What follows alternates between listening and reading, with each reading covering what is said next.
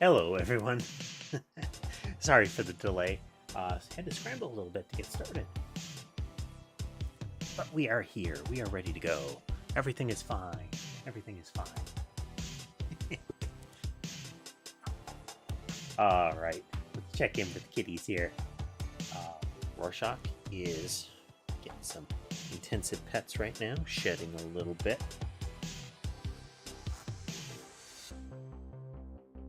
Get that undercoat brush going here.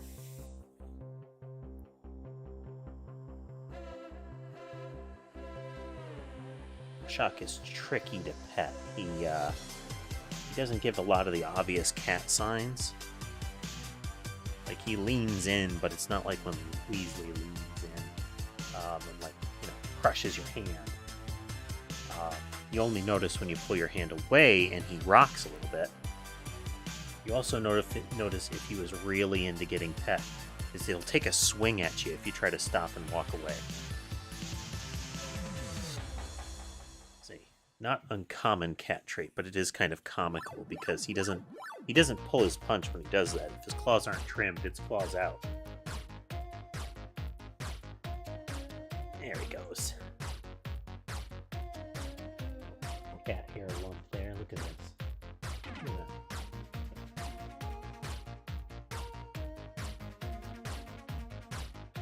Back when Bob and Tom were around, a pair of Maine Coon siblings, if I had done similar to them, that ball would have been fist size.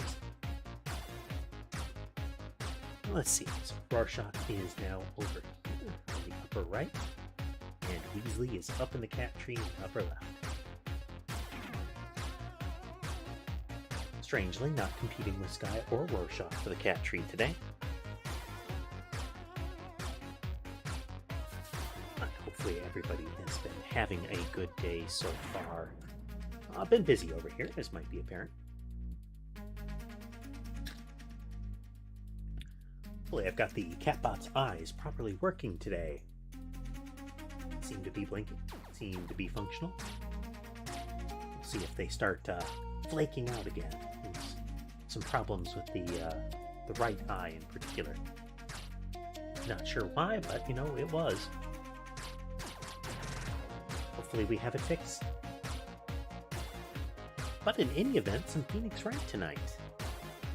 Continuing our playthrough of the trilogy.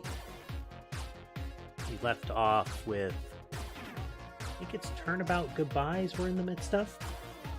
It's a murder mystery on the lake in which Prosecutor Edgeworth is actually implicated as a murderer.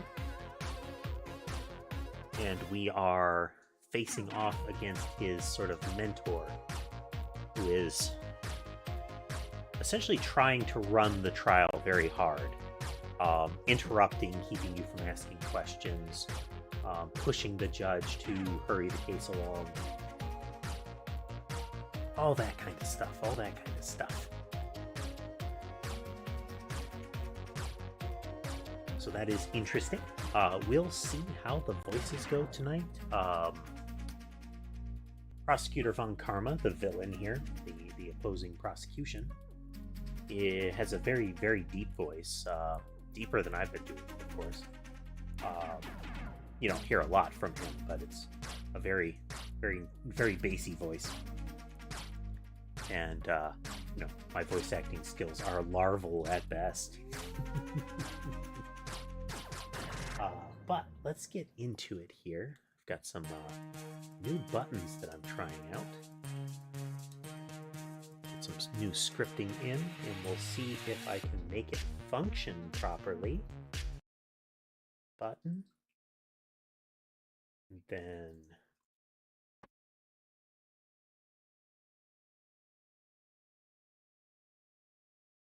that button.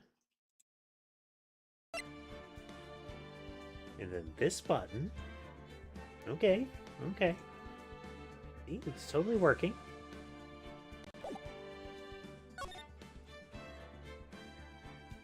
Back on over to the game. Yep, Turnabout Goodbyes. I was correct. Go me. Squish this screen a little bit. Squish.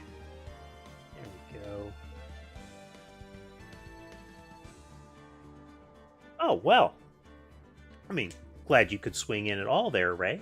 And, you know, always appreciate a good joke, a good pun.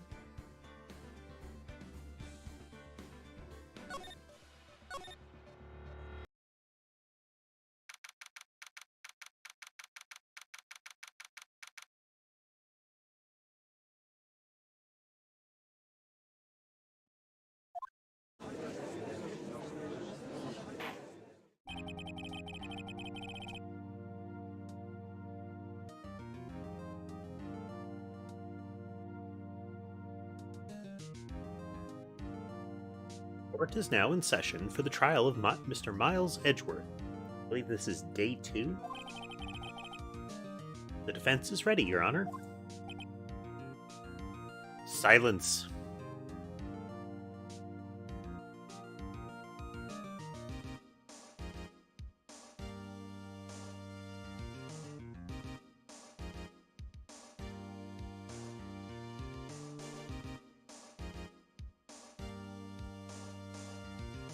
Waiting for the punchline here. Ray is telling a joke.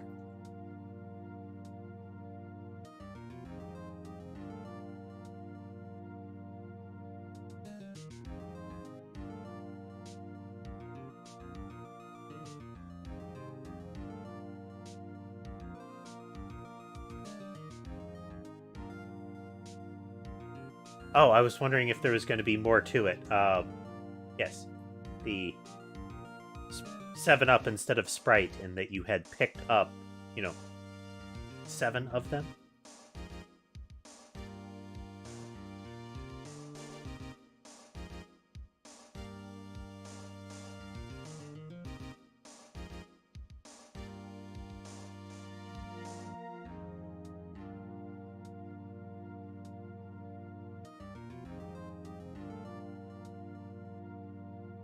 There we go. That works better. I suspect that joke would work well with any number other than 1, so that you can emphasize the wordplay. Yes, the joke being, my bro asked me to pick up 6 cans of Sprite from the store. When I got home, I realized I had picked 7-Up.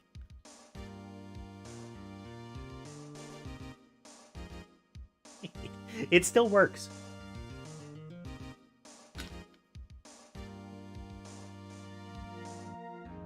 Just that trick of delivery, you know?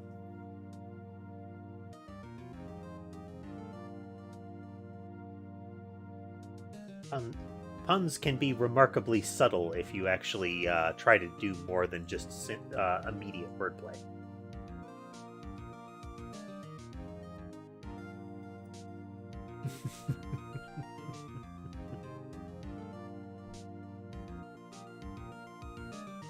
But yeah, thanks for swinging by, Ray. Like I said, always appreciate a good joke.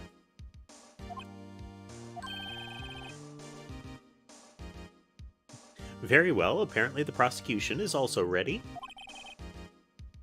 Was the judge here, anyway? Mr. Von Karma, your opening statement. So summarizing, the last time we had shown that the gun had Edgeworth's right hand's fingerprints on it, but the picture that they were using to emphasize that the gun was fired at the apparent victim showed the gunman holding the gun in their left hand, which is a substantial discrepancy. And the prosecution has another witness, which is a strange old man who believes they are running a pasta shop with a side of boat rental on the shore of the lake, who apparently witnessed it as well. So we're going to see how that goes. Very well. No opening statements, so... There we can see Von Karma's deep voice. Let's see how well I do today. Not so fast, Judge. That's not quite right. We'll see. I was taking a meaningful pause before speaking. Right, of course. A prediction. Today's trial will end 3 minutes from now.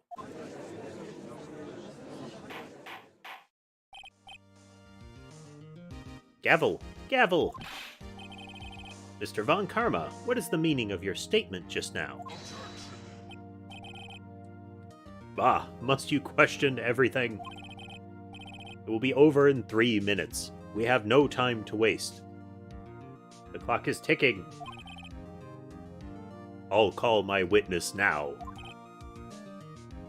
Right. I call my witness, my decisive witness, to the stand. It's that mysterious boat shop owner.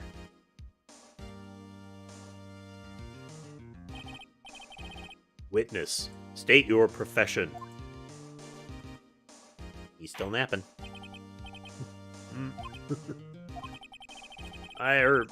I'm the proprietor of the I can't remember what voice I gave this one.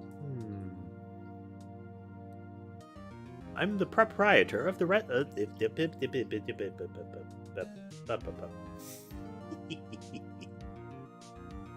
I'm the proprietor of the restaurant Wet Noodle at Gourd Lake. We're going with that one, even if it's different. Don't care. And I also rent boats.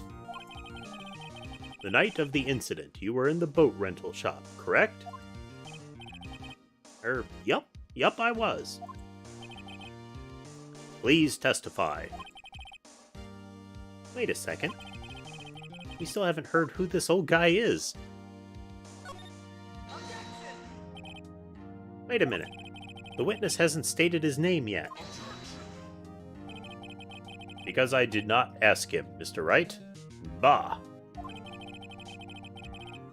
I have predicted this trial will end in 3 minutes. Stop asking trivial questions and cooperate. Yeah, alright. It's not important who the witness is, you know. They can just be an anonymous witness coming into the stand. It's okay.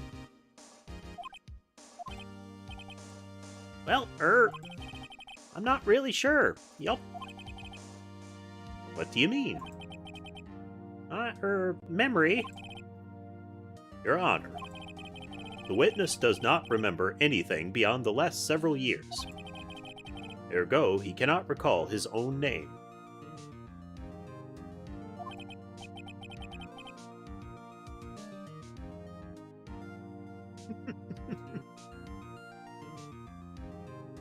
Hey there, Jocelyn.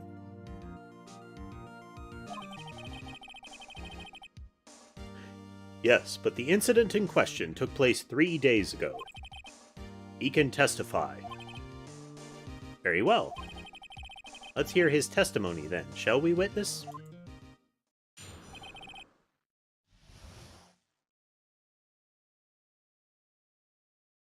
The night of the murder. How are you doing today, Jocelyn? It was the night of the 24th, just after midnight. Yup. I was in the restaurant, where I rent boats, as usual. And I heard a bang. Yup. I looked out the window, and I saw a boat a-floating on the lake. And I heard another bang. Just about then, the boat comes back to shore, and a man walks by my window. Very well. I'd like to begin the cross-examination. There is nothing to question in my witness's testimony. Ergo, no need for cross-examination. Besides, there are only 10 seconds left before our 3 minutes are up. It is far more important that I make my deadline than to follow any form of due process, Your Honor.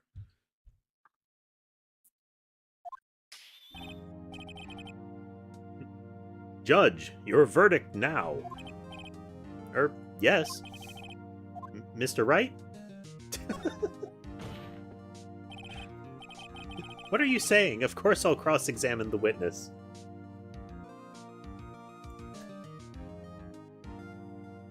Thanks. How many of them are visible right now? I know Rorschach is. Okay, we got 3 now. Let's see here. We got Sky and Weasley. And then we've got Rorschach. Front to back, left to right. Sky is sort of leaning out of the cat tree, and Weasley is loafed up, kind of squared up behind him in the cat tree up there. And then Rorschach is the chonk there in the top middle.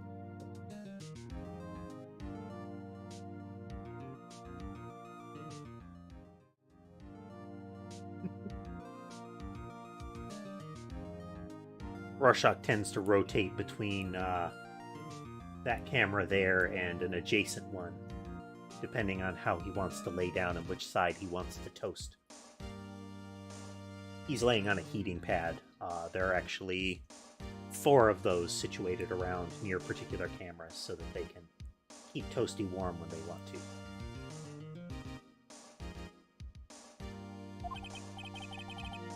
Very well, you may begin. Oh, wow.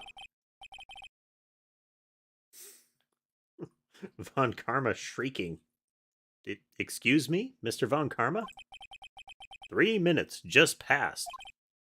I see. Well, then, let's just take our time. You may cross-examine the witness. Question everything.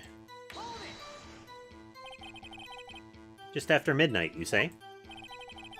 Yup, just around then. Are you sure? Pretty sure, yup. When I talked to you yesterday, you were rather vague about the time. I'm surprised you seem so sure about it today. I asked him, and he remembered. Isn't that right? Pop. Don't glare at me like that. I remembered it clearly, I did. Yup. You see? Continue. I was in the restaurant where I rent boats. Is there anyone who can verify that? Well, I guess Polly could. That's not good enough for a court of law. Mr. Wright, exactly what's not good enough? Your Honor, Polly is a parrot. A parrot? Don't be so hard on the girl, Keithy boy. Keith? The prosecution concedes that we cannot prove the witness was in the shop. Witness, please continue. No, missed a spot. Heard a bang. And where did the bang seem to come from? From the lake, I figure. Are you certain? Yup. Good. Continue.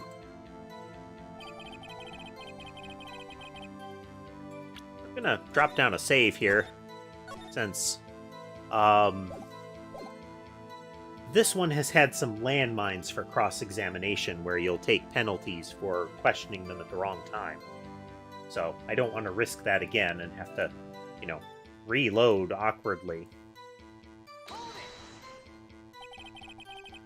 Was there someone in the boat? It was pretty far out there. I couldn't clearly see. But I figured there was 2 men out there. Yup. But you couldn't see them clearly. Yup. At the time, that is. At the time.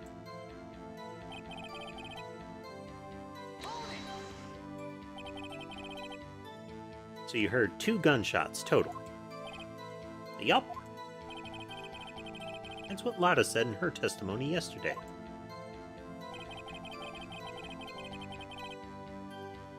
So we know that should be a discrepancy, eventually, at some point. Because the murder weapon was fired 3 times.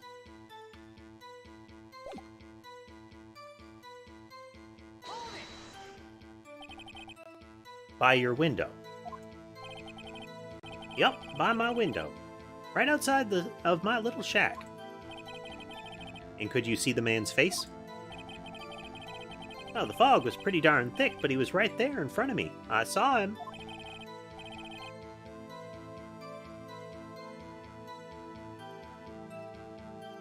Yeah.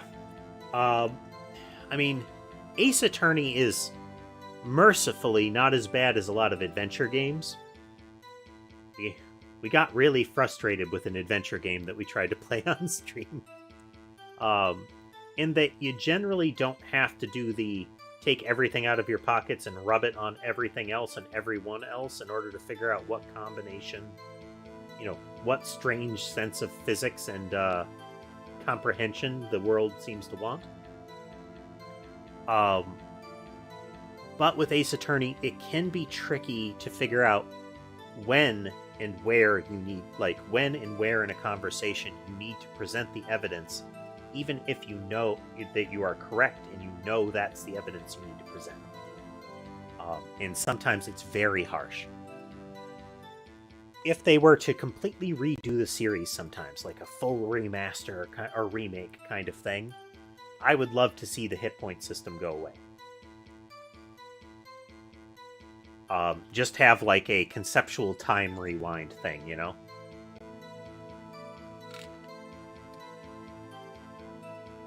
Or like some sort of score mechanic for not screwing up repeatedly.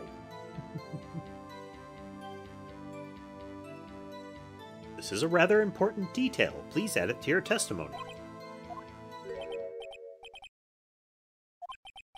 I have a bad feeling about this.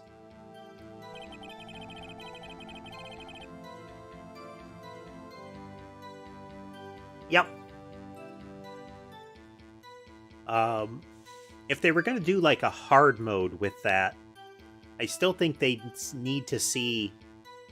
Another thing I'd like is to be able to point out which fact in a statement, which assertion in a statement was flawed, so that if that assertion was made multiple times during the course of a testimony, that you could point out that assertion and say, it doesn't matter which screen that assertion is on, that's what I'm pointing at.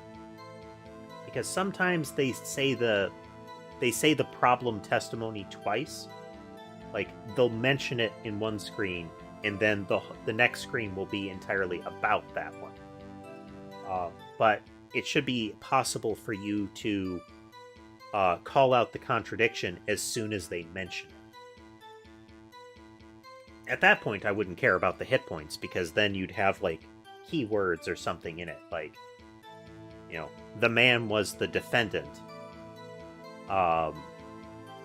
Is a statement that can be that could be asserted. You might not be able to prove that there's a contradiction there, but you could say there's a contradiction with your statement of that man was the defendant.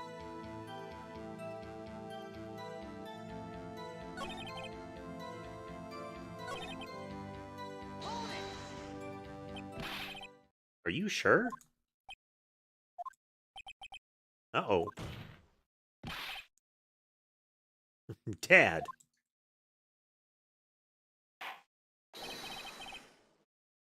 Dead certain, Keith.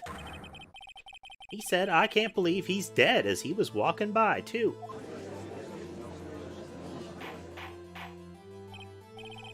Witness, are you sure that the person you saw was Miles Edgeworth? It was him, that Edgeworth boy. Suddenly collapse. This sounds like decisive evidence indeed. I see no room for doubt. Von Karma, he lured me into cross-examination so that he could set me up for a fall. Nick, I don't like the way things are going here.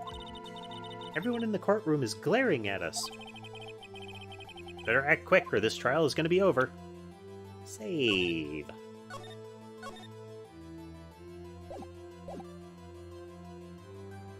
Raise an objection.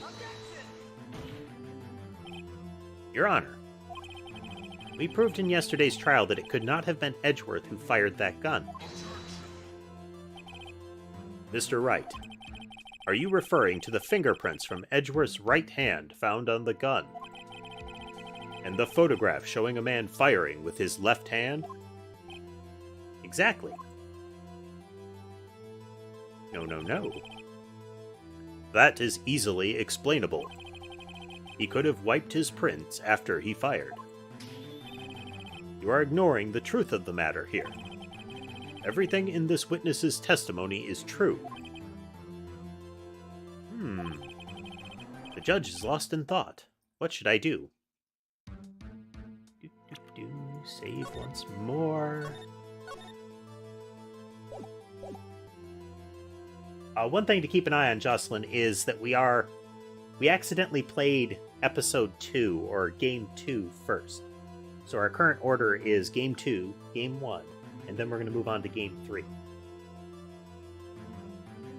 So, we know that Edgeworth comes back after this, and that after this he has some sort of existential crisis and leaves, you know? Raise an objection. Your Honor, this witness claims that Edgeworth said, "I can't believe he's dead." But his word is all we have. If he were telling a lie... Mr. Wright, in a court of law, the evidence tells all. Apparently, you have yet to realize even this basic fact. If you say his testimony is a lie, show us proof. Irk? Nick, do we have evidence? I think we do, but we're going to keep saving it regardless. No good, there's nothing I can do. False. Yes, we got to... we got to meet Miss Whiphappy. And I do like the consistency that both of them have the same...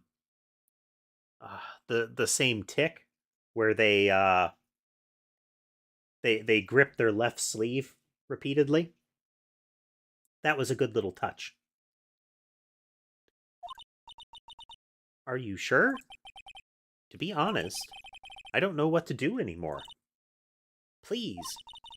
Can you hear me, sis? Please. Are we going for our Mia x Maya save again? We need your help. Nick needs you.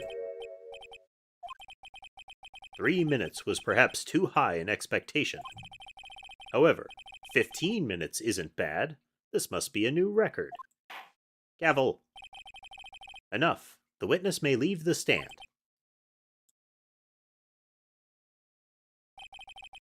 This court sees no reason to proceed further to... This court sees no reason to further prolong the trial.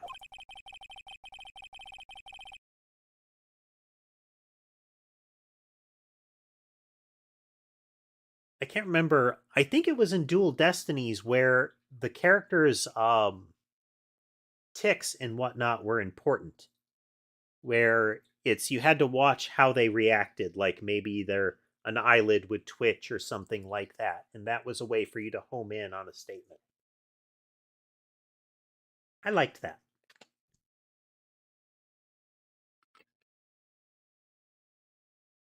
Nor is there any need for more time to decide the case against the defendant.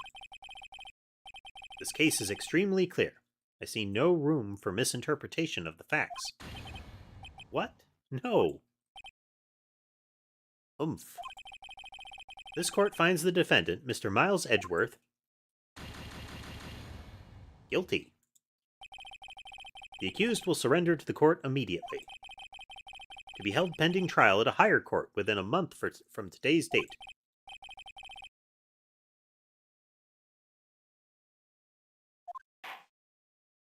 Yeah, I think it was around Apollo Justice. Wait. Who was that just now? Huh? What? Larry? What are you doing here? Listen, you gotta listen to me. I was there in the park the night of the murder. I wasn't sure about it until just yesterday. But I remembered it. Remembered what? The gunshot. I heard it too. Gavel. Order. What is the meaning of this? The verdict has been decided. I call for adjournment. It's interesting to have Larry actually leap out and be useful, you know? One moment, Mr. Von Karma. So you say you heard a gunshot? Yeah, I did. A gunshot. That night. I was sitting here in the audience, listening to the testimony. Then I realized something he said was different from what I remember. Anyway, I can't just sit here and let you call Edgy a murderer. I mean, when we started on the second game, we initially encountered Wendy Oldbag, the guard lady. One of the little pet names that she tried to give Edgeworth was Edgy Wedgy. And we had speculated that that was definitely a mean nickname that his classmates used on him. It was Edgy Wedgy. And it was fun when we encountered Larry here, and Larry actually referred to him as Edgy, which means they definitely called him Edgy Wedgy. There was a certainty of that.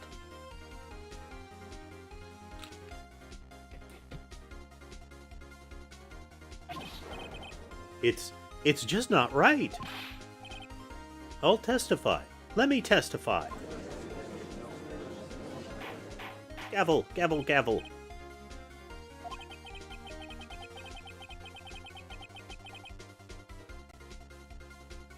They do a really good job of flow of events in Phoenix Wright. I mean, for the most part, Phoenix Wright ends up being a visual novel game.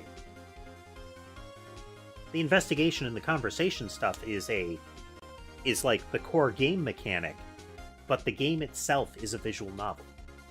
Like, the investigation and the objections and all that is how you turn the pages.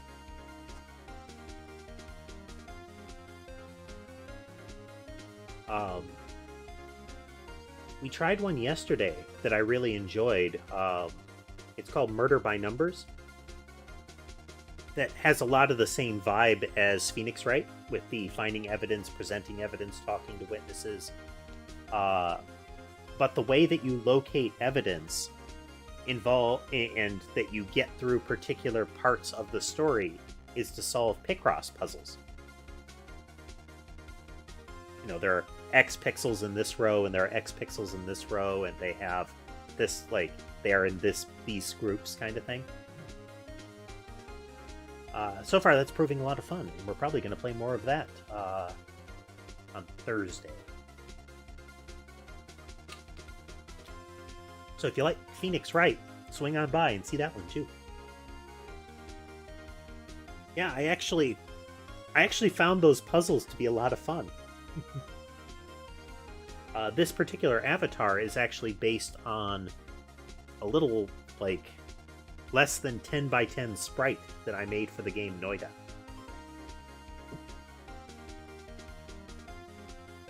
Oh, this is the first time something has happened like this in my court. Not quite sure how to proceed. Judge, you have already given your decision. The trial is over. We used to play a great deal of Noida in this channel, but I did want to move on to other games, and there are genres that I really enjoy, like this one. But we had a lot of fun in Noida. If you look back at a lot of my past shorts and whatnot, there's a great deal of Noida in there. Nick, this is it. Larry's given us one final chance at this. She's right. If only it wasn't Larry. No faith in Larry. No faith at all. He could make things even worse. Mr. Edgeworth was just declared guilty, Nick. It doesn't get any worse. You're right. Okay. Your Honor, if there is another witness, it is our duty to hear him speak. Right here, right now. Dramatic point. A waste of time. The verdict cannot be overturned. Gavel! Allow me to speak my opinion. In all court proceedings, it is our duty to prevent an inaccurate verdict. In order to make sure no mistake has been made, every witness should be heard. What is this? Gavel! I withdraw my previous verdict of guilty. Mr. Von Karma, I order you to call this new witness to testify. Now. What? The court will adjourn for a 5-minute recess. Oh, Larry never looks like a reliable witness. After that, we will hear this new witness. It takes him a while to even remotely stand up to Von Karma. Court is adjourned.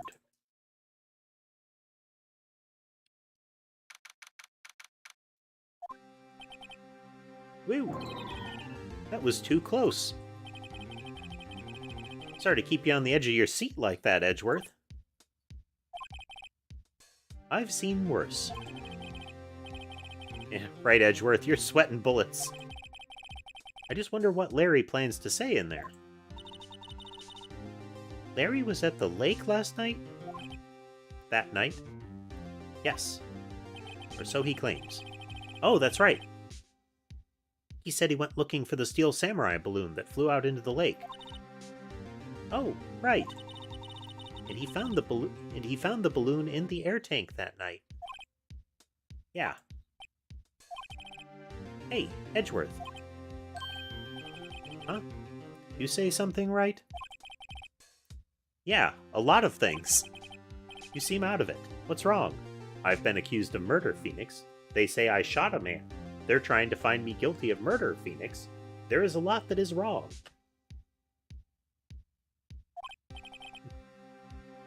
It's nothing. Mr. Edgeworth? There's something I've been meaning to ask you. What's that? Why are your fingerprints on the murder weapon?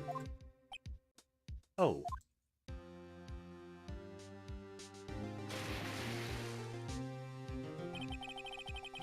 When he fell into the lake, I went into a daze.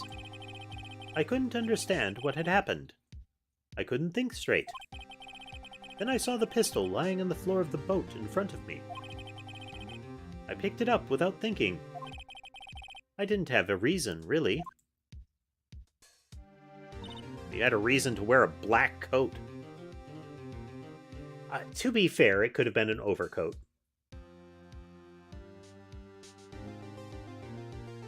I see.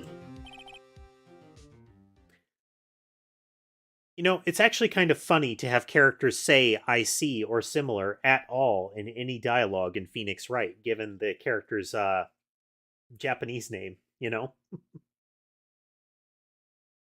Right. Yeah? This might be our chance. Our chance? Von Karma has only ever run perfect trials.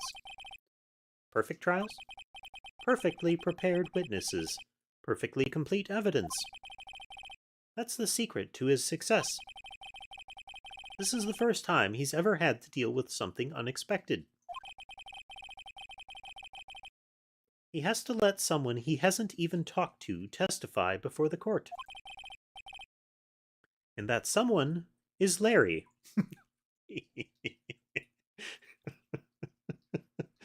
Oh.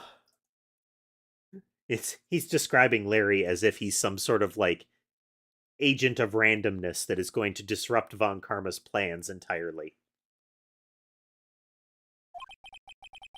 What are you getting at? It's likely his testimony will be full of holes, right? That's right, Nick. No 10-minute trial this time. We'll milk this one for all it's worth.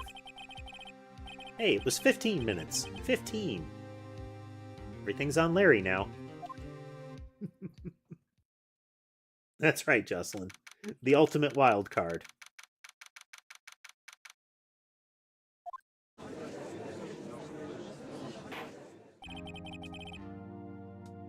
Court is now back in session. Witness, please testify to the court about everything that you saw on the night of December 24th. Right. Leave it to me. Please, Larry, don't mess this one up. I hate to admit it, but you're our last chance. Von Karma didn't even have time to prep his witness. I just hope Edgeworth is right about this being our big break.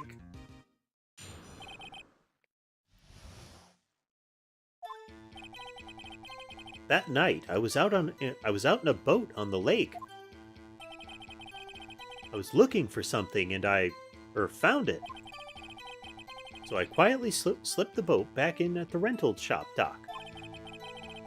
Then, just as I was thinking about going home, I heard this bang. I looked over the lake, but I didn't see a boat. So after I heard that single gunshot, I went home.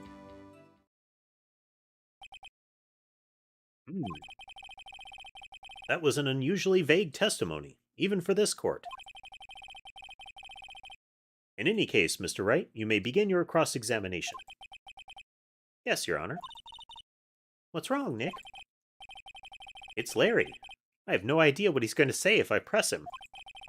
I'm a little scared. Well, we've come this far. There's no way to go but forward, Nick. Forward. Ever forward. Blindly forward. Trust to Larry.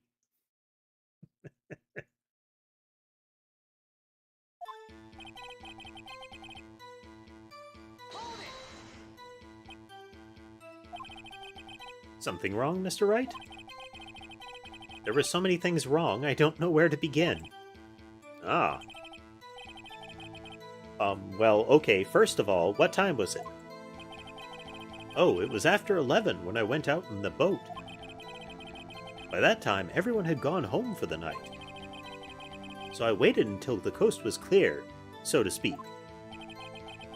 And why were you out on the boat at such a late hour? I was looking for something? Yeah.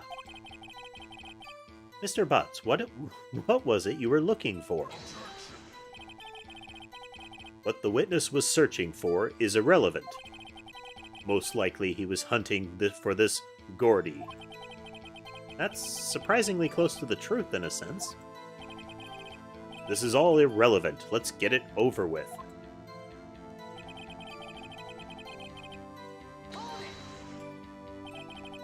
Around what time was that? Well, let's see. I figured I was out searching for about an hour.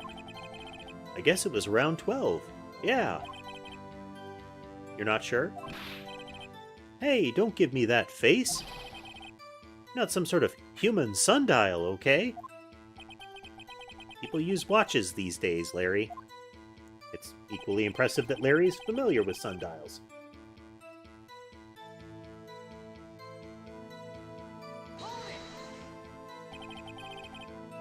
Where did the sound come from? Yeah, well, I wasn't too sure about that. I looked around, you know. Did you look at the lake? Yeah, I looked.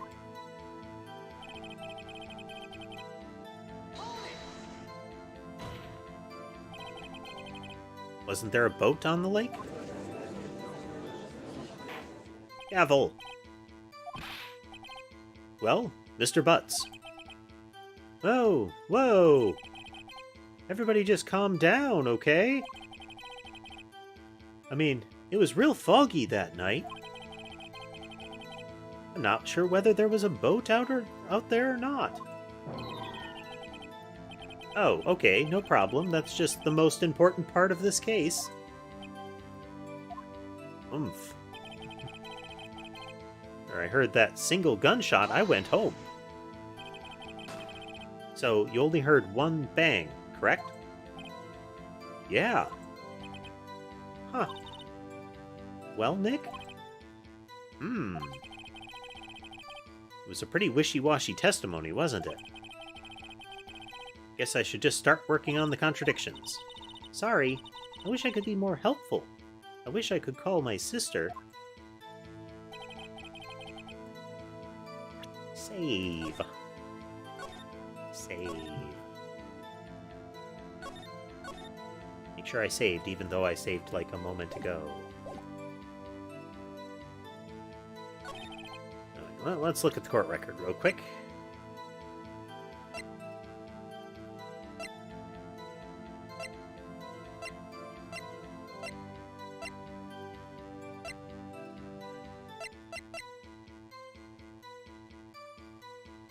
Two gunshots. Okay. There we go.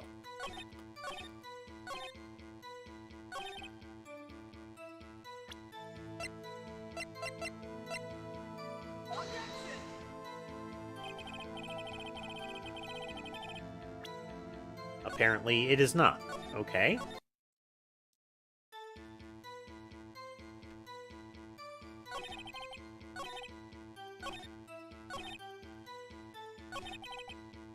Single gunshot. Okay. So this is an example of what I was talking about. I heard a bang, a single bang. And then later he says, after that single gunshot. And it's the after... I think it's the after that single gunshot. But there we go. The music stopped. I got it right. Wait a sec, Larry. What? You only heard one bang? You're sure? That's what I said. But Miss Lotta Hart testified yesterday she heard two bangs. And the old man just now said the same thing. They both heard two gunshots that night. Hey there, Directrix. Welcome back.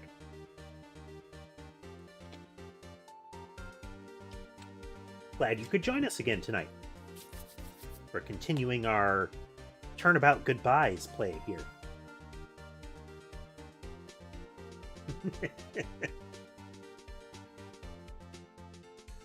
I'd swear there are some instances in one of the later ones that I played, in the Apollo Justice Dual Destinies kind of era, where the music stop wasn't a certainty. But I may be mistaken. That was some time ago. Huh? Were you even listening? Were you paying attention at all to what they said? Yo, Nick, please. Huh?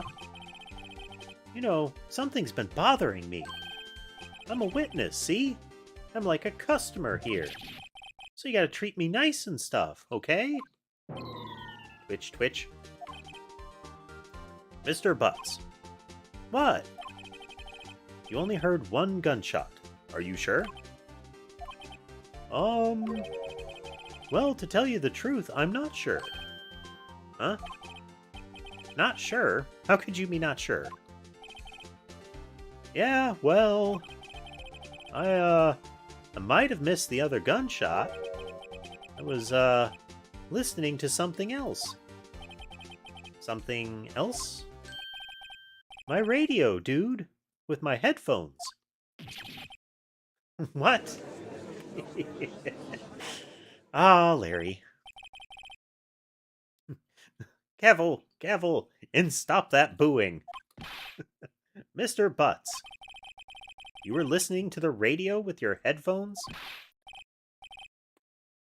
Given that they're in the flip phone era, if he was listening with headphones, that would not stop him from hearing a gunshot. This is the era of those little resting against your ear style headphones, you know? of Walkmen. I mean, at least CD style Walkman, but Walkman nonetheless. Yeah, so what? That a crime? I listen to my radio. Everyone listens to the radio. What's the big deal? Hmm. Mr. Von Karma, your opinion? Waste of time. I do not accept this witness nor his shoddy testimony. Hmm. Well, Mr. Wright, should he continue the testimony? Nope, keep going. You're on. Please allow the witness to continue his testimony. Ah. Nothing is more pitiful than a lawyer who doesn't know when he's lost. Very well, Mr. Butts. Please give your testimony, and be sure to include details like your radio. Right. Leave it to me. I wouldn't if there were any other way out of this, believe me, Larry. Oh.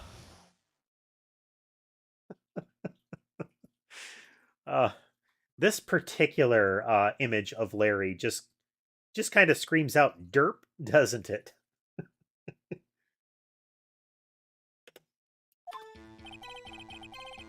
It's lonely being alone on Christmas Eve. That's why I was listening to an all-request show on the radio, see? I was listening to it real booming loud, like... But I'm sure I heard that gunshot. I remember exactly what the DJ was saying when I heard it, too. You were listening to your radio, at a high volume. Yeah, what's the big problem? Can't a man listen to the radio in peace? Isn't this a free country? Thought this was America.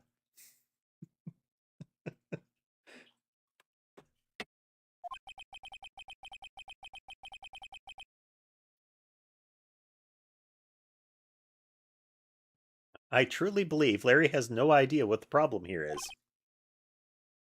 Judge, can you believe a word this witness says?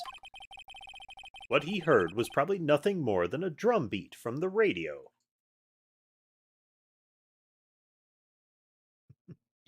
Von Karma strikes me as the kind of person that when he says radio, he thinks one of those, like,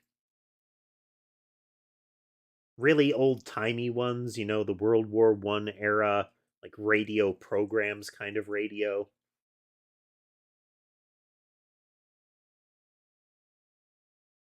How could he possibly understand what he heard when he was so engrossed in his radiophonic listening machine? True enough, it is difficult to believe this testimony. Table slam. Wait, Your Honor. The witness said he remembers exactly what the DJ said when he heard the gunshot. Excuse me? DJ? Though, of course, the judge is the one that has indicated that he is woefully that he has very little knowledge of even technology that was old at the time that this seems to be set.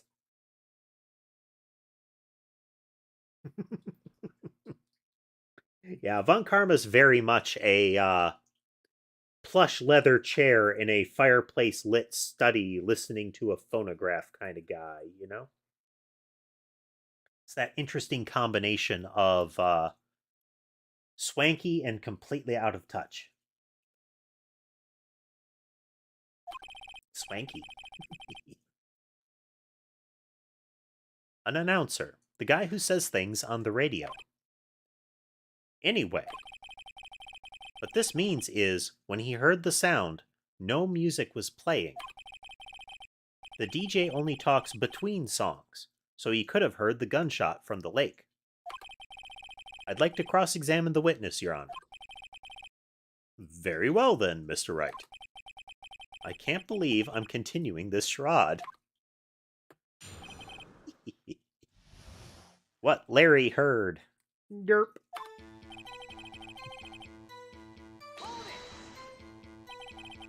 So, you turned on the radio. Right. I just wanted to hear someone's voice, you know? You don't know what it's like out there. Alone. On Christmas Eve. Alone. I shouldn't have said anything.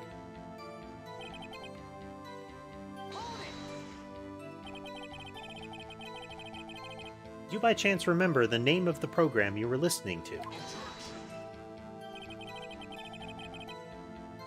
This has nothing to do with the case, Your Honor. Objection sustained. The witness was listening to the radio. That is all we need to know. Tell us, Mr. Butts, how loud was your radio set to that night?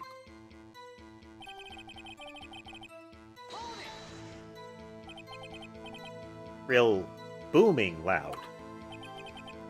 Yeah, you know. And you had the headphones on. Yup. I wouldn't think you could hear anything going on outside at all.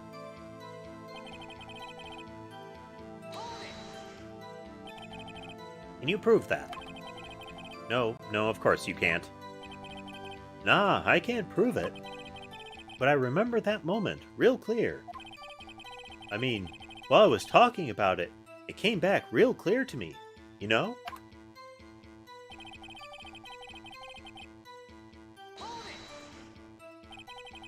What did she say? Mr. Wright, please cease these pointless questions. What possible good could knowing what the DJ said do us? Indeed, Mr. Von Karma has a point. I'll allow the question only if you see some reason why we should care. We should care. We should care, Your Honor. Of course we should. Why?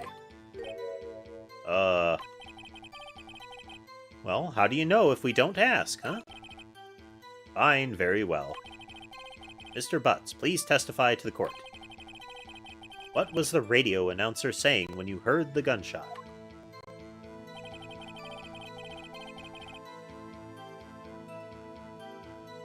Just when she said, "Hey, it's almost Christmas, I heard the gunshot." Are you sure? Of course I am. She had this real sexy voice. Maybe Von Karma was right. I'm not sure how that helped us at all.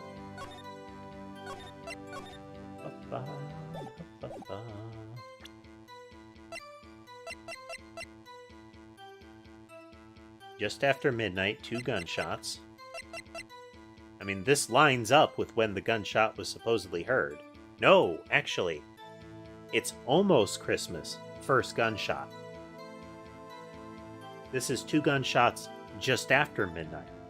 So either the time that the others claim that the gunshot happened is inaccurate, or there is another gunshot that happened before midnight. Neat. This is the most ludicrous testimony I've ever heard. There's one gleaming ray of hope in there. Got to press it until we get to the bottom of what happened.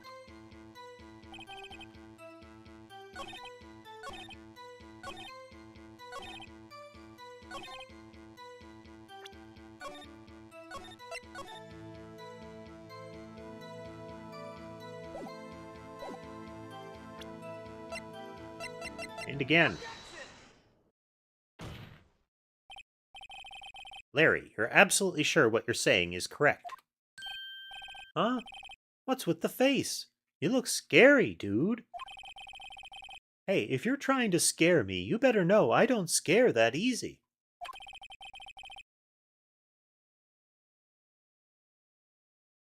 Is something the matter, Mr. Wright? The meme, Jocelyn? What is the meme? Your Honor, did you hear what the witness just said? The DJ said, "Hey, it's almost Christmas," when he heard the gunshot. Indeed. And? Almost Christmas means it wasn't Christmas. Do you realize what this means? When he heard the gunshot, it was still Christmas Eve. That would seem to be the case, yes. But that contradicts the two testimonies we've heard so far, Your Honor. Both Miss Hart and the old man said that it was after midnight when they heard the shots. In other words, when they heard the gunshots, it was already Christmas. This is a clear contradiction, Your Honor.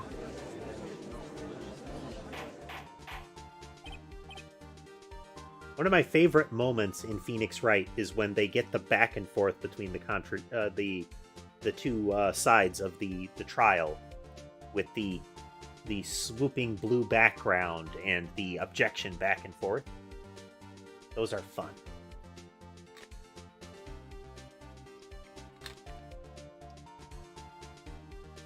Gavel! Gavel! What does this mean? The two prior witnesses heard gunshots after midnight. However, this witness says he heard a gunshot before midnight.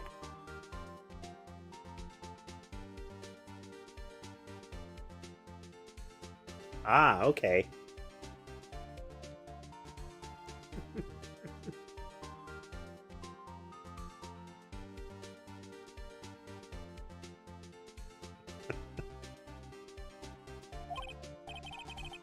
Judge, the answer is simple. The current witness is plainly mistaken. Just look at him. Suspicious. I mean, true. Very true. What? Well, Mr. Wright, what do you think about Mr. Butt's claim he heard a gunshot before midnight? Larry's not mistaken, Your Honor. He heard that gunshot before midnight. Save, because they're probably going to ask us, do you have proof? Intriguing. I'm assuming you have evidence for this wild claim. Show me evidence there was a gunshot before midnight. I mean, it's kind of his special move, like his haha, I've got you move, to do the finger snap. But it's a real metallic ting when he does that. I have to imagine he's got some sort of, like, metal caps on his finger that he must put on because you don't see them until you don't ever see them. So he's got to, like, slip them on to do his dramatic finger snap.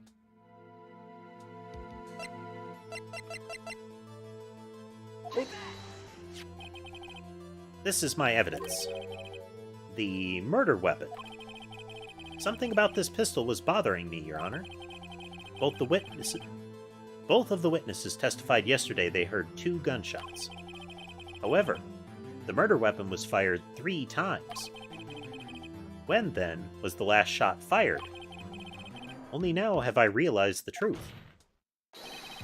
That 3rd shot was the shot Larry heard just before midnight.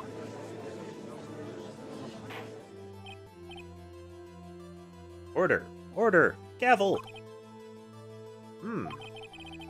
I guess that would make sense out of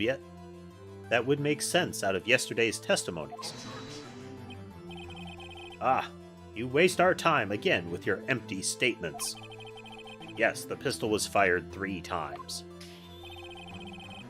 But do you have any proof that it was fired before midnight? Do you have any proof that the witness didn't just think he heard something?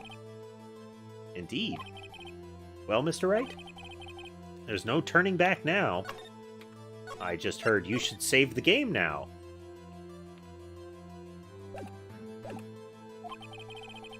Do you have evidence that proves there was a gunshot before midnight? Do I?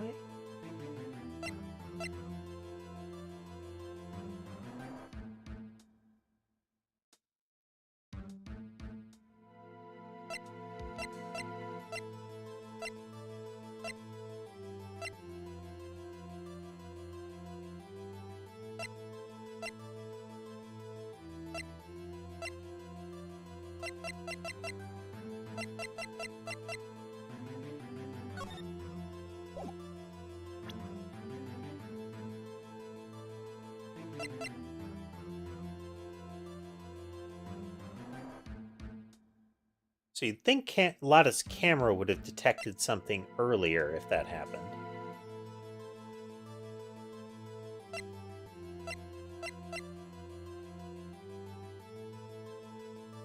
Oh, okay, the second lake photo. There we go.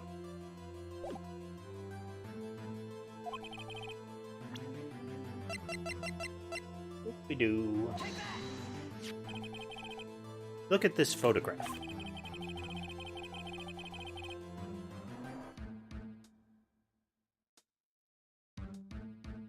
This was taken by our witness yesterday, Miss Lotta Hart, with her automatic camera. The timestamp on the photo reads December 24th, 11:50 p.m. Oh yeah? But there's nothing on the lake in this picture. Your Honor, the real issue here is not why nothing is shown in this photograph. It is why this photograph exists at all. What do you mean? Your Honor, this photograph was taken by an automatic camera. That camera was set to go off in response to loud noises. Aha! Correct. There was a loud noise on the lake at 11:50. That is why this photograph was taken. In other words, there was a gunshot at the time that Larry claims. Dun, dun, dun. Devil. That would make sense of the evidence we've seen so far. However, this leaves me wondering exactly what did happen that night on the lake. Exactly. If this is true, there were 2 sets of gunshots separated by 25 minutes. One at 11:50, another at 15 minutes after midnight. Why, I ask you? Why? Uh-oh. Better think of something quick.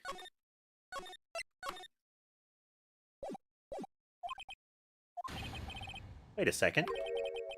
Gunshots separated by 25 minutes? What's wrong, Nick? I have it. I have it. Huh? Remember the case with the Steel Samurai? Oh, yeah, of course I remember. The murderer in this case had the same idea as the murderer in that case. What do you mean? Maya. Yes? If we don't figure this out now, we'll never overturn Edgeworth's guilty verdict. I've got a hunch, and I'm gonna run with it.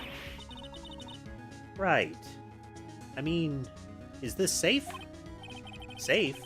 We've already gotten a guilty verdict. We have nothing to lose. I mean, if we screw up, Edgeworth's guilty. If we don't prove it, Edgeworth's guilty. Nah. No skin off my back.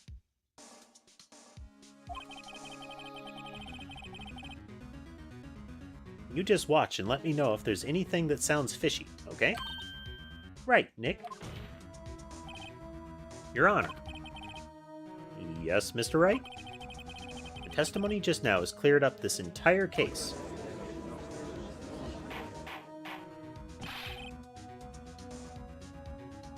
What do you mean, Mr. Wright?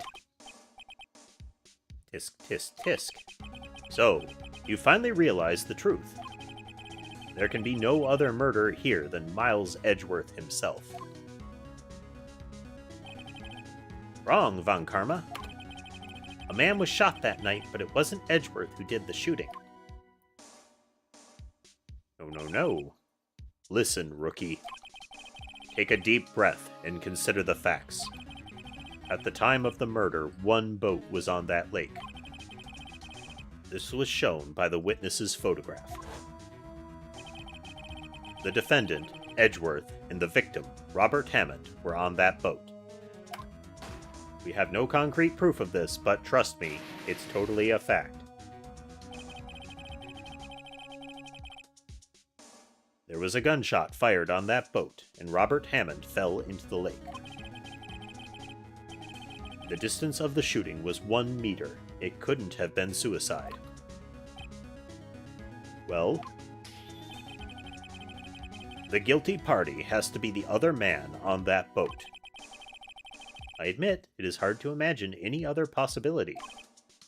Yes. But this assumes the victim was shot at 15 minutes after midnight.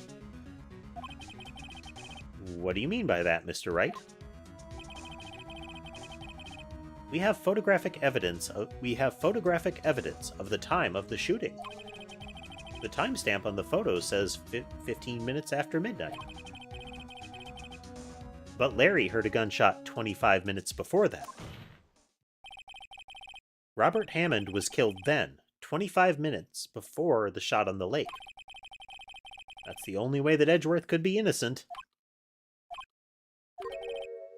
Mr. Wright, are you quite mad? Explain who the two men on the boat were.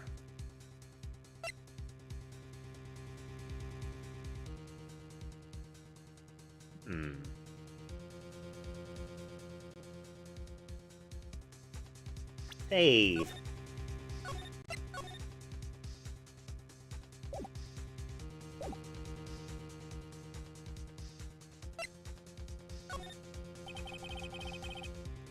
The murder in Robert Hammond. I feel like this is wrong.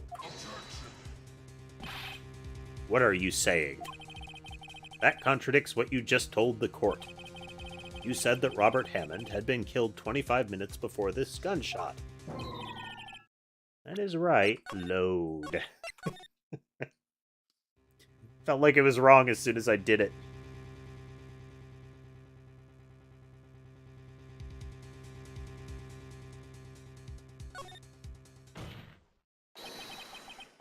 Of course, it was Edgeworth and the murderer. After the murderer killed Robert Hammond at 11:50, he assumed the guise of Mr. Hammond and met Edgeworth. Gavel, gavel, gavel. What? Are you serious? Yes. Edgeworth won't tell us why he went to the lake that night. However, I have a hunch. That night, Robert Hammond called Edgeworth to the lake. Now, Edgeworth didn't know Robert Hammond's face that well. That's why he didn't suspect anything when the murderer took Robert Hammond's place.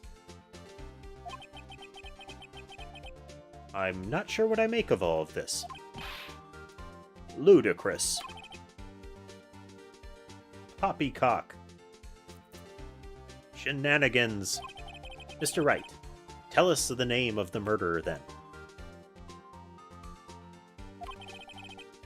The murderer's name? Right, it's... Save. I mean, I'm pretty sure it's I don't know. Actually, I don't know the murderer's name. You don't know. Ah, again you waste my time. I don't know because he never told us. The murderer is the caretaker of the boat shop, that old man. At 11:50, he was the one who killed Robert Hammond. The caretaker of the boat shop? Where did he do this? There weren't any boats on the lake then. Why would he have to go all the way out just to the lake just to shoot someone? May I suggest that the real scene of the crime was not on a boat? What? Well then, where did the murder take place? It wouldn't have been here or here, because Larry could have heard it in those cases. Here, of course, the boat shop where he lives. That way he could meet with the victim without anyone seeing. Do you have proof that the boat shop was the scene of the crime? Recall Larry's testimony, if you will. I like how they're indicating that he was searching by having the boat jitter around like that. That night, he was out in the lake in a boat, searching for something. He finds it and returns to the boat. Then, just as he's starting to head for home, he hears a gunshot. He heard a gunshot, Your Honor, even though he was wearing headphones at the time. In other words, the gunshot was very, very close by. Additionally, we know it wasn't out on the lake because Lotta's camera, from the point of the car up here, didn't see any boats on the lake. So it would definitely have had to be on the shore area somewhere. I mean, technically not, given that, I mean, it was a gunshot, and Larry said that that the DJ was speaking, so it would have been silence. And again, these are old style headphones, so it's definitely possible for him to hear a gunshot with them on anyway. And where would that be if he had just returned a boat? The boat shop. Good boy, Your Honor. Good boy. Mr. Wright, what happened that night on Gourd Lake? Please tell the court from the beginning. Yes, Your Honor. Let me just pull this right out of my butt. Nick, are you sure about this? Not really. But I think if I start at the very beginning and I take it slow, I might be able to figure this out. I'm just gonna wing it. Hang on a second.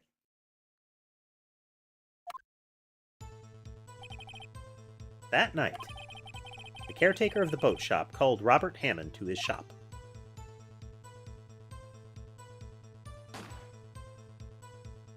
Are we gonna get to call the parrot as a witness? This was around 11:50. That was when the gunshot that Larry heard was fired. After that, the caretaker put on Robert Hammond's coat. He became Robert Hammond. Then he got on the boat with Edgeworth and went out into the middle of the lake. Then, who fired the pistol on the boat with Mr. Wright? Who fired the pistol on the boat? Mr. Wright. It wouldn't be the screwiest thing we've done so far, Directrix. Fired the pistol. Boat shop caretaker. Of course, it was the murderer who shot the pistol. He shot twice. Both missed Edgeworth on purpose. Wait a minute. Yes? Why would he shoot twice if he didn't mean to hit anyone? Details. Know this, Mr. Wright. The moment you run out of explanations is the moment you lose. Snap! Tell us why the murderer had to fire twice.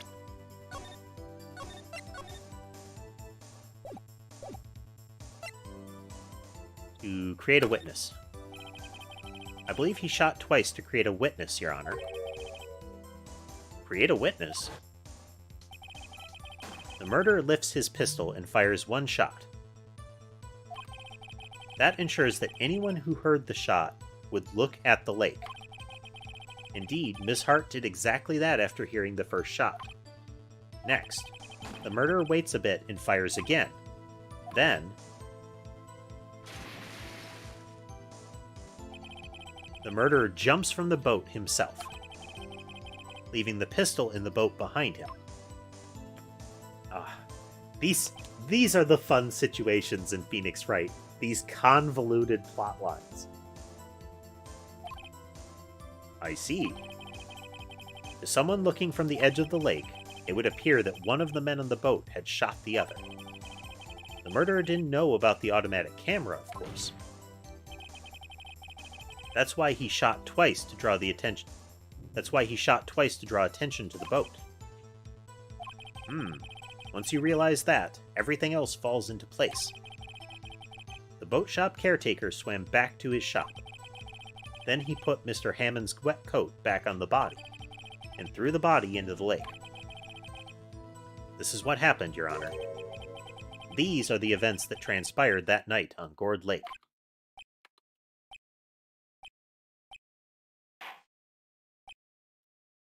So, one thing that I will say is lost in translation from the kind of the DS and pre-DS era, like early DS and before eras of the Phoenix Wright games is that the pictures of the courtroom are blurry as all get out. Like, they did a good job creating this scene here. The judge and the art of like Phoenix and the prosecutors, Maya, any of the full character portraits look good. But the courtroom scenes look like they just smeared the pixels into circles. And it makes the characters look really messy. Ultimately, I would have liked to see that they redid those in the same quality as the full character portraits, but it's not surprising. Bailiff, bring out the witness from before. The boat shop caretaker, quickly.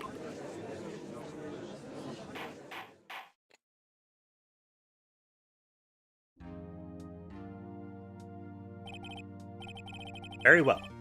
While we are waiting for the caretaker, I would like to ask the defendant, Miles Edgeworth, a few questions. Mr. Edgeworth, please take the stand.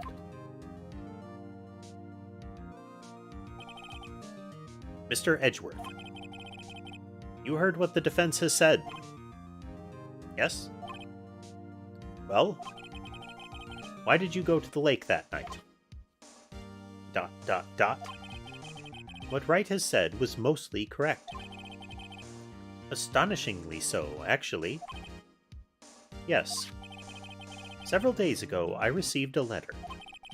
The letter was signed Robert Hammond. He asked me to come to the boat shop by the lake at midnight on Christmas Eve. He said he had something very important to discuss with me. Something important? I'm sorry. I can't say what it was. Your Honor, sir. Bailiff, we are conducting a trial here. I ask that you remain quiet. The witness has disappeared. He isn't at the boat shop either. Either, whichever, you know. What? What should I do? Find him, quickly. We cannot allow him to get away.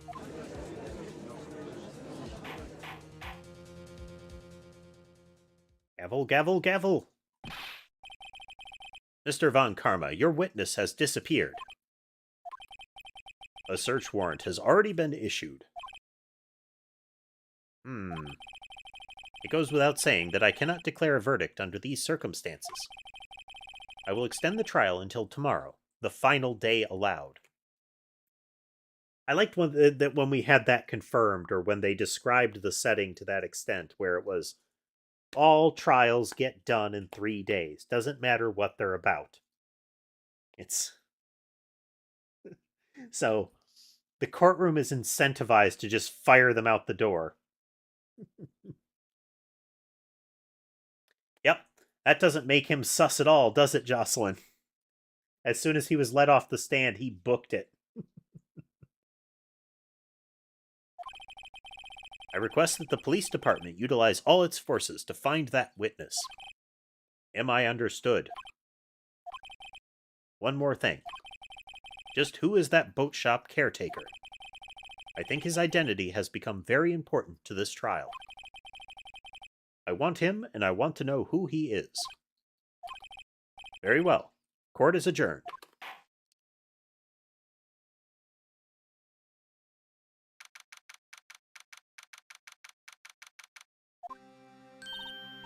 Yay, Nick, you did it. Yeah. Well, at least we got out from under that guilty verdict. And what about Larry? That was something else. Even Von Karma didn't know what to do with his testimony. Larry really helped us out. Sure, once I sifted through his unique testimony. Still, he did save us. I just wish our cases weren't so down to the wire all the time. Curse this narrative causality.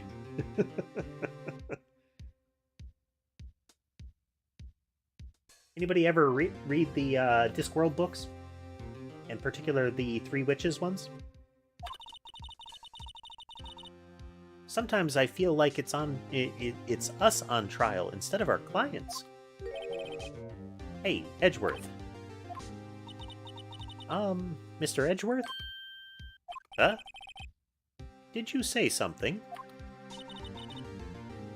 Don't look so pained. I mean, it looks like you're probably going to get off the hook. You could try to smile, just a little. Relax.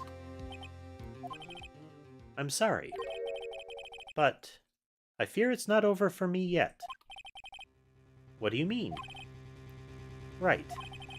There's something that's been troubling me for a long time now, and I don't know whether or not to tell you. Edgeworth? No, there's so little time left. I want to tell you, but to get it off my chest, but... I can't make up my mind. What is this about, Edgeworth? It's a nightmare I've had. A memory of a crime that I committed. A crime you committed? A memory of a murder. So I referenced the Discworld novels in the Three Witches series in particular because one of the witches mentions a concept called narrative causality. I think it was in Three Witches that this happened. In that the events that transpire in some of the events of that, at least in that world, transpire because that's what the story would demand. And the story sometimes demands things that are tropey or weird. So the world's events in chance pushes them in the direction of things that are story appropriate.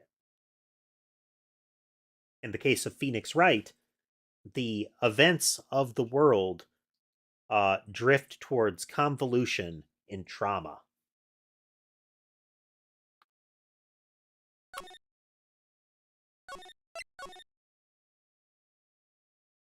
Which is, of course, how it's written, but the concept of in-world, the possible perception of the concept of narrative causality is a fun thing to speculate about. Like, do the characters actually would the characters as people notice how messed up their day-to-day life is because the world wants drama and intrigue? I'm gonna save once more because I keep forgetting if I actually saved it. Anyone else do that? Like, you pick up your keys and put them in your pocket, and then you have to look for your keys. And then you check and you find out they're in your pocket, and then you head out to the car and you wonder, do I have my keys?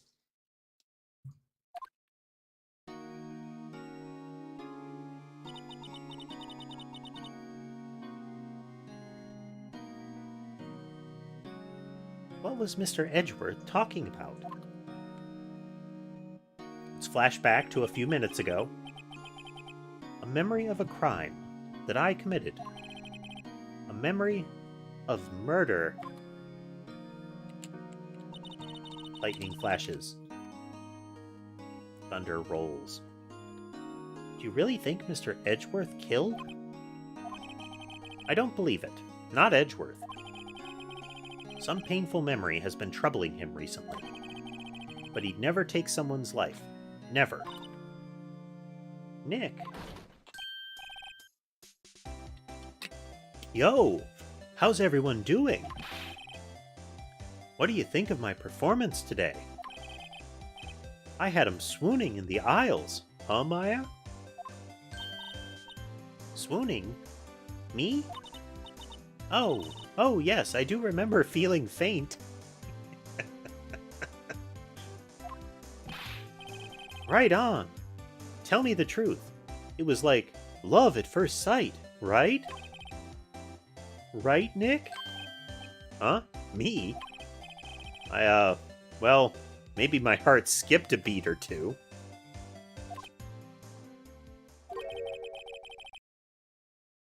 I think you can do better than that. It's one of the reasons, Jocelyn, that I like some types of lit RPG stories. If you're not familiar with the genre by name, if you're familiar with settings like Sword Art Online and Overlord, as far as animes and manga go, um, those are lit RPG settings where the story generally takes place in a game world that has game rules. And I find the ones that are the most fun are where the NPC characters in similar are fully aware of the concepts of the game setting. So they know about levels, they know about stat points, that kind of thing. They know that the players are on quests.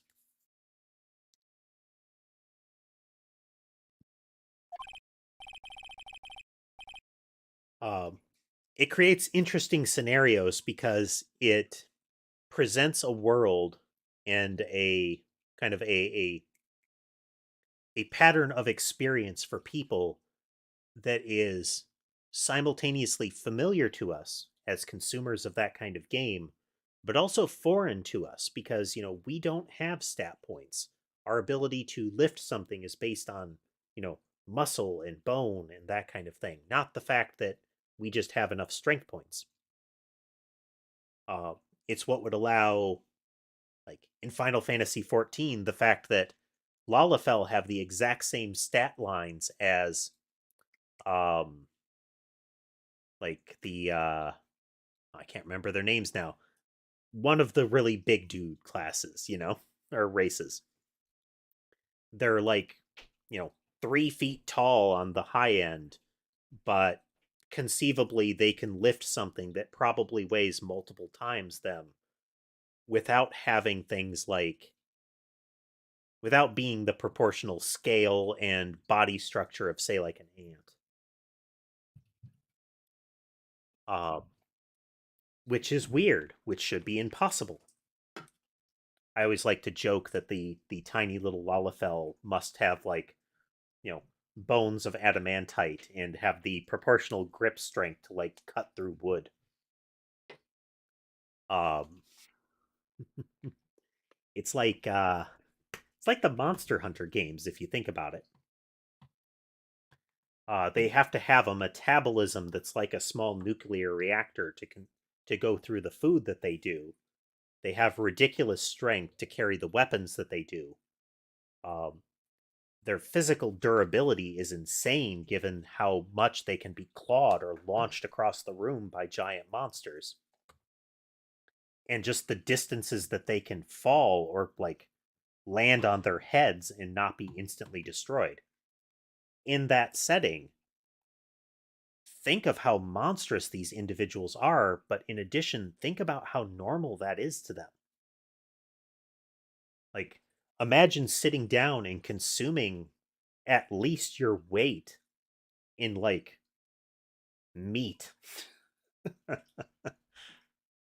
And not only that, but your meat and weight fast. Come on. I saved Edgeworth in there, dude. Edgy. You guys should be bowing before me. Yeah, bow before your hero.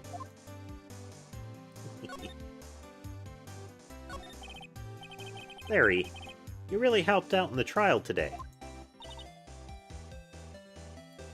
Weasley has come down to join us.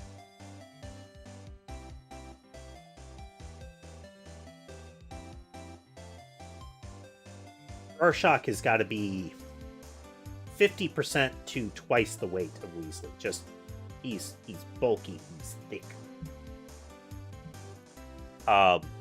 But when it comes to like pressure that they put on you when you're petting them, Weasley is like almost an order of magnitude what Rorschach does. Weasley will put his whole body weight and muscle into leaning into your hand when you're giving some scritches. Like you can see some of it here. If you watch, you can see his forepaws brace to lean in. It's a good way to get, my my wrist muscle stretches and whatnot in there.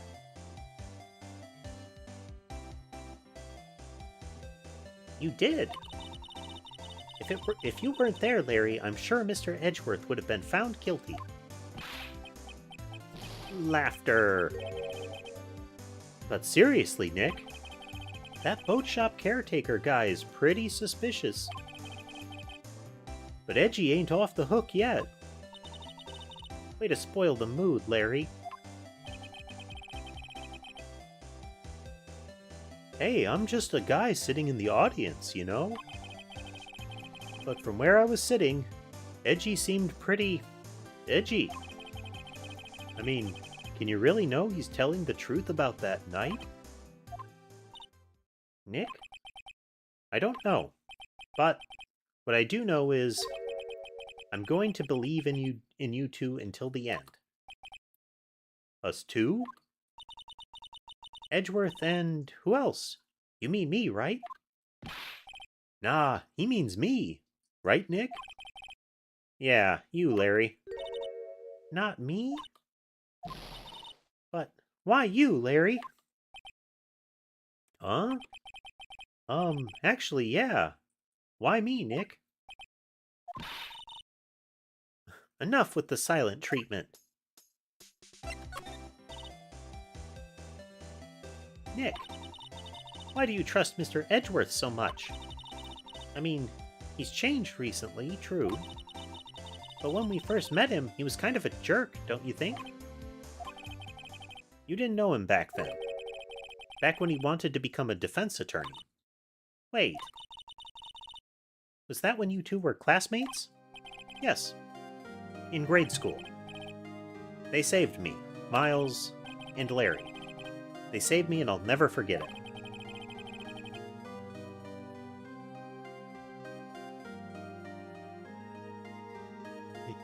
And away Weasley goes. That's why I became a defense attorney, you know. What? Hey, Larry, what's he talking about? Huh? Sorry, I kinda forgot. Huh. Okay, Nick, out with it. I'm gonna hear this story today, and that's final. Okay. It's kind of a long story, so hang in there. It was at the very end of 3rd grade. This is where they should have that, like, wibbly screen effect. The slow blurring into a flashback. I was on trial. A class trial. Class trial?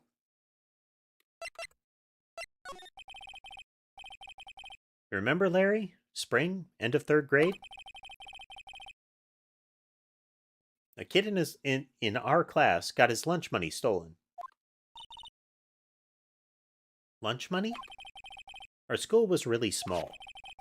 Every month, kids would bring in an envelope with money for lunch from school. Huh, I see. Anyway, this kid's envelope disappeared with $38 still inside. Oh, yeah, now that you mention it, I do remember that. I can see why you'd forget, though. You were out of school that day. Anyway, the envelope had been stolen during PE class. I was coming down with a cold, so I'd skipped PE that day.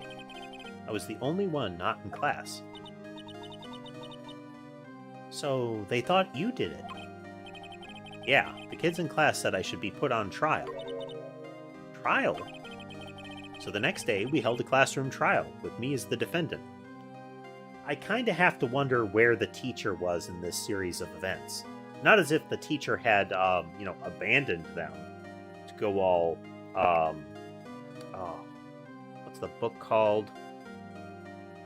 Oh. The book would have tied this whole analogy together. Lord of the Flies. Like, where was the teacher when all the kids were going Lord of the Flies on their classmates here?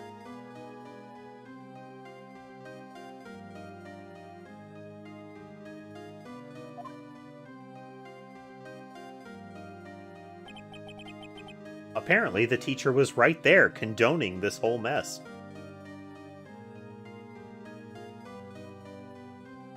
I didn't do it. Guilty, he did it. Guilty! It was you! Give the money back! You're such a meanie.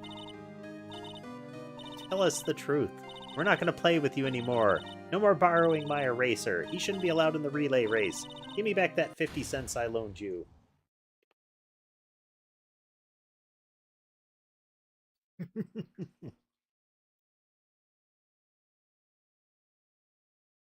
Hey there, Lunar. Now, in my experience, I encountered a lot of teachers that were kind of the opposite. They were the my word is law, even though I might be completely mistaken or very much in the wrong.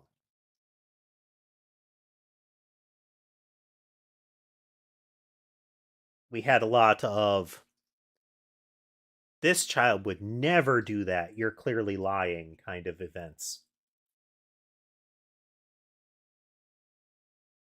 Now, Phoenix, you know you shouldn't steal people's money. It's not right. The children have spoken, and I cannot second guess them as a grown up.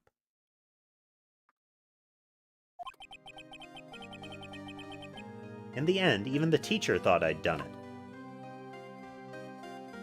Go over and apologize, Phoenix. I didn't know what was happening.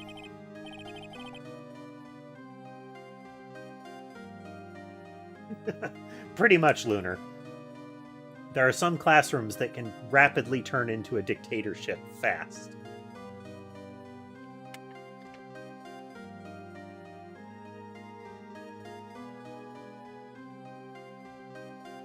I was so sad I couldn't stop crying.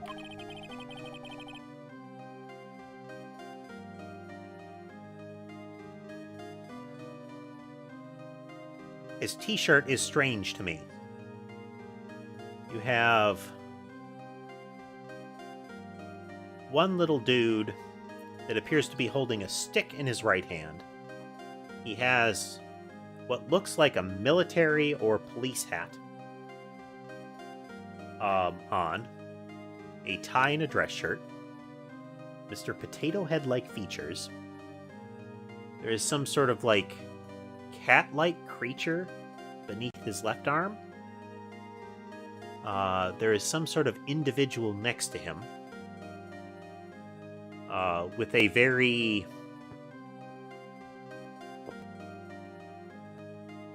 it's a sort of like jokey face that you see in anime a lot, where it's like comedically realistic. With some like curly thing on his head. And there's some sort of like tentacle connecting the guy on the left's hand to the crotch of the guy on the right. There's a lot going on that t-shirt.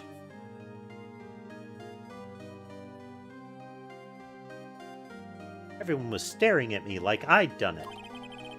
I tried to apologize. I went to where the boy whose money had been stolen was sitting. That's when it happened. He shouldn't have to apologize. The only thing that belongs in a trial is evidence. Anything else has no place. How's your day going, Lunar? Have you burst into flames yet? You should all be ashamed. Amateurs. Miles?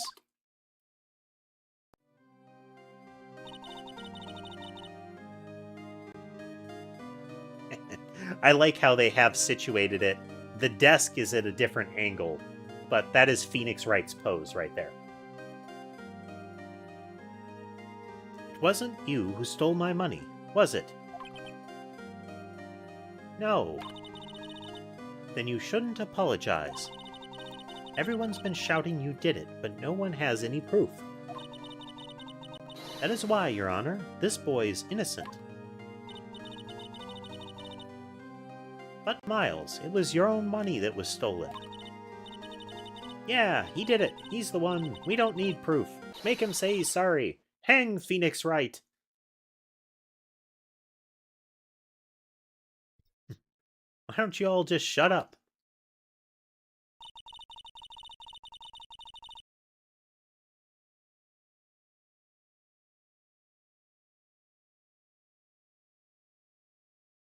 What is this apparent outfit that Larry is wearing?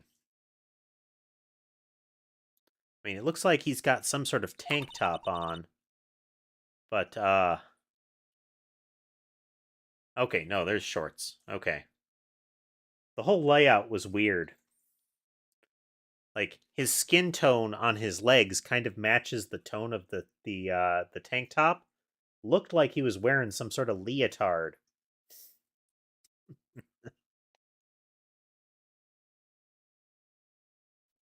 Just think how he feels. He said he didn't do it, so he didn't do it.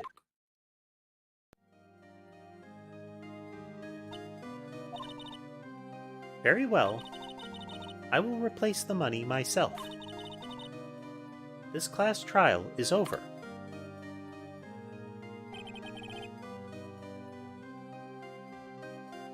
That's how it happened. After that, the three of us were the best of friends. Wow, I had no idea. Yeah, I had no idea either.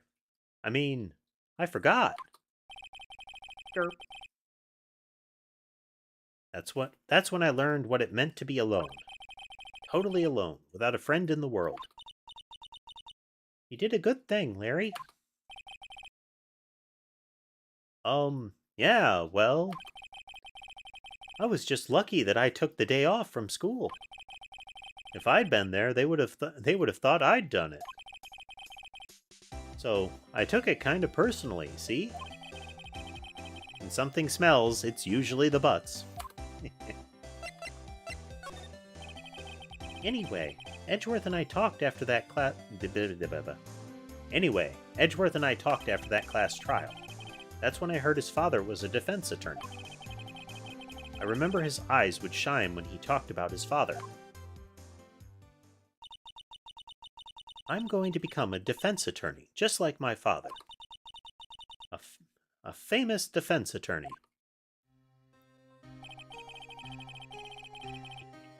Rorschach is in his rolled on the side, paw covering eyes pose there. Then, a few months later, he suddenly transferred to another school. The DL6 incident. Right. I'm not sure, but the transfer probably had to do with his father's death. That's so sad. It was several years later when I heard Edgeworth's name again. There was an article about him in the newspaper. The headline was something like, Dark Suspicions of a Demon Attorney. Fabricating evidence, manipulating testimonies, covering up facts. The article said he'd do anything to get a guilty verdict. Anything. But why? What happened? I mean, that's not the Edgy I used to know at all. That's what I thought, too. I tried to get in touch with him I don't know how many times. He never replied. I guess he didn't want to see his old friends. I couldn't just drop it, though. I wanted to meet him, to learn why he had become who he became. That's when I decided. Wait, you don't mean... That's why? That's why you became a defense attorney? To meet Edgeworth? If I was a defense attorney, I knew he'd want to meet me whether he'd have to meet me whether he wanted to or not. In court. Edgeworth believed in me, and I believe in him. He's in pain, and no one's on his side. I'm the only one who knows the real Edgeworth. I'm the only one who can I'm the only one who can help him. Whoa, Nick! So, is that why you helped me out for free? Yes. I helped you because I believed in you. Except I don't remember saying I'd do it for free. Aw, Nick. Nick. Nick. Nick, Nick, Nick, Nick, Nick, Nick. We have to save Mr. Edgeworth if it's the last thing we do, okay? Right. It very well may be. First, there's that rental boat shop caretaker. We need to find out who or what he is. I'd settle for who. I guess I can clean out some of this evidence I no longer need. Okay, let's go. I appreciate when it does that for us, so we don't have this giant pile of can't possibly be relevant.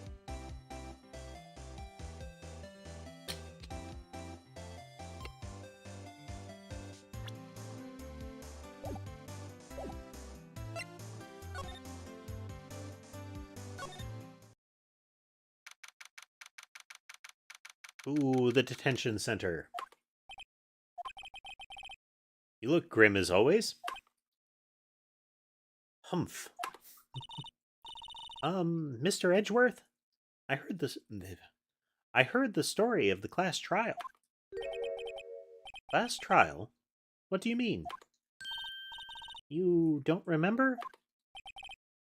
No, I don't. Your lunch money was stolen, wasn't it?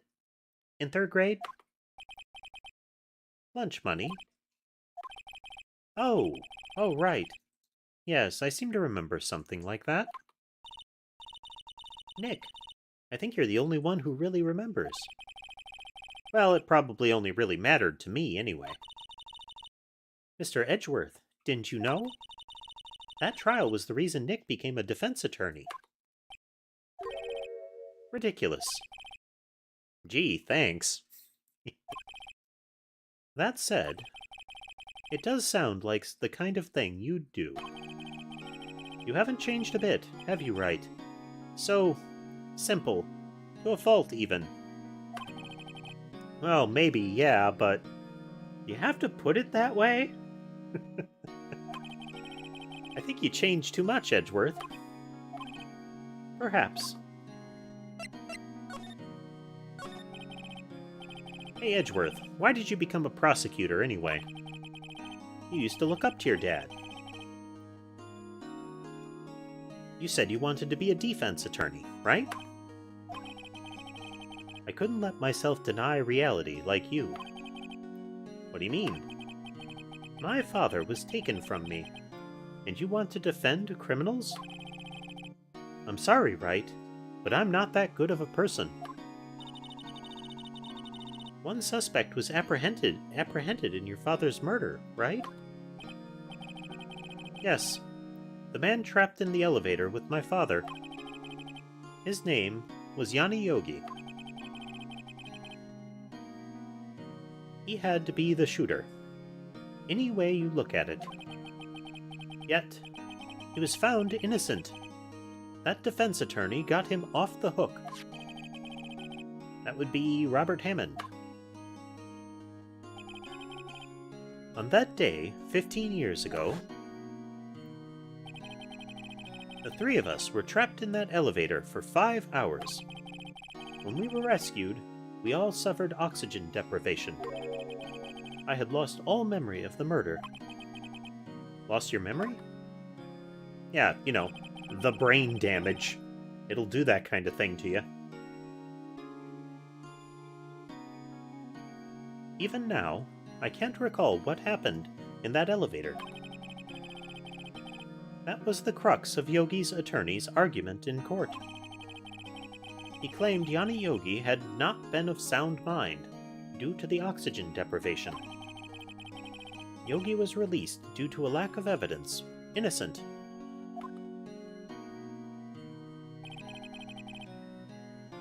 That's when I changed my mind.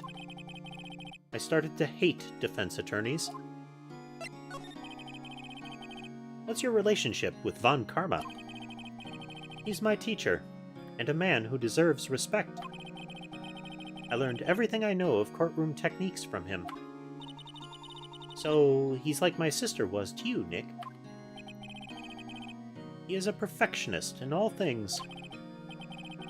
In court, in his personal life, he is obsessed with doing everything perfectly. Perfectly, huh? In all cases he has taken on, none were left unsolved.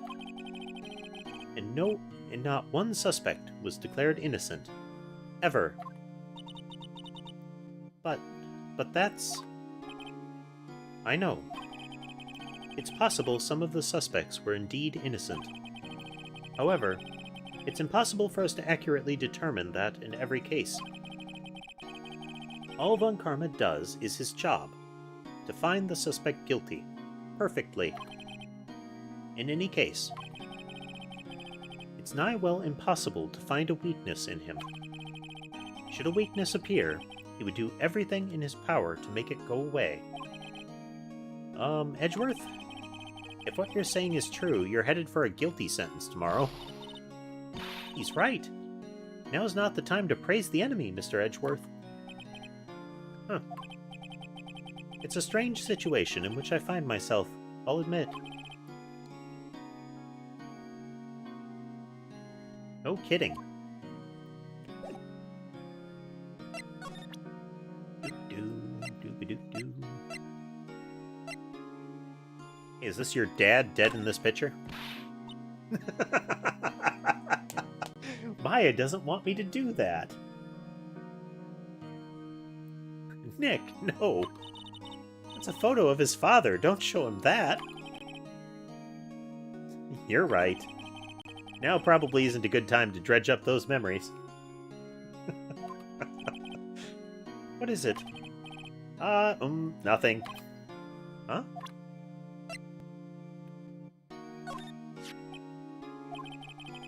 It was that case that changed my life.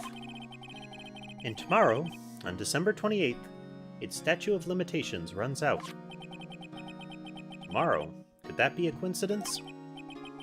But, even if the case is finally closed on paper, it will never be erased from my memory. Never. Poor Mr. Edgeworth.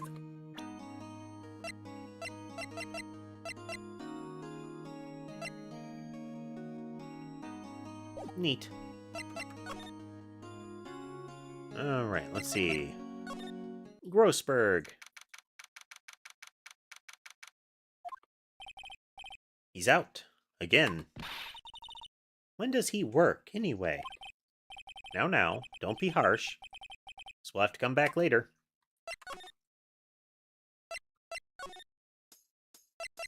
Ba-ba-da-ba.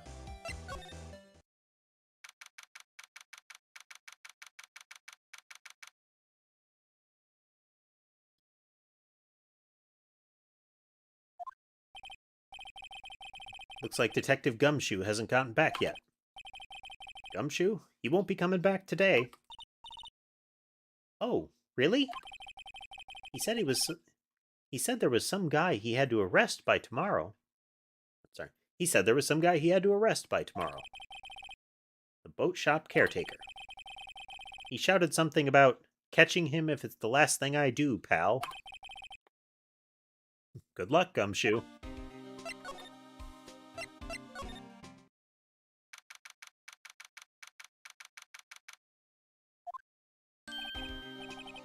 Hey, pal. Long time no see. Oh, Detective Gumshoe. Close one today, eh? I got so worked up I snapped my tie in half.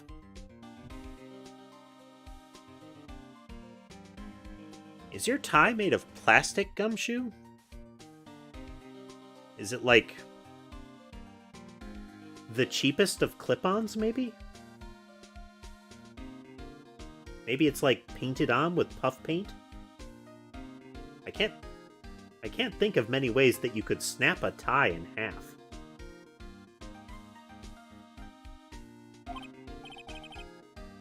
Sorry about that. No prob, pal. Thanks to you, we now know who really did it. You mean the boat shop caretaker? Look, I'll make you a promise. I'll have that scoundrel in my custody by trial time tomorrow.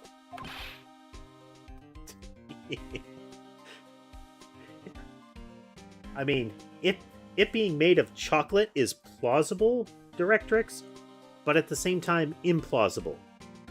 Because a tie made of chocolate would cost more than Gumshoe's salary would allow him to purchase. Come what may.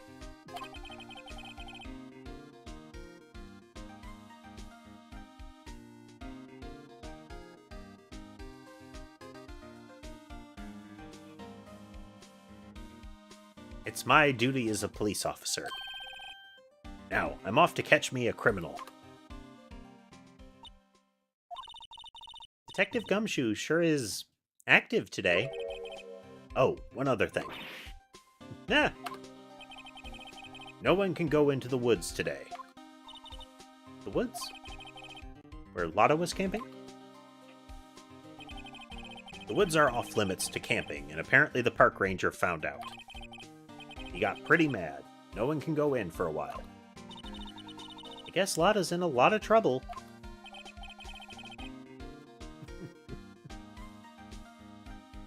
Jocelyn, yeah. Gumshoe could indeed be that strong. Kind of reminds me of... There's a YouTube channel and like a webcomic and whatnot called Cyanide and Happiness. And one of the plot lines involves a salesman that always makes everything half off. So he can cut anything in half. You know, big screen TV too expensive, I'll cut it in half. So perhaps Gumshoe has the power to break anything he wants in half.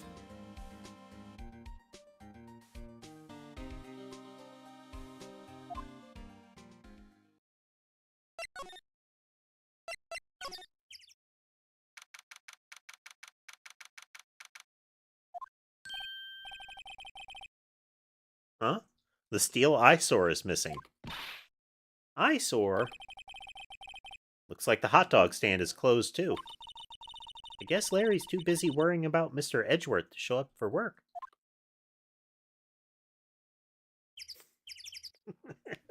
Exactly, Tass. I'm actually interested for them to finish out that plot line. Because it stopped with the introduction of the 2-for-1 guy.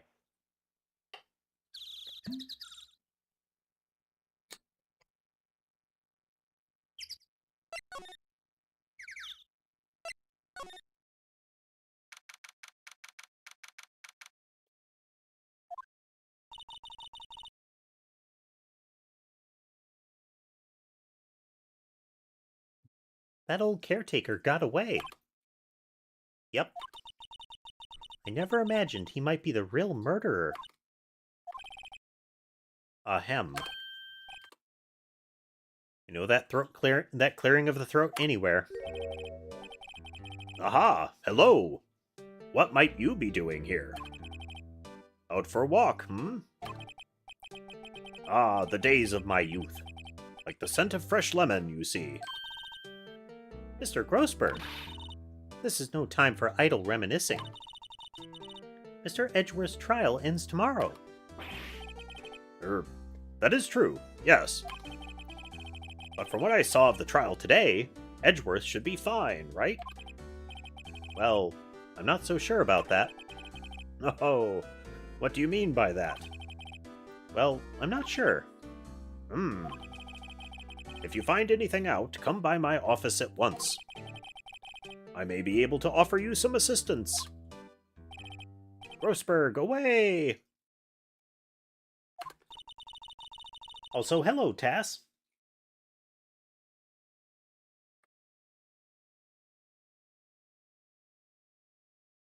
What do you think Mr. Grossberg was doing here, anyway? Who knows? Raid the shack. Hey, the parrot's still here. As well as what has to be some slowly rotting oranges, a cup of a teacup that has to at best contain flat tea, if not nothing, and crackers that have to be drifting towards stale.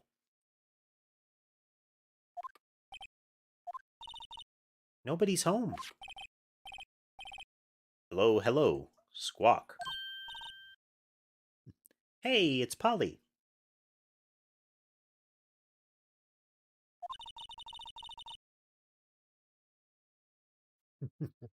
That's right, Tass. An eternal fixture of the room, staring at the door with that single dead eye. Just look at that. It bores into your very soul.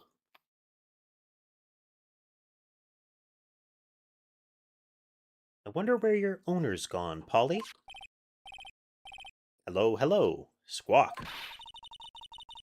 I can't believe he'd run off and leave his poor parrot to fend for herself. Hello, hello. Squawk.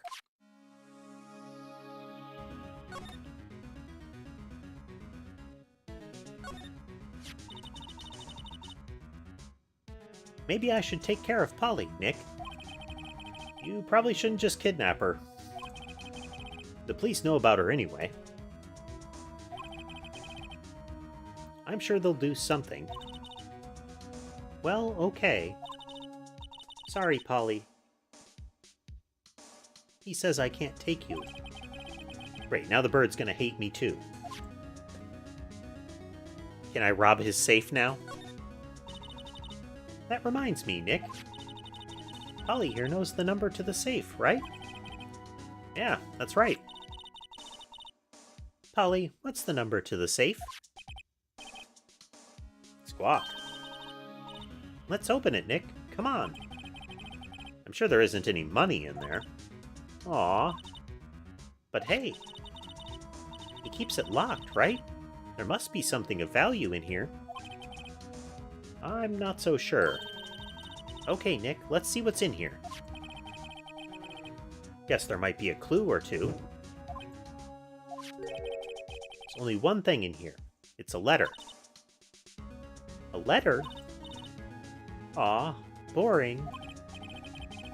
There's no name or signature on this thing. It's handwritten in very precise, clear letters. Get your revenge on Miles Edgeworth. Edgeworth? Nick, why would Mr. Edgeworth's name be on here? How should I know? I'm going to read the whole thing. Get your revenge on Miles Edgeworth.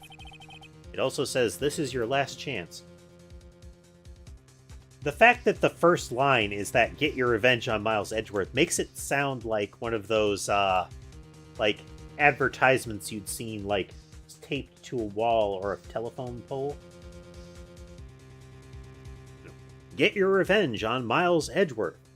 Contact us at... with the little pull tab numbers.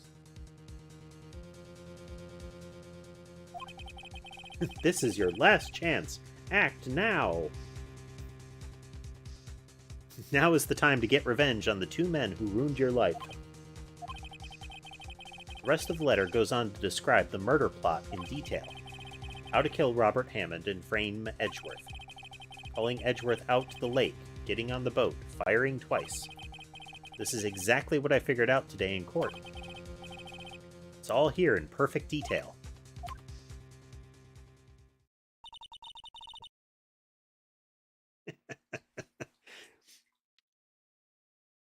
Yeah, the idea of an advertisement flyer to get revenge on the prosecutor has a remarkably plausible feel in this world. Given that Edgeworth is very cutthroat about getting people convicted.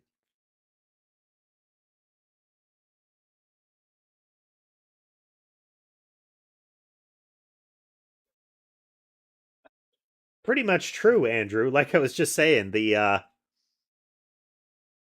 idea that Edgeworth would have people lining up like that, willing to pay to get revenge on him, really makes sense. Like he could be sitting there like a deli counter with a, you know, a, now serving revenge from number on the wall.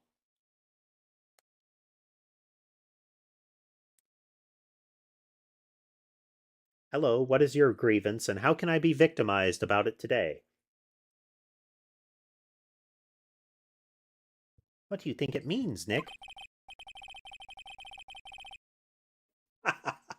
A dunk tank would be another good thing. You get like a little carnival barker. Step right up, step right up. Get your revenge on Miles Edgeworth. $5 a ball, $10 for 3. Step right up.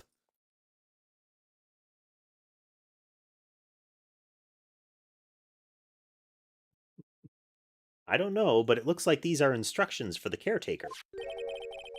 When he killed Robert Hammond and called out Edgeworth, he was following instructions.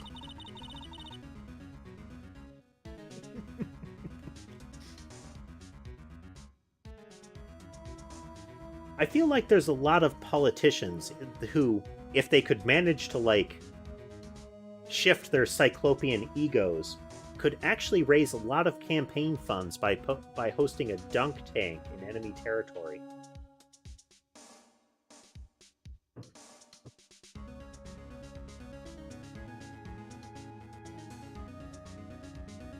Who would have written that letter?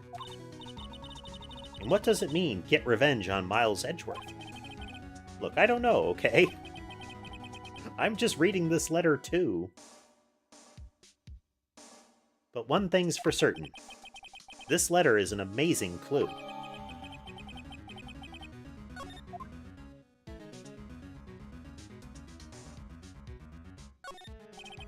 There's nothing left in the safe. I wonder why the caretaker didn't take the letter with him. He left in a hurry, right? I don't think he even came back here after the trial.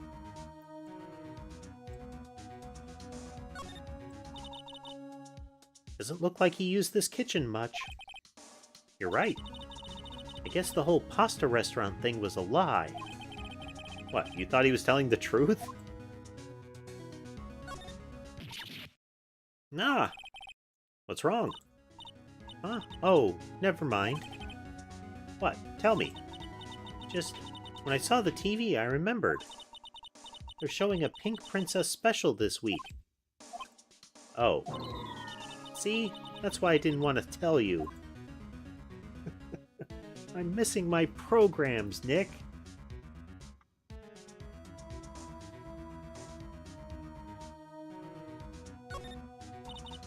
Say, Nick, don't people usually put up fiction?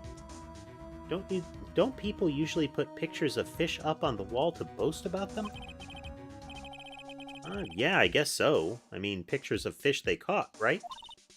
Right. But don't all the fish on the wall here look really puny to you? Well, you know what they say. You should have seen the one that got away. Except the one that got away from us was the caretaker, and we did see him. Why do I feel like we're having two different conversations here? Everything's cold.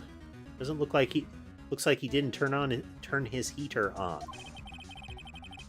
Guess he hasn't been back here since the trial. What were those things called? A kutatsu or something like that?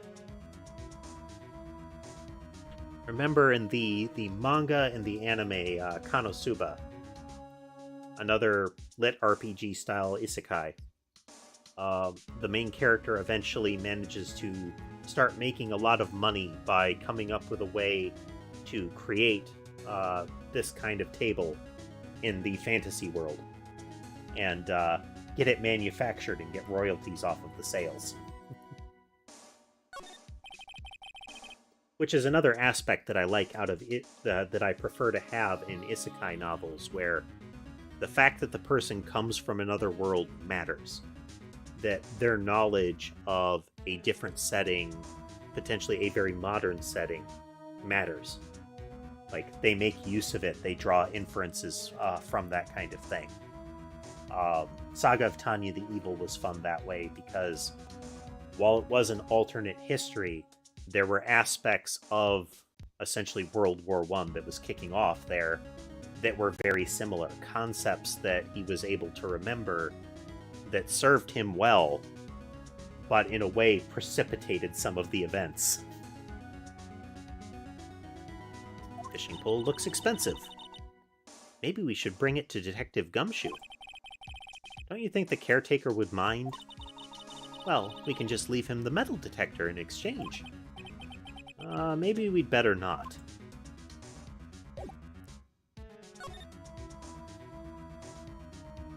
Maya and her, rampant borrowing habits.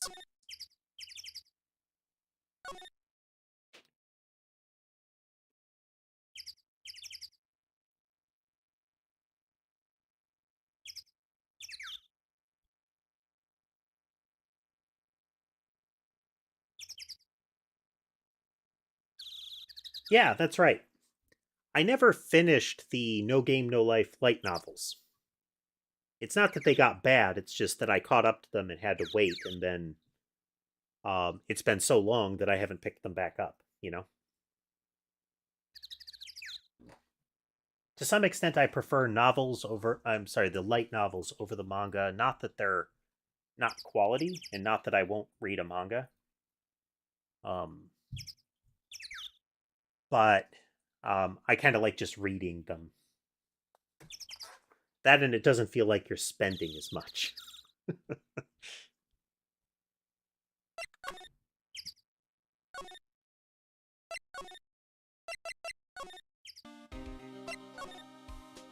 Bears.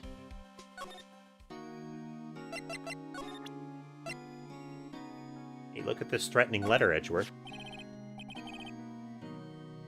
Edgeworth? See this letter?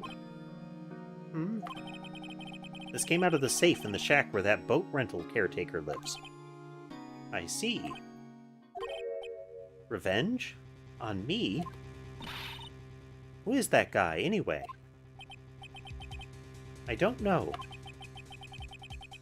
Could he be an innocent defendant you got declared guilty or something? Oh, but that could be so many people. I can't pick just one.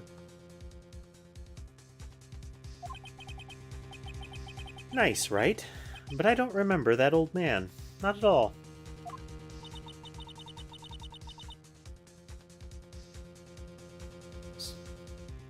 So he was following this letter, then? Which means there was someone else behind it.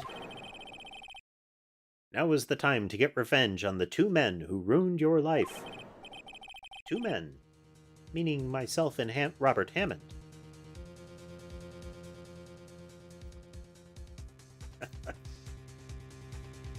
Oh.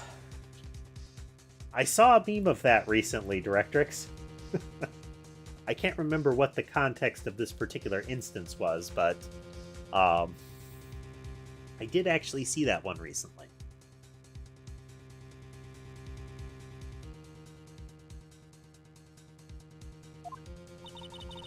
It also says this is your last chance. Last chance? Wait, maybe. Maybe he's talking about the statute of limitations on the DL6 incident. Wait. Wait, that old man. What is it? Do you know who he is? Yogi. Could he be Yogi? Bear. Yogi Bear.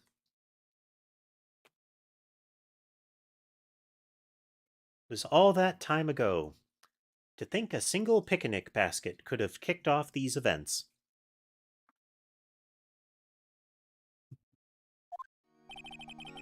The suspect in the DL6 incident. The one who was found innocent.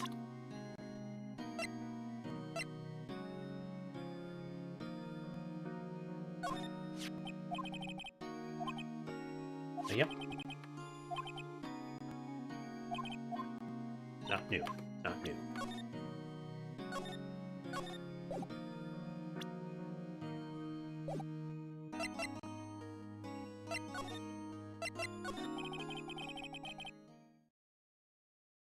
Yanni Yogi was a court bailiff at the time. We just happened to be in the elevator together 15 years ago.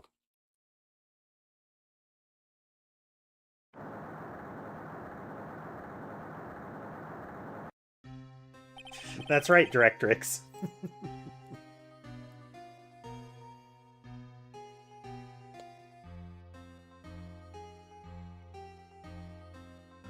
Hey, boo-boo and all.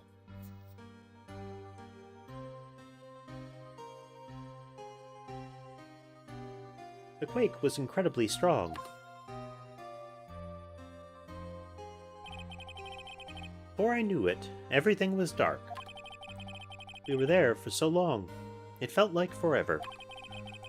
The air thinned, and the darkness closed in on us in that little box. We became unsettled.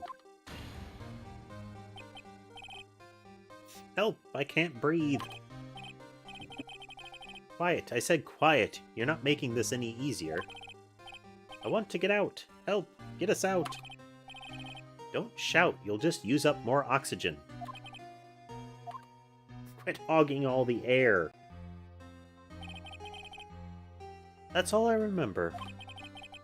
When I came to, I was in a hospital bed, staring up at the ceiling.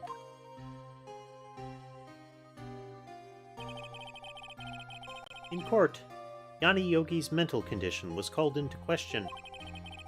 They claimed the oxygen deprivation and stress had caused temporary insanity. In the end, the claim passed the court, and Yogi was found innocent.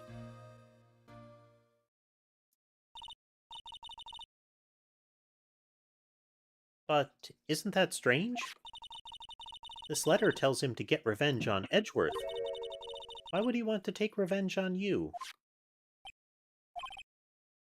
Right. Yeah? There's something that's been troubling me these last few days.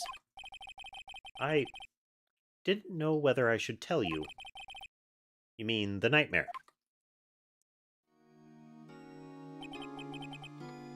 It's a nightmare I had, a memory of a crime that I committed. A crime you committed?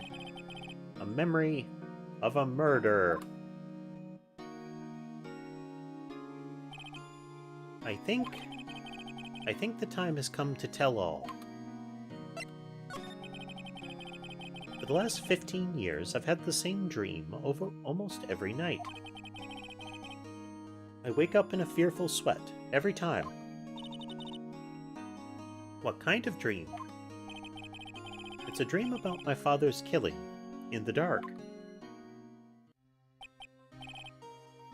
Help, I can't breathe. Quiet. I said quiet. You're not making this any easier. I want to get out. Help, get us out. Don't shout. You're just going to use up more oxygen. Yep, we just saw that. Move along. I can't breathe. You're using up my air. What?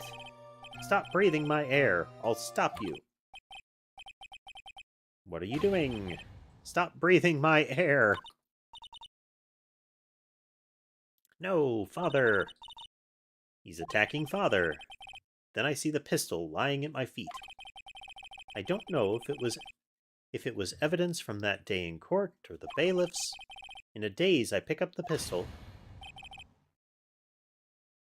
Get away. Get away from my father. Bang.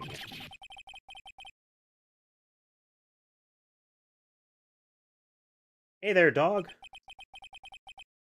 Glad that you could join us. And with that scream, I wake. It's a bone-chilling scream. A scream that has rung in my ears for the past 15 years. But that's just a dream, right? Right? That thought is the only thing that has kept me sane for the last 15 years. But what if I'm wrong? What if it's real? They say that sometimes people shut out memories in self-defense.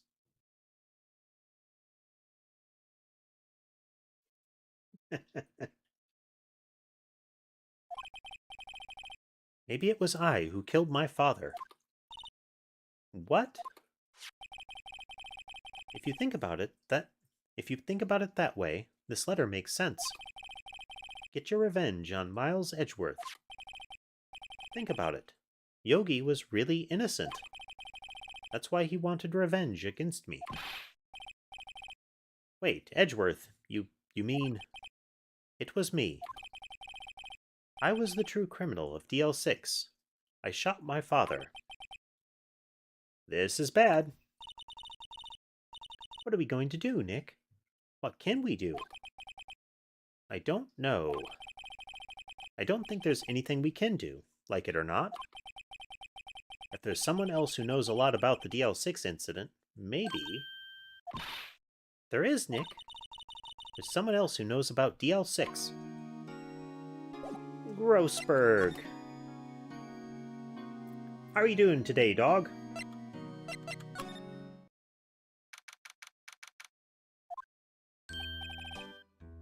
Mr. Grossberg. Ah, hello there. What's wrong? You look troubled. No kidding. I can't believe you're not. My. Just calm down and tell me what happened, hmm?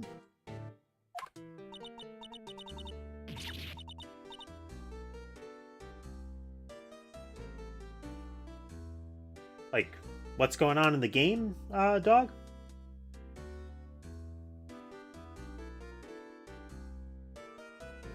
It's Mr. Edgeworth. He...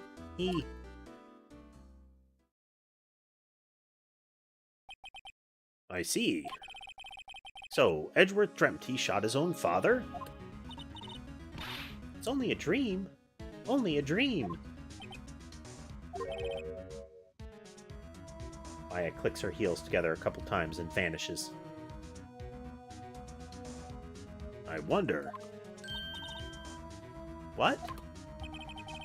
If that's the case, then why do you two look so troubled, hmm? Let's see. Quick summary. So Miles Edgeworth has been accused of murder. We determined that Miles Edgeworth probably wasn't the shooter on the lake because the fingerprints from the hand on the gun don't match the position of the gun in the pictures that were taken. It turns out that actually there were 3 shots instead of 2 shots on the lake. The first shot probably coming before the murder when the boat caretaker in his office killed Robert Hammond and posed as Robert Hammond when Edgeworth went out on the lake after being called out to the meeting, supposedly by Robert Hammond. The caretaker fires twice into the lake, once to get the attention of the people on the shore, and the second time to make it look like a person on the boat had been shot, and then throws himself out of the boat and drops the gun into the boat, further cementing the idea that it looked like somebody had been shot. Then he returns to the shore, throws Robert Hammond's body in the water, and that is where we ended up. And Phoenix puts all of that event together, and then we found a letter in the caretaker's office telling us that that was likely the case. Isn't that neat?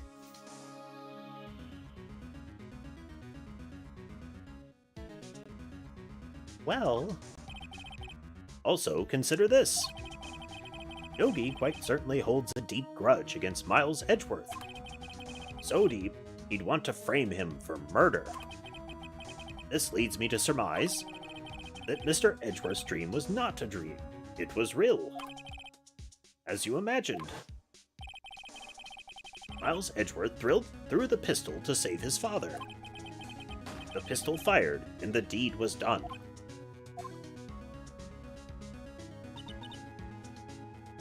The person that was murdered, dog, was Robert Hammond, the defense attorney in the case of Edgeworth's father. We have now just revealed that it is probable that in the circumstance, trapped in an elevator with limited oxygen, that Edgeworth actually grabbed a pistol that was on the ground in the elevator and threw it at the security guard or the bailiff, who was attacking Edgeworth's father at the time in a delirious fit due to the increasing lack of oxygen. The pistol goes off after being thrown and kills Edgeworth's father.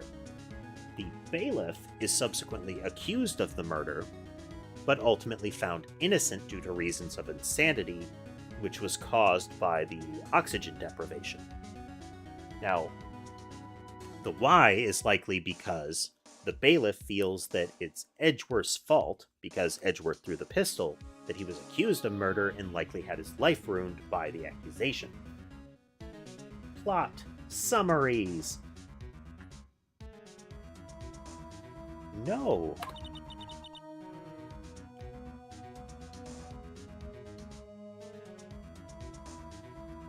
I don't know that there's such a distinction in this world, Directrix. Not only do they have the 3-day we need to get a conviction immediately with a default of guilty, there also doesn't seem to be a big line between murder and manslaughter.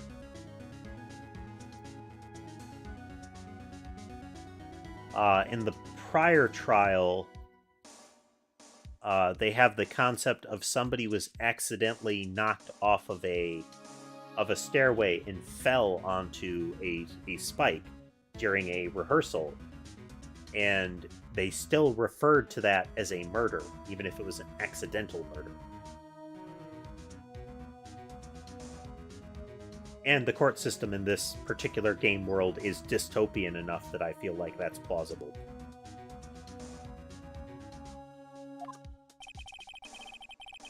Yogi was suspected of murder, and his career as a bailiff was irrevocably wrecked.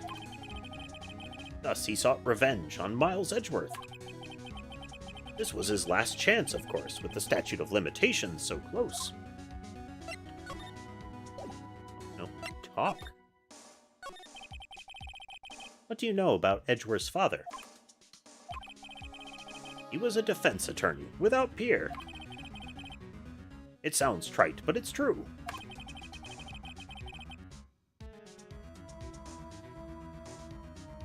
Yeah, Directrix, but that would imply consistency in how they handle the law in this game, and that really doesn't make sense.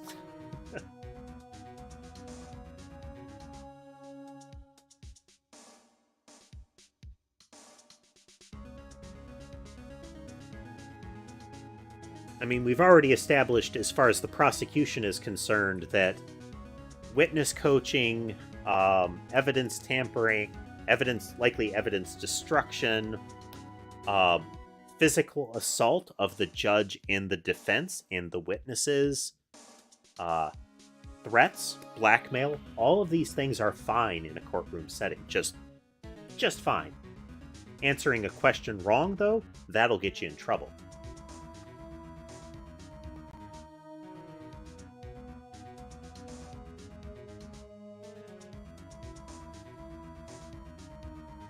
Well, he may have had one peer now that I think about it.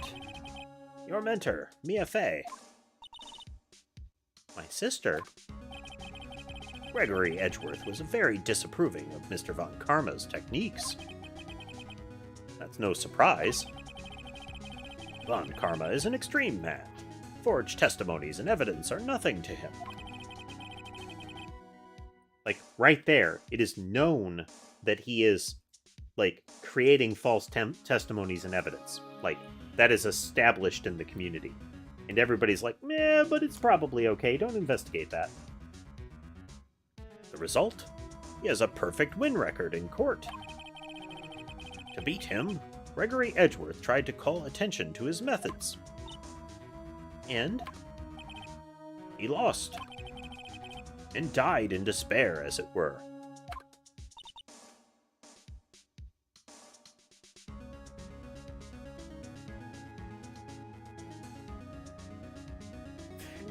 That's true. They're undefeated until Phoenix Wright shows up, and Phoenix Wright accomplishes their destruction by essentially blundering through the trial until he trips over the correct answer. It's not that their scheme wasn't almost airtight. It's that they couldn't account for what amounts to a incredibly lucky amateur.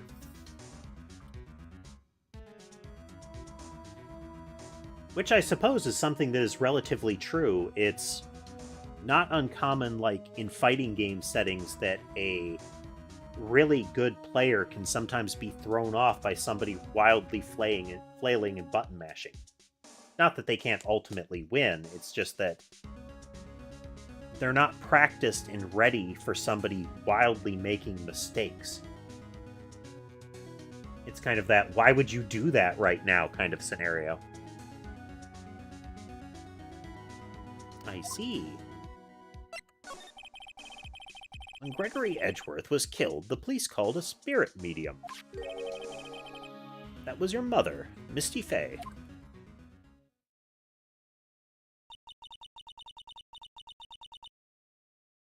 I am Gregory Edgeworth. I have been killed. The one who shot me was the bailiff, Yanni Yogi. Ooh.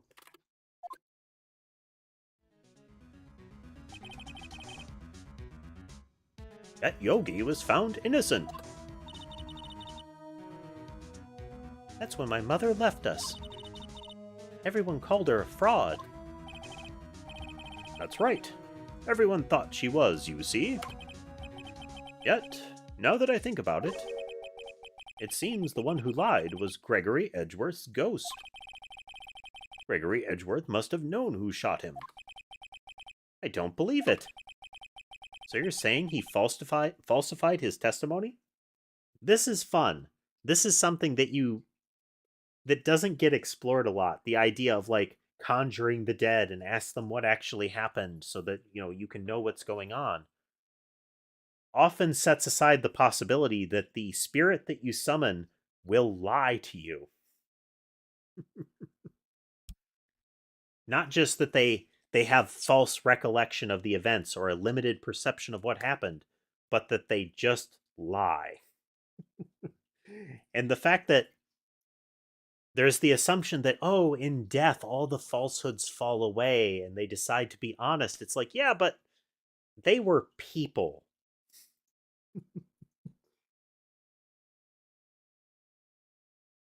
So you're saying he falsified his testimony?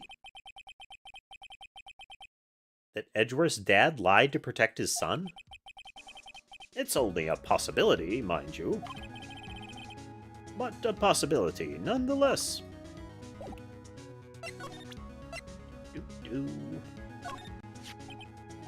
Oh ho! So this is the letter. It does seem that Yogi was following this letter when he killed Hammond. But why kill Robert Hammond?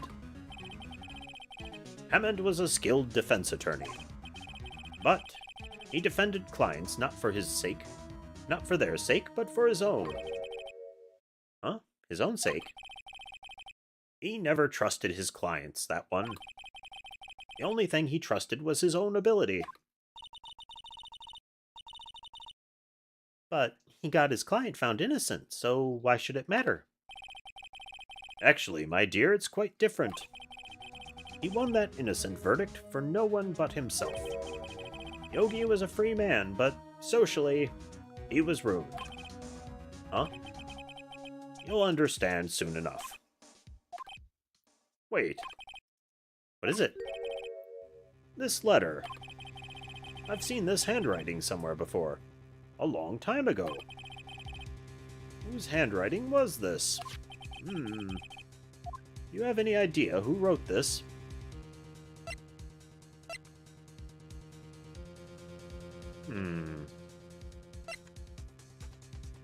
Well, Edgeworth wouldn't write it. Yogi wouldn't write it. Karma wrote it. Could it be Manfred von Karma? Von Karma? Why would he have something to do with this? Well, I'm not sure. Von Karma.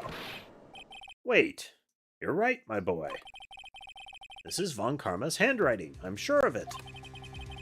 I used to see it all all the time on court reports. What? But that means the one who told Mr. Yogi to kill was... Correct. Manfred von Karma himself.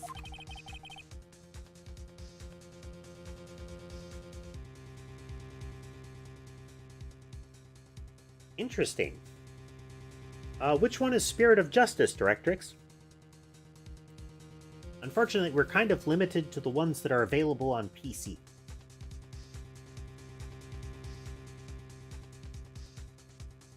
What does this mean, then?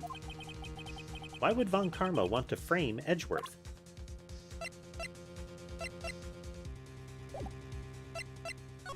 As Edgeworth has lost and made Von Karma look bad.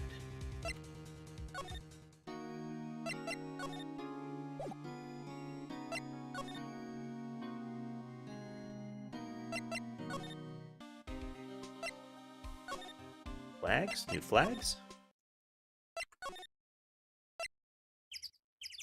We're going to be right back. We're going to continue until we get to at least a key point. But we'll probably play a little longer.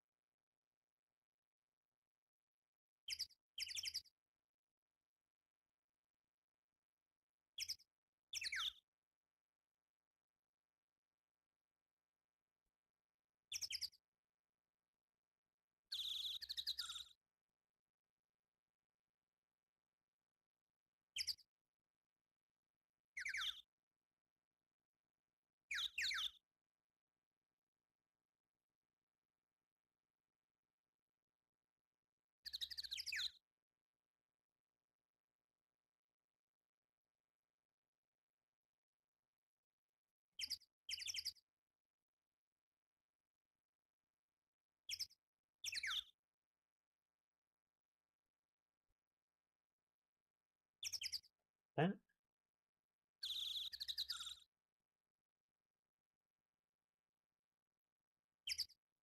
We didn't even properly leave a kitty on camera.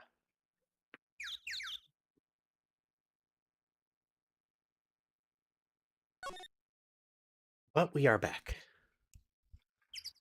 Yeah, pretty much from a practical perspective, or, really from a anything at all perspective, we are limited to Switch and PC. Can technically play things on Switch, but I'd have to finish wrangling the setup for that. That's not really out of the question or a problem.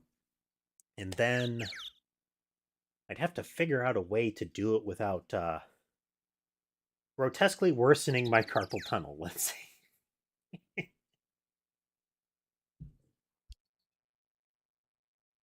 I really like some of the games that are available on Switch, but I found gamepads in consoles, gamepads in general, or similar, uh, aggravate that condition a bit.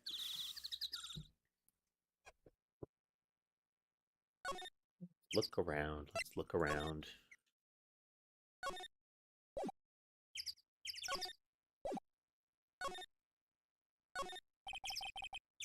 Boats.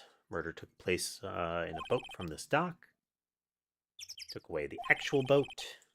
Space for one more boat at the dock.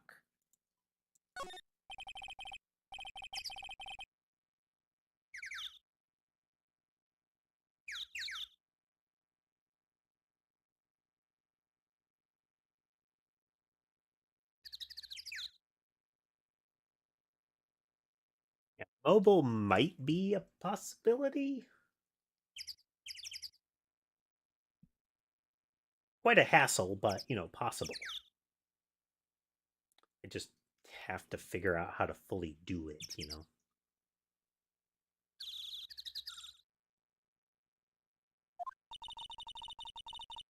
Caretaker must have run for the hills, huh? Yeah, looks like it. He didn't seem like a bad person.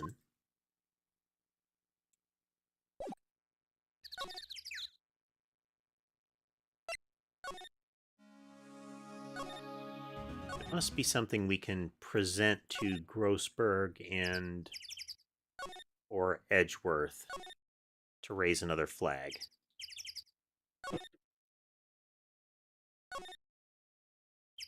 Yeah, I do hope that we'll get more ports of some of the other Phoenix Wright games. Just the whole thing. Just like I was sorely disappointed to find out that Level 5 had made a PC port of one of the Professor Layton games, but then subsequently pulled it off of Steam for reasons I didn't find out about. The only reason I located that the game existed on Steam previously was that Google can find it even though Steam normally hides it.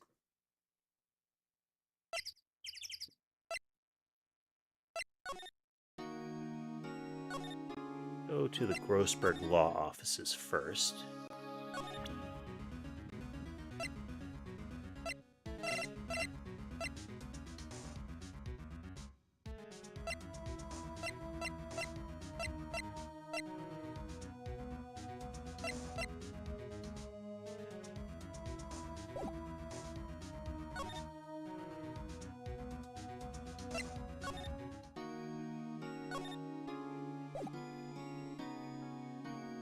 Ribbit passing through.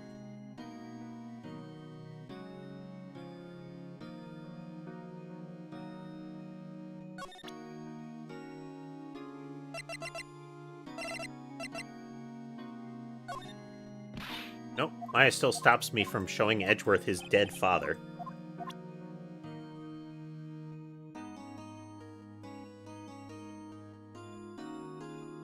Definitely Directrix, especially now that that playing that Murder by Numbers reminded me how much I like having little puzzles as a mechanic in a game. It's a lot more fun than, like, obscure item combos and whatnot.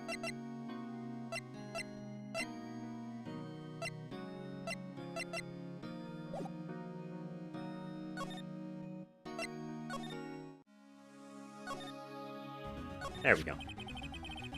If it truly was Von Karma who wrote this letter, then he would know the truth. He would know that Miles Edgeworth had accidentally killed his own father. He'll say as much in court, I should think.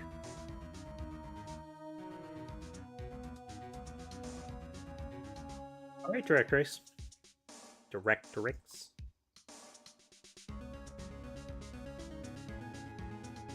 Double cat. He'll press the point until the court finds Miles Edgeworth guilty. Oh no! But how could Von Karma know about Mr. Edgeworth's past like that? Even Mr. Edgeworth thought it was just a nightmare. That I do not know. That I do know that Von Karma is both persistent and a perfectionist. He may be seeking to satisfy a grudge against Gregory Edgeworth by hurting his son. What do you mean? It was 15 years ago. Von Karma met Gregory Edgeworth in court, and Von Karma did win. But he didn't make it through the trial unscarred. What happened in the trial between Edgeworth's dad and Von Karma? Von Karma got the guilty verdict. Von Karma got the guilty verdict he wanted. He won the trial. But Gregory Edgeworth accused Von Karma of faulty evidence. And though he lost the trial, Mr. Edgeworth's accusation stood. Faulty evidence? It was the only penalty Von Karma ever received in his career as a prosecutor. Gregory Edgeworth dealt a blow to his perfect trial record. Wow. Come here, Weasley. Come here. Come here. Come on.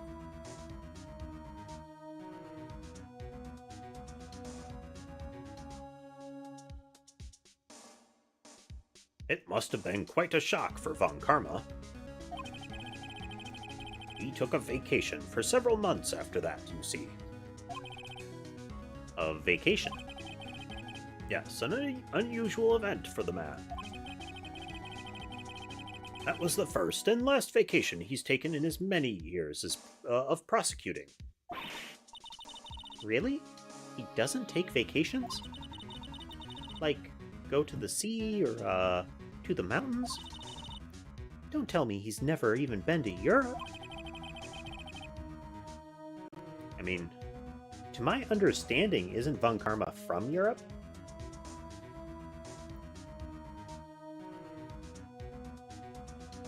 That was the implication I got about Von Karma. Like, Franziska. You have strange ideas about vacations, Maya. In any case, that was the only time he took a vacation from work. I believe the penalty upset him quite a lot. Odd. If he wanted to keep a perfect record so badly, why would he take such a long vacation? What do we do, Nick? Von Karma is going to bring up DL6. You can bet on it. What if Mr. Edgeworth pleads guilty to DL6? I won't let him. Yes, Mr. Wright. I hate to say this, but even accidental murder is murder, you know. There we go. There's our confirmation. It's not manslaughter. It's not, like, you know, X-degree homicide or something. It's still murder.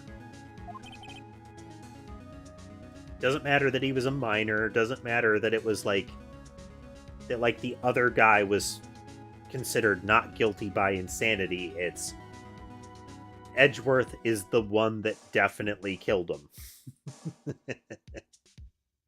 I know that. I just believe in Edgeworth's innocence. I can't believe he'd kill someone. But Nick, Mr. Edgeworth admits it himself. His father must have lied to protect him from beyond the grave. I don't care. I know he's not guilty. Which is an ongoing theme in Phoenix Wright, the idea of Phoenix, like, fully believing in his client. Which was an interesting twist when it turned out that, I can't remember his name. The new Steel Samurai actor. I'm sorry, the Nickel Samurai actor turns out to be the villain, and he ends up having to drag out the defense so that they can get him found guilty. Yes, Matt Ungard. That's right, Andrew. Mr. Wright. If you say so, I suppose I could go check again. The police files might hold something of interest. Mr. Grossberg, thank you. I can't promise anything. In fact, I think the chances of finding something are slim.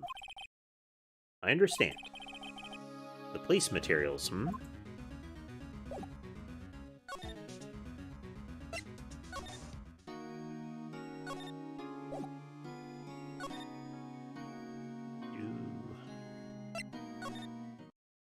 Oh, here's a new flag.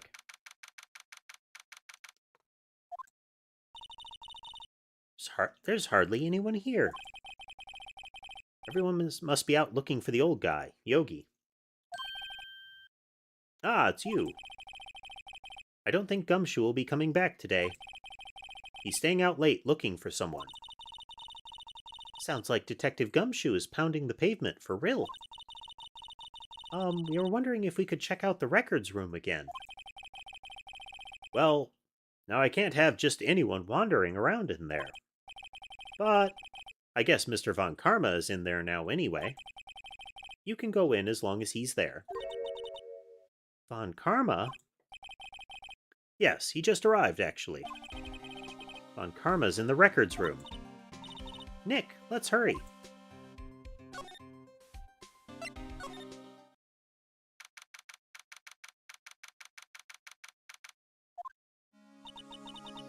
Dusty as always. We were only just here yesterday. I'm sure they just haven't had time to clean. What's wrong, Nick? Nothing. I was just noticing that he isn't here. Von Karma. Here are the files of collected case reports. There's quite a large volume of reports here. Wow, these are all case reports? Yeah, it's like a graveyard of police cases. I guess my sister's case report is in here too, quietly gathering dust. Huh? One of the drawers here is open. Someone must have been looking in it recently. The label says, Unsolved Cases. Evidence. Unsolved cases? Nick, the file for DL6. It's completely empty. What? What are you doing in here? Eek! He's really scary looking when he's looking straight at you, isn't he? You can see the full white around his pupils, you know?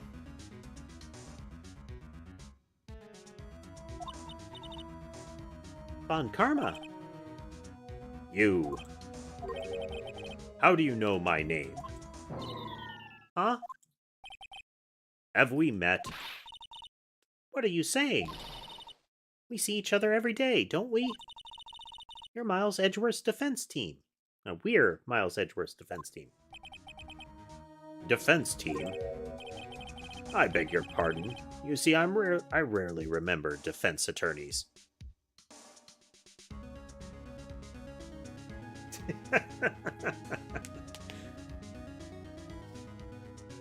She is certainly the better Von Karma, isn't she, Tess?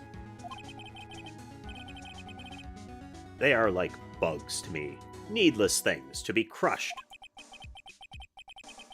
I can see how this guy was Edgeworth's mentor.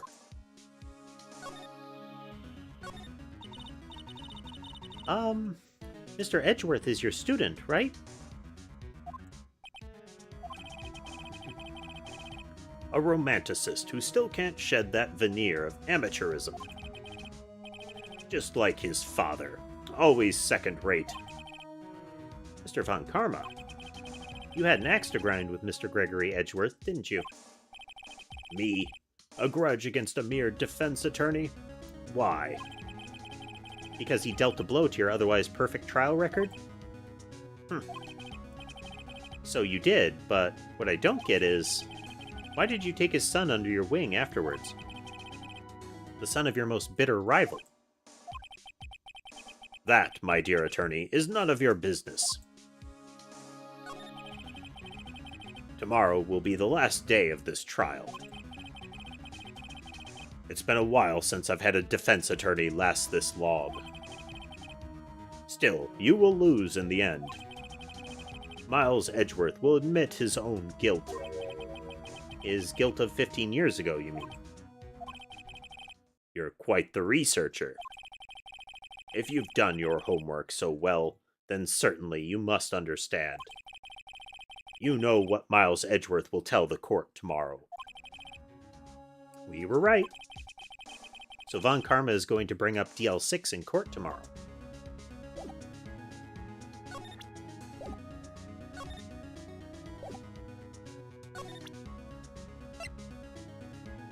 I don't think we really have anything to present to him.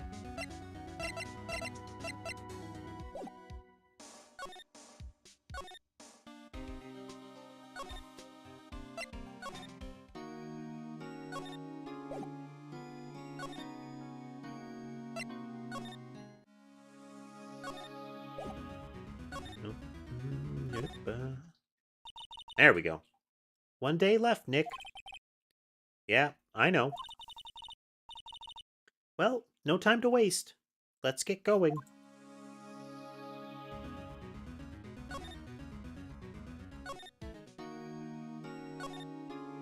Okay, that wasn't really a flag. Oh, let's talk to her just to be sure. Nope.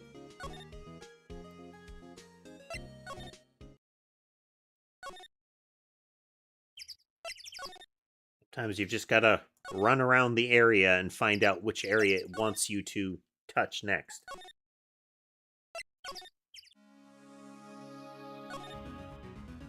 Probably something I can present to Von Karma to get a reaction.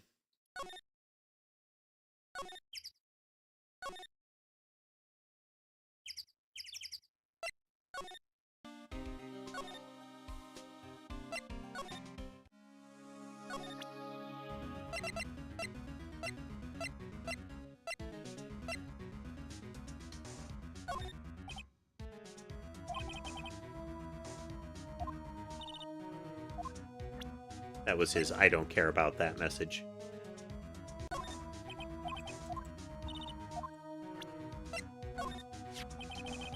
Here we go. Mr. Von Karma, have a look at this. This was you, wasn't it? You instructed Yanni Yogi to commit murder. Yanni Yogi. How many years has it been since I've heard him called by that name? He's a fool. I told him to burn it after he read it. So, you admit it? You wrote Mr. Yogi this letter? Yes, my dear defense attorney. Thank you for taking the trouble to bring it to me. You've saved me from a lot of needless hassle. What? Nick, what is that thing? Taser. A stun gun. For self-defense, usually. Indeed. 600,000 volts will course through your body like a dog touching an electric fence. 600,000? Oh, don't worry. People don't die from it. Usually. Now, give me the letter. No! No! What are you? Nick, run! Zap! Maya! Out of my way. Zap.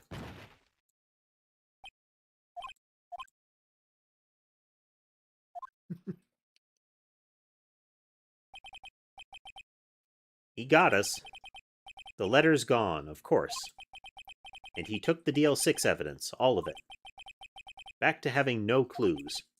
Wait. Maya jumped first. Maya, is she okay?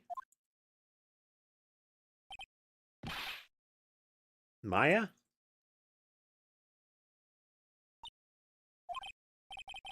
Maya, open your eyes.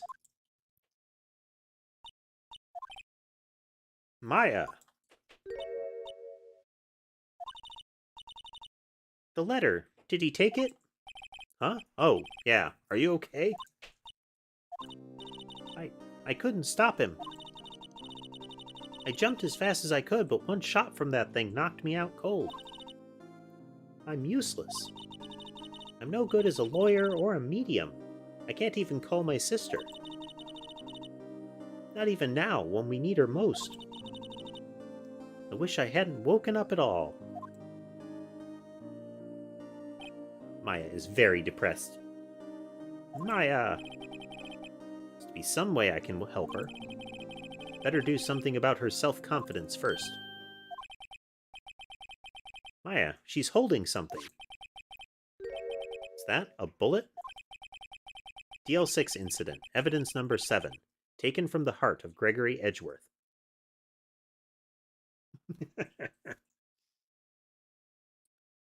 That'd probably wake her from her stupor, just wave a cheeseburger under her nose.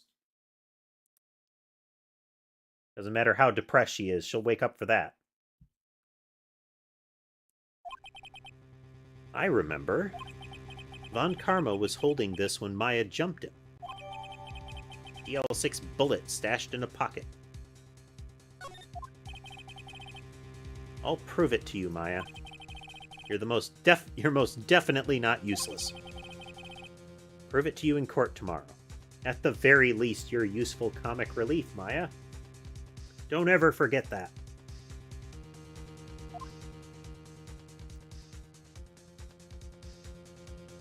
We're gonna keep going.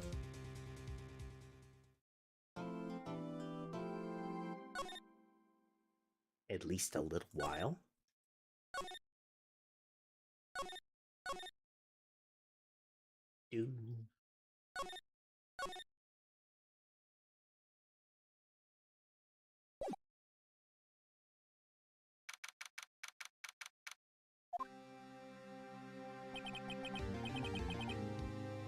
This is it. Judgment Day. If we don't stop it now, Skynet's gonna rise up and take us all out.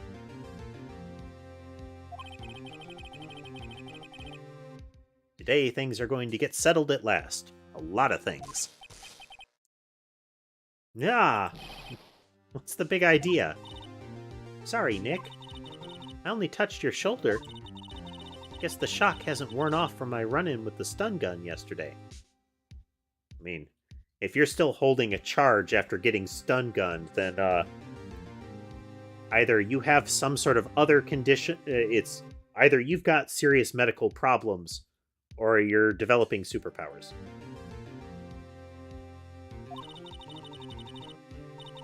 Anyhow, today's the last day of the trial. Good luck, Nick. Yeah, thanks, Maya. Edgeworth is looking glum as always. I hope Von Karma doesn't push him too hard. Oh, what are you doing? Sorry, I'm sorry. I just thought I'd cheer you up with a pat on the back. Maya, maybe you should go outside and discharge. Right, good idea. Try not to electrocute anyone on your way out. Kind of imagine her walking out there with her hair all standing on end with sparks leaping off of her.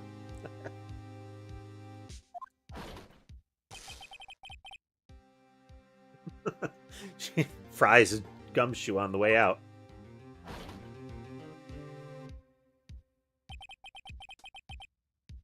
What's gotten into that girl? Detective Gumshoe. Morning, Mr. Edgeworth. Good morning. How did it go, Detective? Have no fear. As promised, I captured our runaway caretaker. Just brought him in. Took all night, pal. Thanks, Detective Gumshoe. You must be tired. Actually, after that shock I got on the way in, I feel pretty good. Yogi says he's forgotten his own name. But that has to be a lie. Why would he want revenge on Edgeworth if he couldn't remember his past? He does remember, and I'm going to prove it.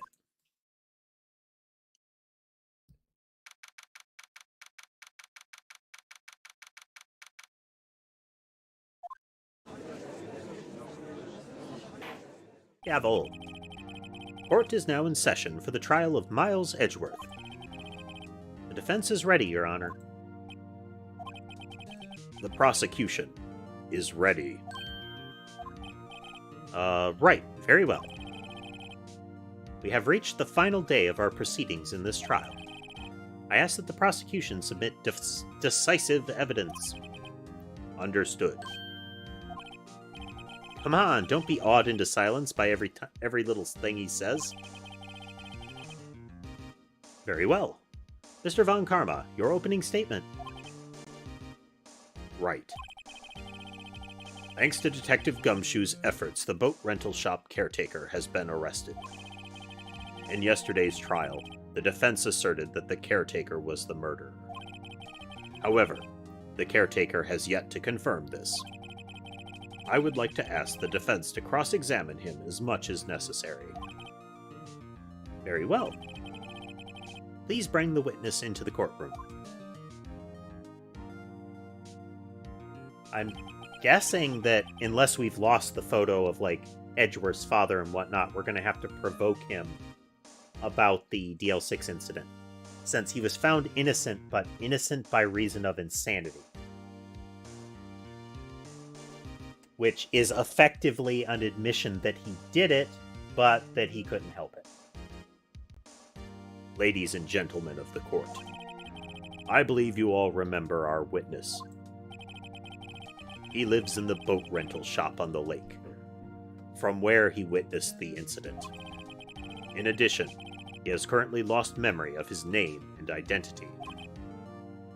Witness, why did you run away yesterday? The witness was not running away, as he will now testify.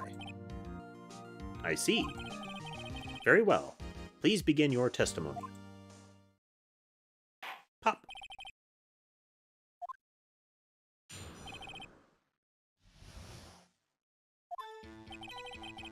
I'm really sorry about just leaving yesterday like I did. But I wasn't running away or nothing. I went to buy some food for Polly, see? I figured I got nothing to do with this incident anyhow. I'd need to have one of those motive things, right? And I don't got one.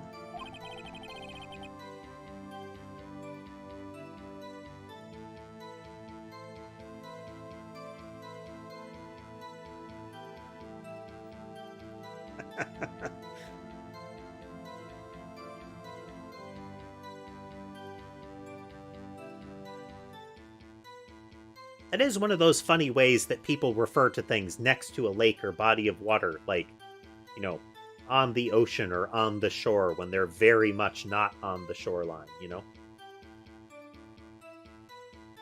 On the lake.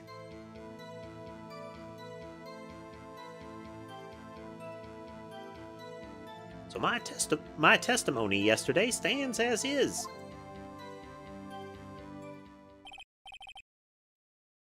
Very well. Let's begin the cross-examination, shall we? He has to know his name. Yanni Yogi. You're Yanni Yogi, and I'm going to prove it.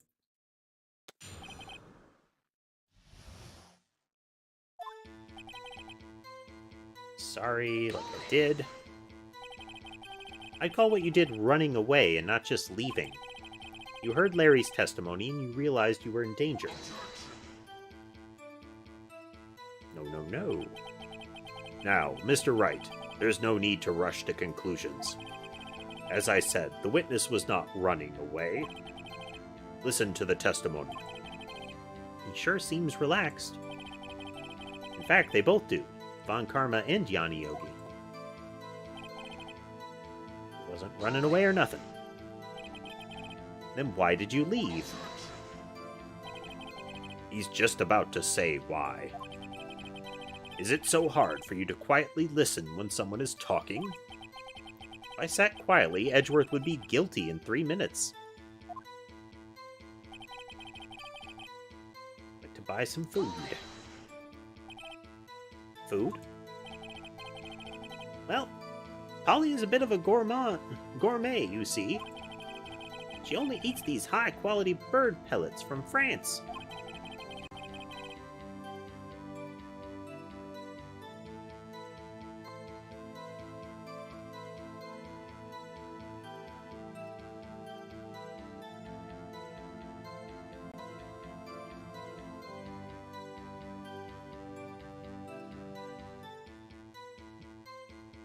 So the question being, Hungry, are the sheets part of the bed? Or is it only the mattress that makes up a bed? Since I would expect like a futon or just a mattress laying on the floor would constitute a bed, do the sheets become part of the bed? Or are you asserting that the sheets have been stuffed into the mattress?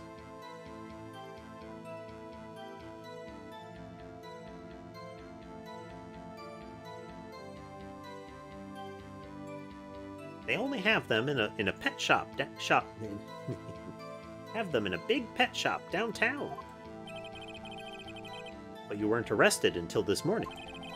Why didn't you go back to the caretaker's shack?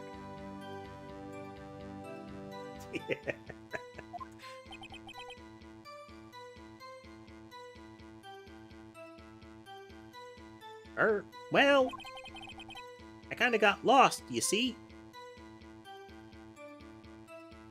That is correct, Directrix. I figured we'd keep going tonight.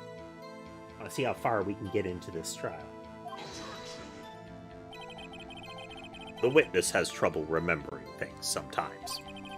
When the police apprehended him, he was on his way back to the shack. Yeah, right. Nice try, Von Karma. No one's going to believe that. I see. So he was lost. Please, Your Honor, come to your senses.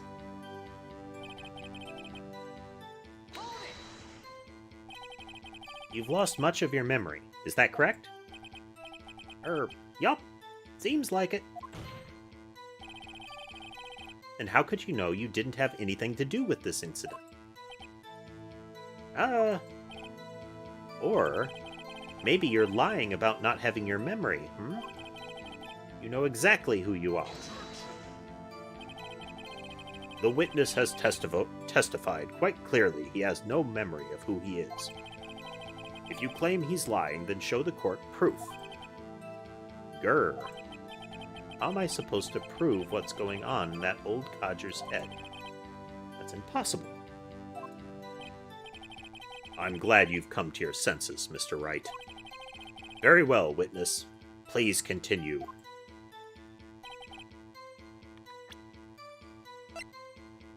Okay, we've still got the picture. One of the motive things. How can you say you had no motive? I say you do. You had a grudge against Edgeworth and the victim, Robert Hammond. That's why you took revenge on them, right? Please don't make me repeat myself, Mr. Wright. The witness has no memory of anything beyond several years ago. He can't hold a grudge. It's impossible. I have to prove he's lying about his memory.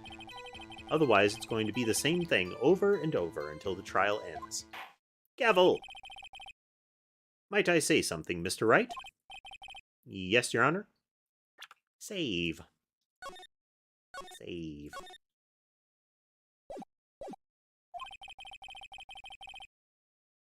You've been saying the same thing now, over and over. You've been calling the witness's memory of the past or lack thereof into question. But does this really have anything to do with the current case? Of course, Your Honor. The witness has said he has nothing to do with this case and no motive. Both of these statements are lies.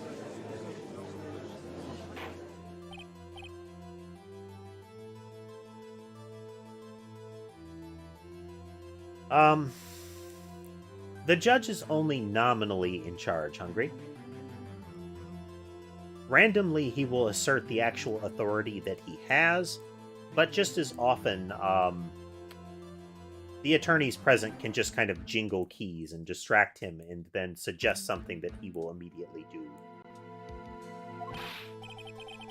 Mr. Wright, there is a serious problem with your claim. Or are you saying you know who this witness is? Of course, Your Honor. Now, this is interesting. I would like to know myself. So who is he? Don't play dumb, Von Karma.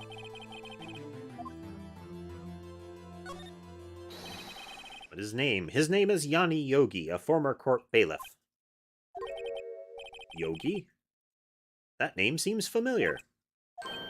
Oh, Yanni Yogi, from the DL6 incident. It figures the judge would have heard of it. It was such a famous case. But what does this mean? Your Honor, if this man is Mr. Yogi, then he has a clear motive. Tisk, tisk, tisk. No, no, no. I feel like he should do the finger wave while he's doing the tisk, tisk, tisk. Jumping to conclusions again, Mr. Wright. This man, this witness is Yanni Yogi? Fascinating.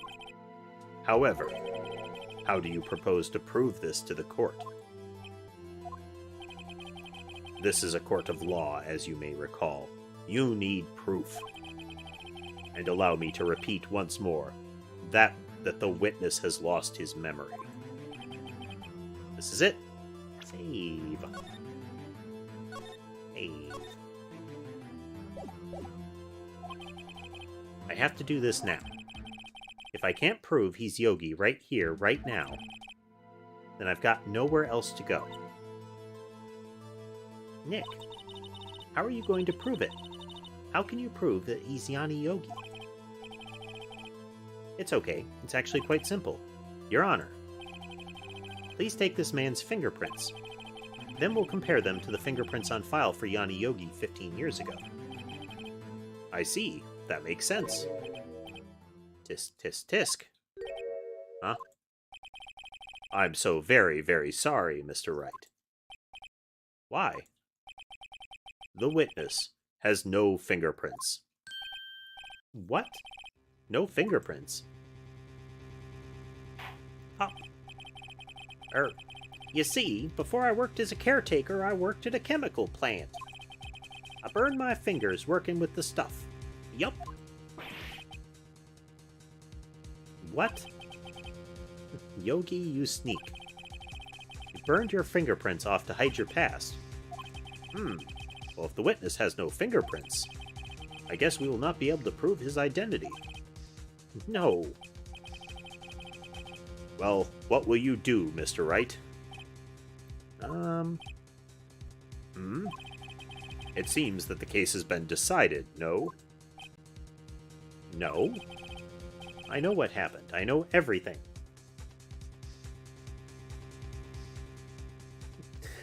Yep. It's supposed to be only the last couple of years, but maybe he's asserting that, within that few-year period that he remembers, that he was working at a chemical plant. It's all very suspicious, but not suspicious enough that the judge can wrap his little brain around it. I just can't prove it. But no, I can't let it end like this. I can't lose. There has to be another way.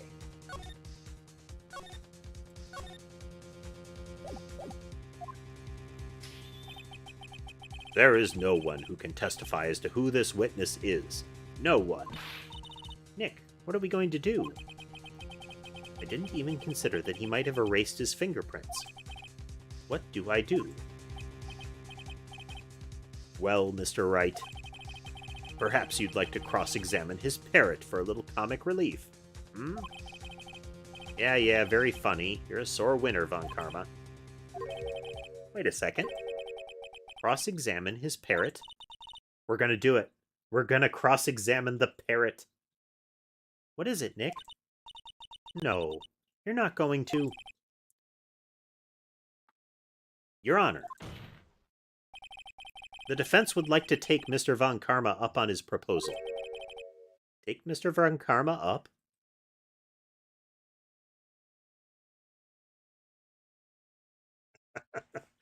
It's moments like this where you can actually...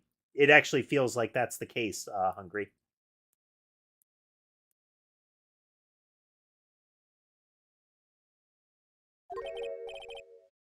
On my proposal? Exactly, Your Honor. I would like to cross-examine the witness's pet parrot. Bring me the parrot of the boat caretaker.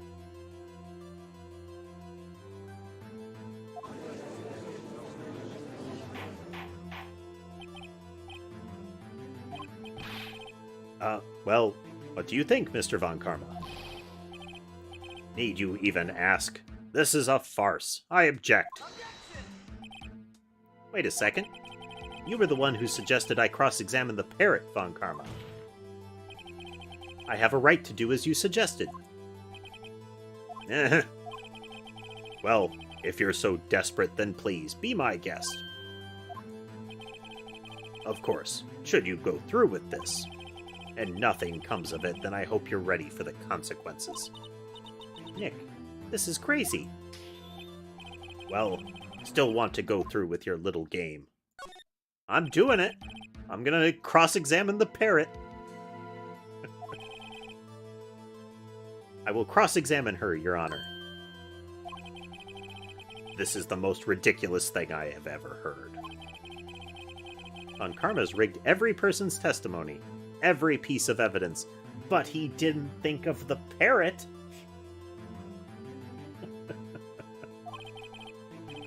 Except the parrot. She's my last chance.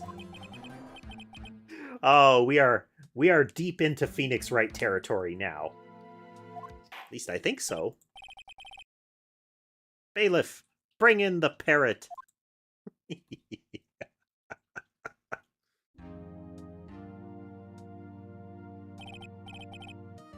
That's quite a bird.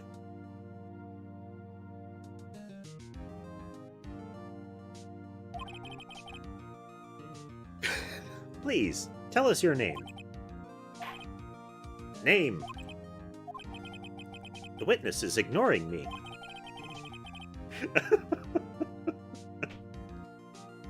It must hurt to be ignored by a bird. Very well. Witness, who is your owner? Please, testify for us.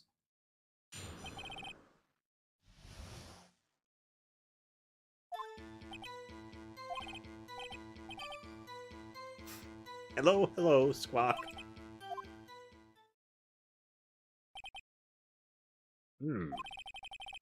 Certainly the most concise testimony we've had so far. Very well. Begin your cross-examination.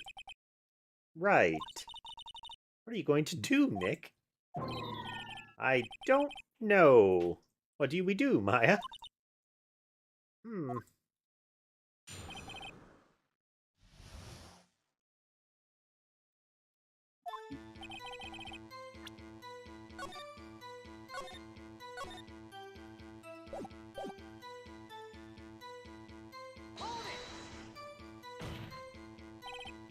Witness, you can't just say hello and expect us to get anywhere.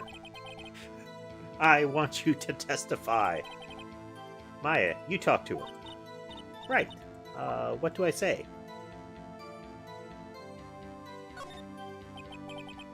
As I recall, 2 days ago...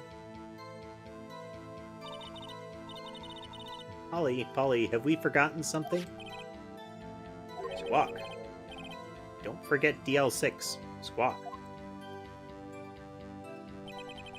If I can get Polly to say that here, that will prove that the caretaker had something to do with DL6. Polly? Have we forgotten something? Pause.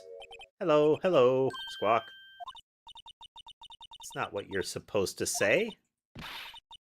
Forgot. Something we forgot. Hello, hello. Uh-oh.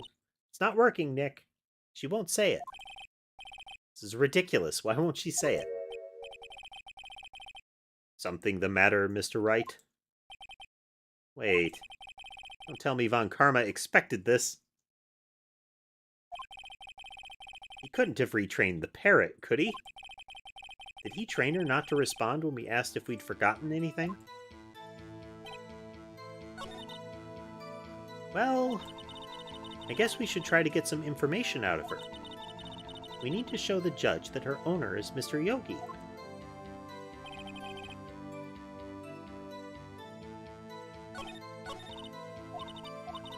Ooh, wrong button.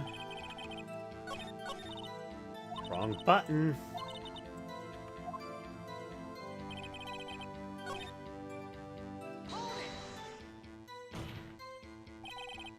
Witness, you're here to speak. You must speak to me. Speak to me, parrot. Frankly, I can't believe you're speaking to the parrot. Well, I guess we should try to get some information out of her. We need to show the judge. Yep.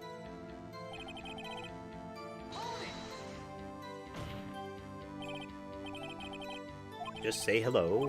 We need to testify. That seems to be the implication, is that the parrot was retrained since we spoke to it.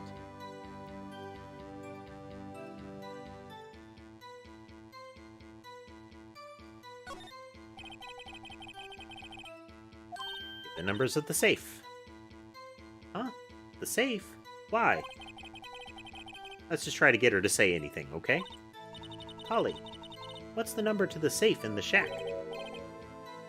1228. Wonder. Check. 1228. That's why it's 1228.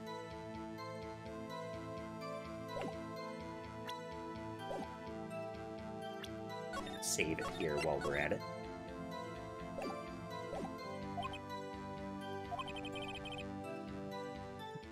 My, what a reckless parrot. Well, Mr. Wright, you aren't claiming that this number has something to do with the caretaker. Actually, it does. That's why I had her say it. I knew it all along. Look how smug I am. This is my I knew it all along face. Ah, ridiculous. How can the number to a safe tell us who the caretaker is? Snap. Show us your proof. What could possibly link this number to the caretaker's true identity?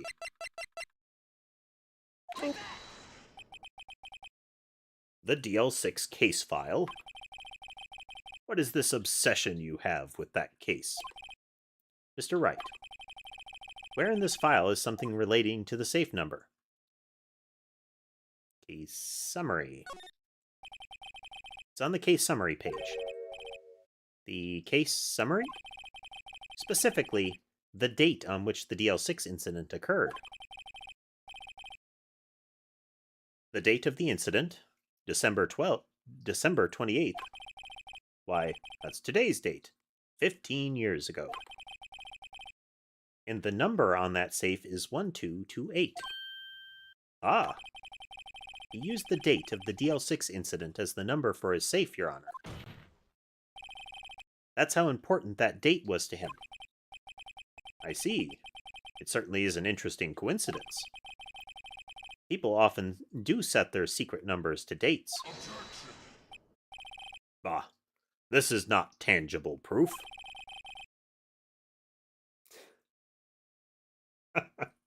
I set my ATM's card number to 0001 because I'm number 1. just as that my social security number as this confirms that I am perfect. This has nothing to do with a date. Nothing. Indeed. Alone, it is a little weak for evidence in a murder trial. We would need some other corroborating evidence. Where am I going to find that? Nick, we're getting closer. One more. If we can get one more piece of evidence. Right, but what?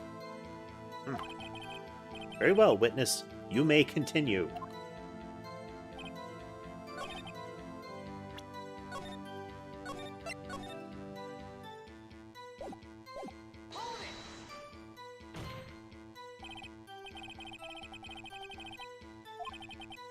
I want you to testify. Maya, talk to the parrot.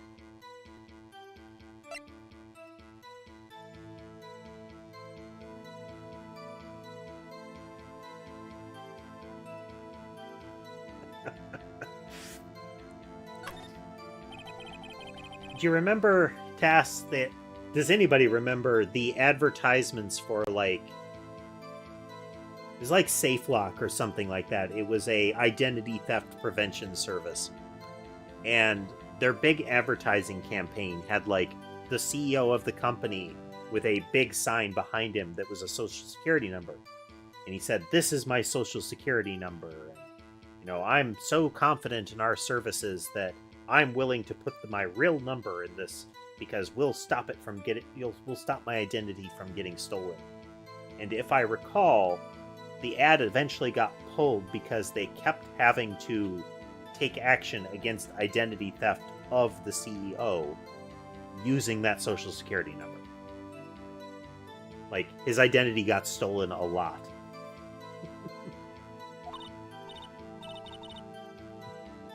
Polly, what's your name? Polly. Mr. Wright, I think we've established that this parrot is named Polly. Does it have anything to do with her owner's identity? Does it?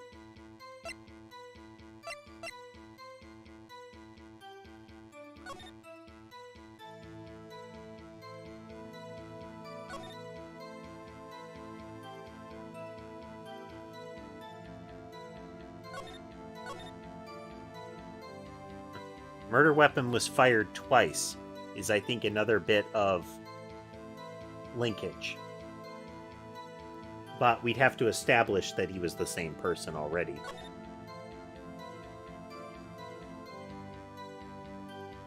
Oh, Polly Jenkins committed suicide.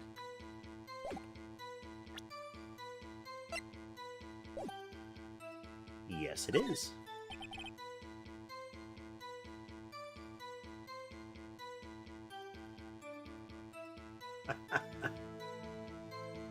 Oh.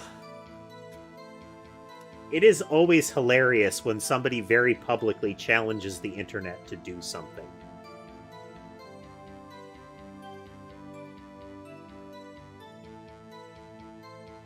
Yes, it does. Huh? Ah, fascinating. You claim that the parrot's name will prove her owner's identity? Then show us this proof.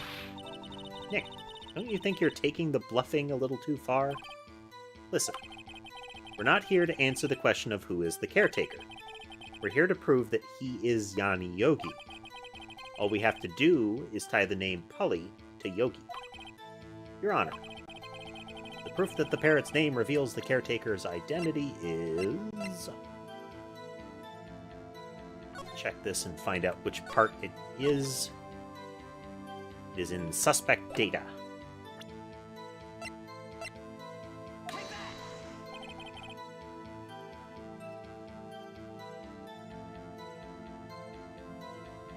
Exactly, Directrix. If you want the internet to prove that something is possible, you have to get out there and tell them that not only is it impossible, that they can't possibly prove that it's possible.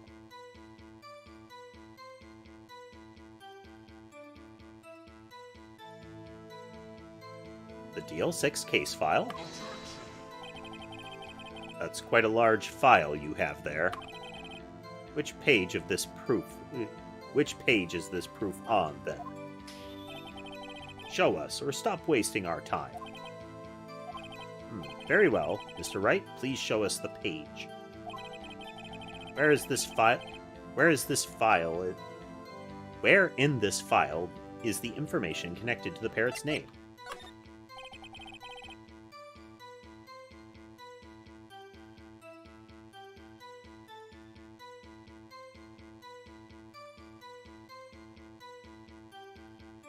It's on the suspect data page.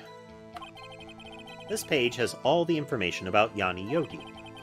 Right after he was arrested, his fiancée committed suicide. See? Indeed, it does say that, yes. What was his fiancée's name? It is fun that often when he's presenting evidence to the judge, he presents it in a way that is like, and what does the next line on the paper say, Judge? Can you read the next line on the paper? Can you read the next line, Judge?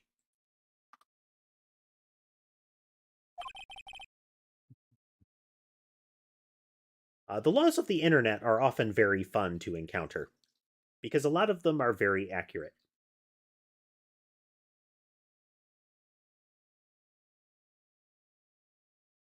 And not just the laws of the internet, but kind of the truisms that have come to be during the internet age. Stuff like the Streisand effect, you know? Exactly, Your Honor. He wanted to remember the name of his fiancée who had committed suicide. That's why he named his parrot after her. I see. I guess that is possible. Ah, a mere coincidence, that's all. My granddaughter has a dog she calls Phoenix. Well, Mr. Phoenix Wright, does this make you my granddaughter's fiancé? She's only 7 years old. Gavel, that's enough. I think we've reached a conclusion here. This is a mere coincidence, that's all. True, that is a possibility. However, 2 coincidences at the same time seem more like a pattern to me. What are you saying? The parrot has a good point, Mr. Prosecutor. What do you have to say about it?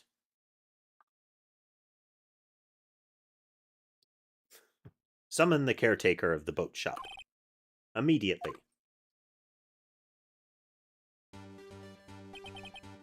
Witness. Tell us your name. Wait. This witness, he doesn't remember. No, it's okay. Oh, look at him all standing up straight and coherent looking. I've accomplished what I wanted to do. I'm done.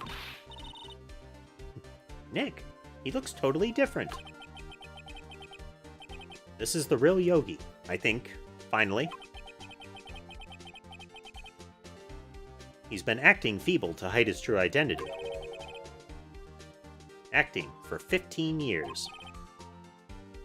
Well, let me ask you again. Please state your name for the court. My name is Yanni Yogi. 15 years ago, I served as a bailiff in this very court.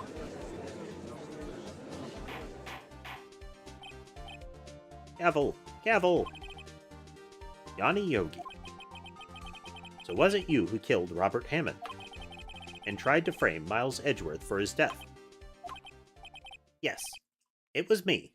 I did it. They put me on the witness stand 15 years ago. Robert Hammond, he said I was mentally unsound. He told me it would make me innocent, get me off the hook. So, I pretended to have brain damage. I was innocent, really, but he didn't believe me. We won the trial, but I lost everything. I lost my job, my fiancé, my social standing. Then, this year, 15 years later, a package arrived. It was a letter and a pistol. The plan was written out in careful detail. It was a plan for me to take my revenge on the people who ruined my life. I didn't care who had sent it. Thought this was my chance after 15 years. This was it.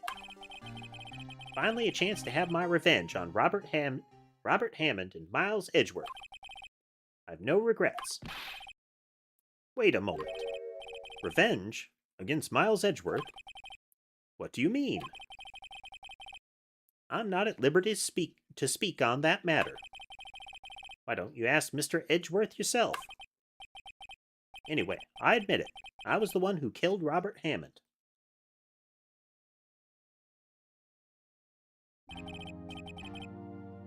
Von Karma, where is Mr. Yogi? Under arrest, Your Honor. I saw no room for error in his confession.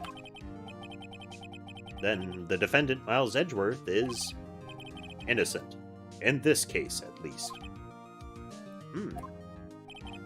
Very well. Will the defendant please take the stand?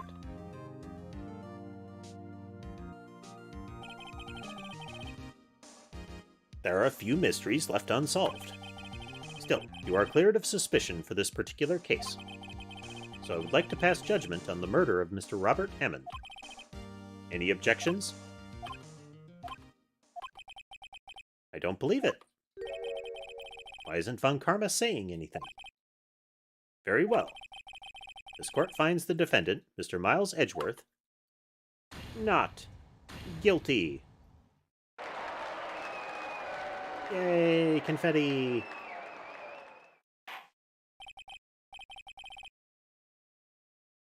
Oh, hey, Sammy sighting. All sprawled out on the heating pad. That is all. This court is adjourned.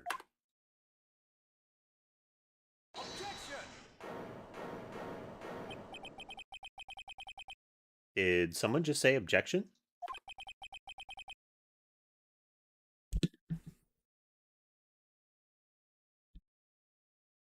Sammy is a bit more reclusive. She's, she's definitely like less than half Rorschach's bulk. And her fur texture is a lot softer. She is much more reclusive. She's pretty friendly when she actually decides to be, but very skittish, and she won't let me trim her claws whatsoever. The 2 times I tried, I had to bandage myself up to the elbows, essentially.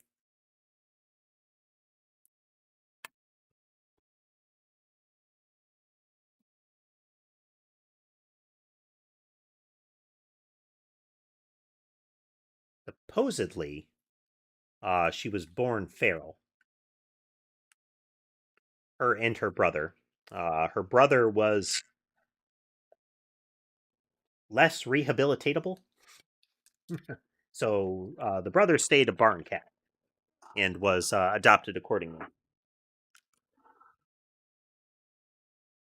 The local animal rescue around here will do that. They will, if a cat is not suited as a pet, but as a working cat, they will get it adopted out to farms and whatnot so that they can have them for pest control. Sammy apparently was more suited to a domestic cat, but she's friendly. She'll come out at night to like lay on top of me and get lots of pets. She'll occasionally come nearby or let me walk over and pet her while she's waiting her turn at the food. But you try to pick her up and she'll cut you. It wasn't Von Karma. Wait, but that means...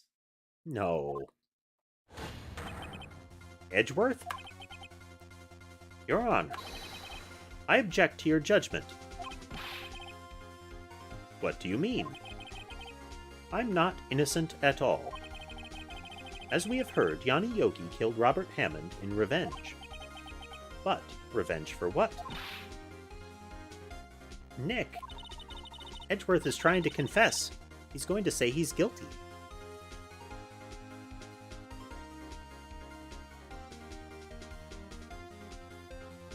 In general, this particular place has an application process, but as with a lot of them, there's kind of a limit to how much footwork they'll put into that kind of thing, which is a sad case. I read an article today on a elderly Chihuahua that was adopted by a couple, but very shortly after they returned it to the shelter because the dog kept trying to get up there and sleep on the bed with them.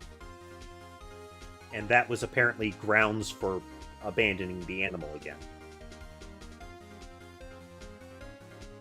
And then there are things like, there are some shelters that have rules about more extensive background checks. If it's things like a black cat around Halloween. because they'll get some really creepy folks trying to get black cats during that time. Pretty much hungry. The shelter essentially kicked off a social media campaign to try to get somebody to adopt the dog as a result of that. And I've heard that, I've seen articles about that kind of thing working, where a particular sad case like that gets taken up.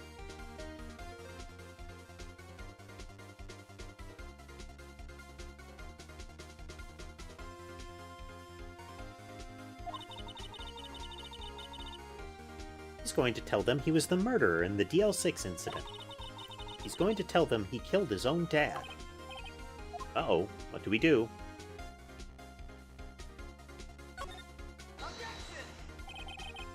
The judgment has already been passed. I object to Edgeworth's outburst. Okay, this is going to be, Karma will throw Larry back in our face at this.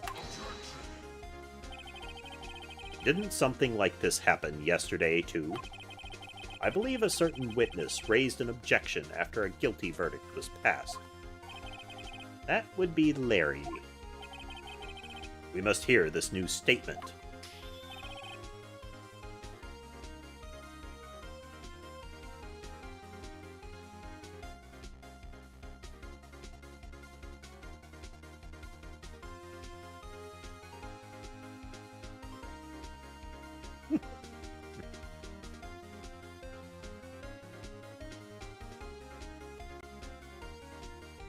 Yeah, it's kind of a shame with animal adoption that you get a lot of people that come in with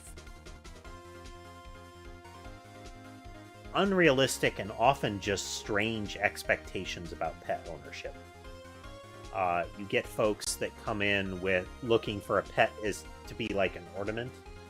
A lot of the toy dogs and similar. And their expectation is that it's going to be an ornament, a thing that they can have out when they want to, to look like they have a pet, to look at this cute pet that I have. But all of the other things about the pet they don't want to deal with, which is really unfortunate. And that's setting aside the behavioral stuff. I mean, I've mentioned a lot of times that Sky is a menace. Just absolute menace when he doesn't get the attention that he wants. All of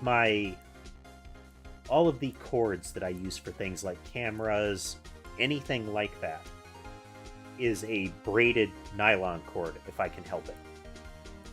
Because if he gets ignored, he'll chew plastic cords. If it's a plastic cord and I can't replace it accordingly, that cord gets concealed. Like there is a plastic mat that is over the back of the desk. Let's see if I can show you. You can't really see it, but let me see if maybe in here. Not quite. But I have a plastic mat across the back of the desk, and that serves two purposes. Is occasionally the cats will track food and litter crumbs and whatnot up onto the back of it, and it's easier to clean that off than letting it get right up next to the keyboard and But more importantly, it lets me conceal the keyboard and the mouse cord from Sky. Because if he's getting ignored and say I'm using the mouse, he will do one of two things. He will grab the mouse cord and haul on it, or he will grab the mouse itself and start pressing buttons. If he's being ignored, he might do something like get up on a shelf and chirp until somebody has the misfortune of looking over at him. And as soon as you look at him, he will meet your eyes and throw something off the shelf. And then he will chirp at you. It's that, hey, hey, hey, toss. See? It's very cute. And he especially likes it if it makes a sound when it hits the ground. It actually seems to upset him if it doesn't. He tried to throw a controller off of a like a small end table kind of thing, but it landed on something very shortly after it did, and it was a soft thing. think it was like a cardboard box that was next to it, and it sort of stopped and slid down gracefully. And he started, like, wailing on that controller, trying to get it to fall down. Like, it offended him that it didn't crash to the ground. And that you know that there are going to be people that get a cat like that, and they're like, oh man, I can't deal with this. He keeps breaking my stuff. He keeps knocking things off shelves, and it's... Pay attention to him. It's... Sometimes I have to, like, set him down and convince him, like, I can't, like, give you all the attention you want. But other times it's just, I get up there and I just pet him like crazy until he's like, okay, enough attention, leave me alone.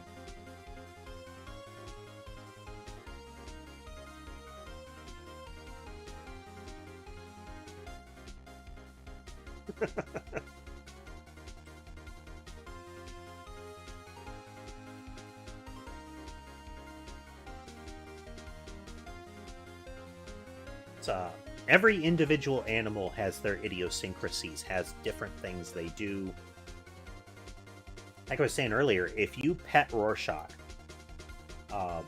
like you really lean into the petting and he is like on a table or a shelf next to you, and you try to walk away, like you stop and try to walk away, there's a good chance he will swing at you. Like horizontal full claw swing, sometimes claws out. He will take a swat at you and, like, it's not quite a chirp, but it's, and it's not a hiss, but it's like a, hey, kind of vocalization.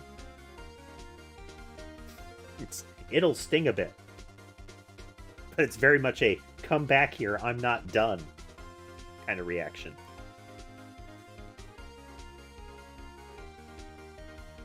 If Ember wants attention, she will come running. She will climb up on my chest, and I have to devote both hands to, like, cradling her and stroking her back, or she will get upset and she'll run off. I mentioned earlier today, if I'm petting Weasley, he will put his whole back, his whole weight, into leaning into it. It is physically tiring. And if you ignore that, he will do things like almost slam his whole head down into the mouse and roll around because your hand is there.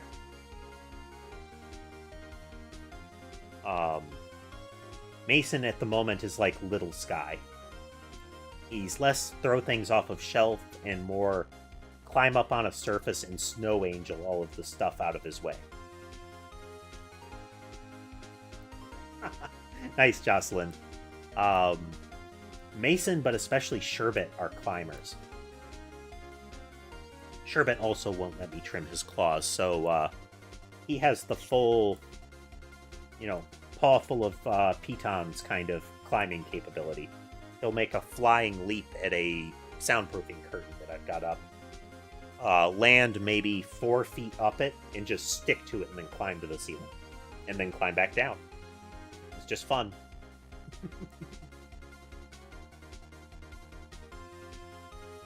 But all of those things, people will be like, oh, it's scratching up the curtains, it kicks litter out of the box, and I have to sweep it up, I have to clean the litter box.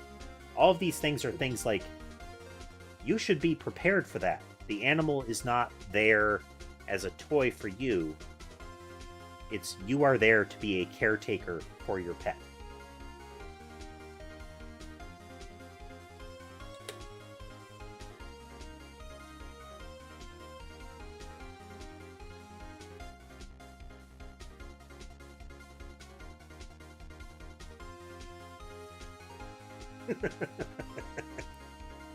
Nice, Hungry. My sibling had a cat. In fact, their current cat has the same behavior. And that's that you get 3 meows. There is nothing to differentiate a threat meow from a this is nice, keep doing it meow. Nothing at all. But if you get 3 threat meows, you're going to get sliced. So it's determining, was that a threat meow? Or was this a that's nice meow? Because you gotta think quick if you've gotten 2 meows in a row.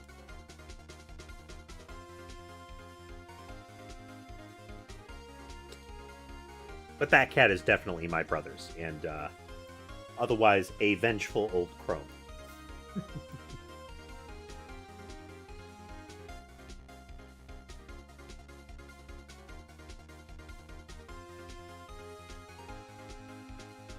Sherbet has definitely been a sweetheart lately.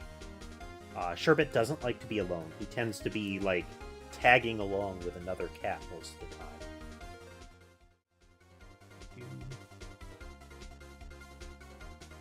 I think that's Sherbet in a ball on the bed there.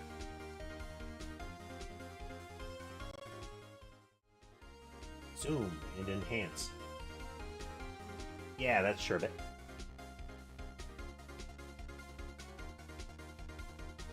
Outside of napping, but even when napping, like, Sky will sit on that pillow and Sherbet will try to come sit with him. And while he'll rarely come and sit on my lap for petting, say like Weasley likes to get right up and snuggle with me in the morning and right in the evening.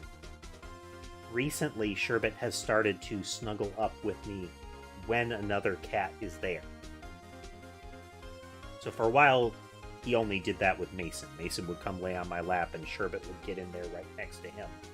So he could be with a cat that he feels safe with and get pet by him. And he started to do that with Weasley too.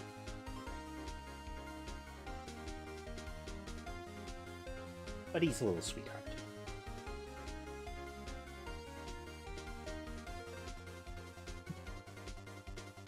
But this has been your cat interlude.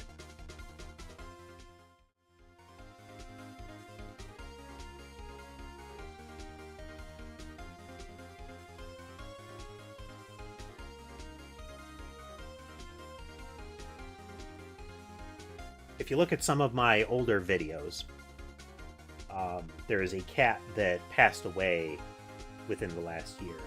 That is Tom. He was a big old gray and black striped Maine Coon. Big old boy. And he was a big sweetheart too. He liked to get pets. He was very sociable. So if you look at some of the older shorts, you'll definitely see him amongst them, just like I always put for all the others. But he and his brother were sweethearts.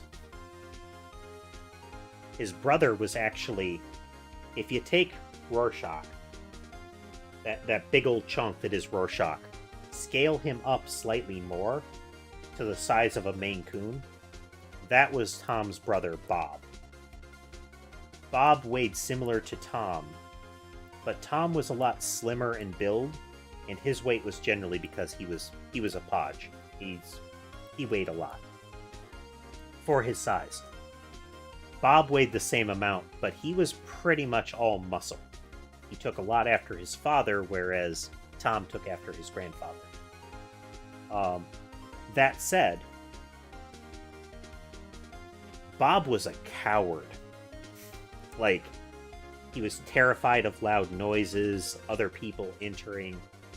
Like, if he wanted to, he could have been a menace, but he was a real big coward. He was also a food thief. If you turned your back on him and there was like a pizza on a counter or something, he would run up, grab a slice of pizza by the crust, and book it.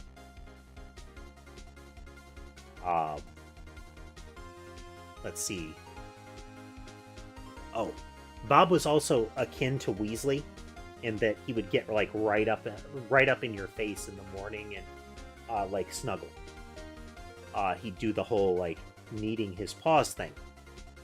But whereas a lot of other cats, when they're kneading their paws, like their paws are right next to each other, it's the kind of milking motion.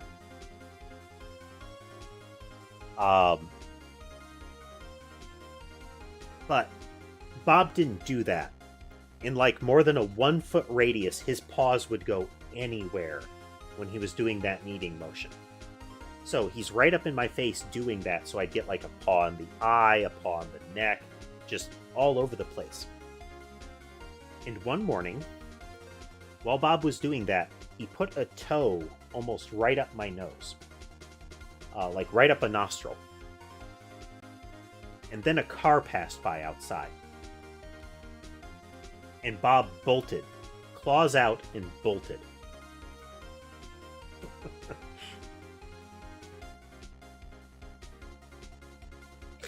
Happily, the wound wasn't too deep, and it didn't need stitches.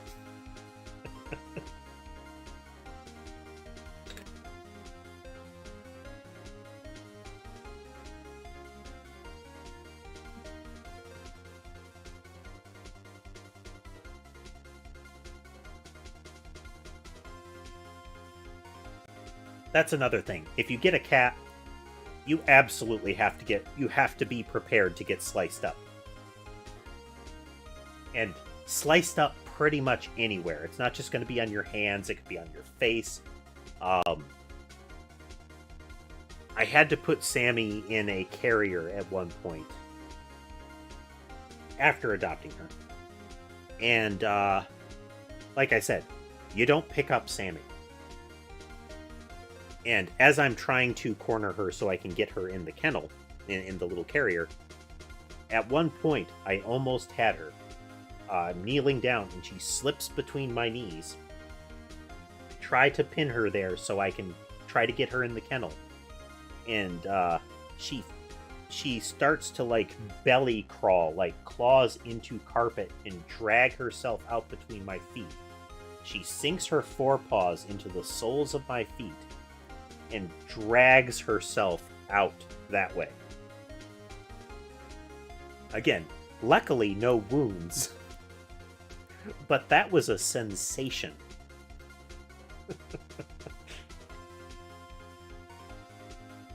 Again, her claws don't get clipped.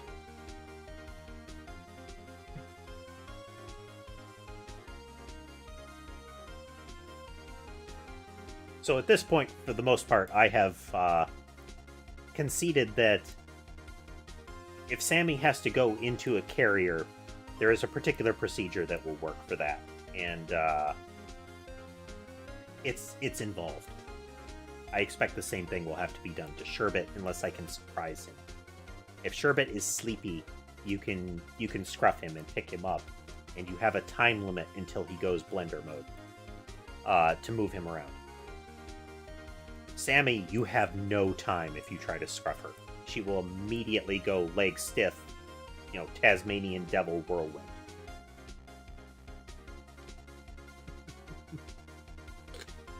But yes, the cat lore. Like I said, Jocelyn, the first time I tried to trim her claws, I pretty much had bandages on every finger and bite marks on like the meat of my hand as well as on like the joint on my knuckles, like the interior joints of my knuckles, like teeth, like punctures. I had small like medical strips on all of those, and then I had to like ace bandage my arms down to my elbows. I was told it looked funny.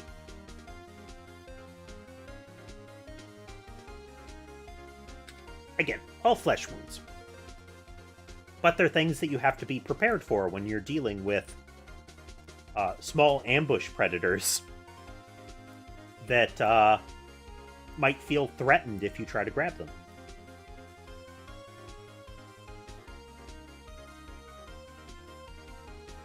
It's like getting a snake with fangs large enough to puncture, like to fully puncture the skin and expecting I will never get bit. Even if they're not venomous, you have to be prepared to get chomped a little. Because it might get startled. Same with a dog. Pretty much any pet. We were talking about, the parrot that is in this right now is like I think it's a cockatoo. are the ones with the sort of crest that it's showing, merged with a scarlet macaw. A scarlet macaw's like claws are big, and it has a strong grip, and its beak is very big and has an extra strong grip.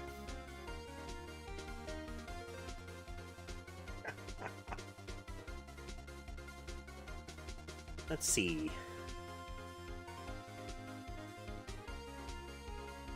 Any of mine...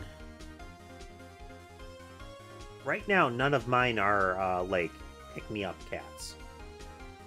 They'll tolerate it for a little bit. Weasley, like... Rorschach is the most tolerant of being picked up, but pretty much all of the others are, like, put me down immediately kind of cats. But amusingly, Tom was like how you're describing Demon, Hungry Pan. Tom, the gigantic Maine Coon, liked to be picked up and pet. Bob was similar.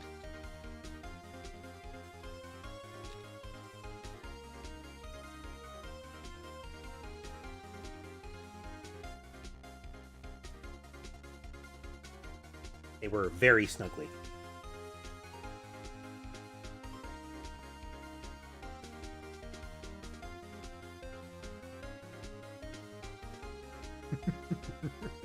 Again, this has been your cat lore sequence. Alright, let's see how much further we get tonight. Still having fun, let's keep going. We must hear from Miles Edgeworth. He's right. We have a duty to hear Mr. Edgeworth out.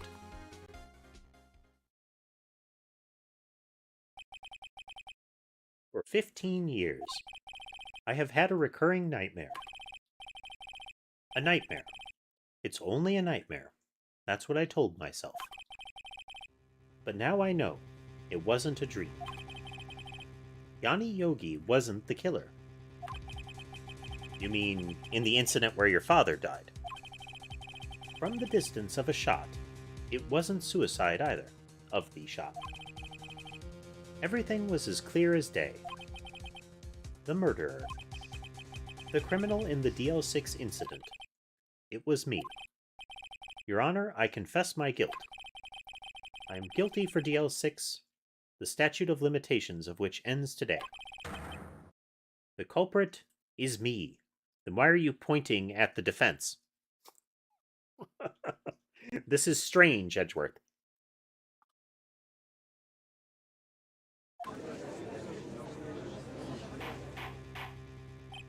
Perhaps he's accusing Phoenix, like, you, listen to me. Gavel, gavel. This is certainly unexpected. The defendant, declared innocent, is confessing to a different crime. A crime for which the statute of limitations runs out today. I'm not really sure how I should deal with this. Ah, it's obvious. We hold a trial, right here, right now. We try this man for his crime of 15 years ago. When he was clearly a minor, and the death was accidental. I think I would like to take a 5-minute recess.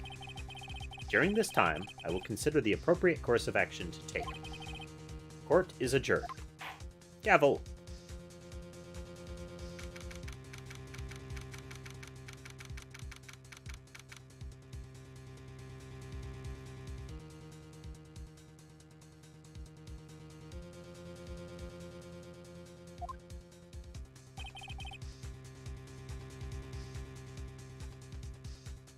I'm sorry, Wright. I've just wasted all of your effort.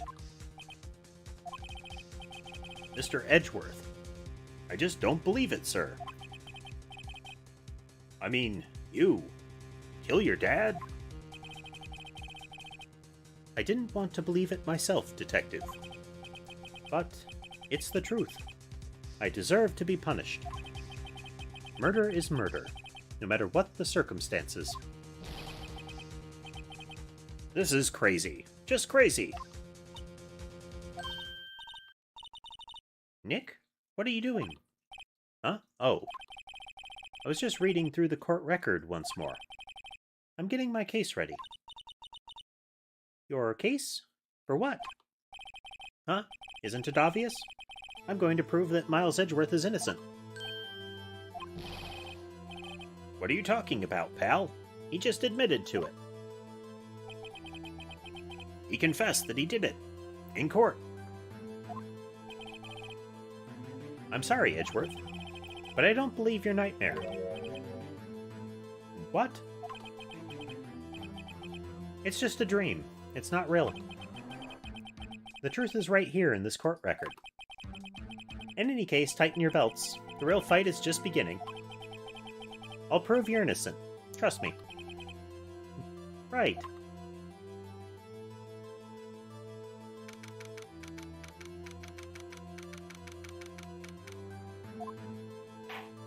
Gavel. Now then, I would like to resume our trial. Judge, Miles Edgeworth has admitted his own guilt. He has confessed his crime. Let us begin by hearing his testimony. Then, though pointless, let the defense do their cross-examining. The statute of limitations on the DL6 incident runs out today. Though it's unconventional for me, I'd like to run this one by the book. I see. Does the defense have... Von Karma sounds like he's making a big concession to say,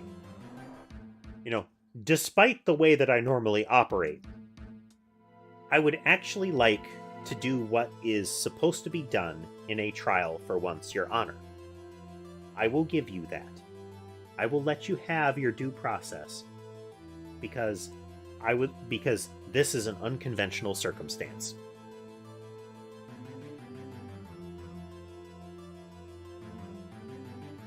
Does the defense have any objections? No, Your Honor. Von Karma, you knew this was going to happen from the very beginning, didn't you? Very well. Gavel. Will Miles Edgeworth take the stand?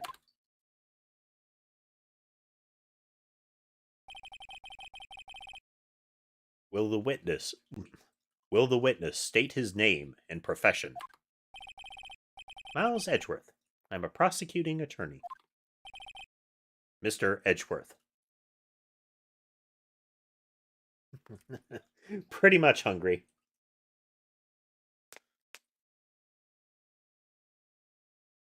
Don't worry, Your Honor. This particular confession is very important to me.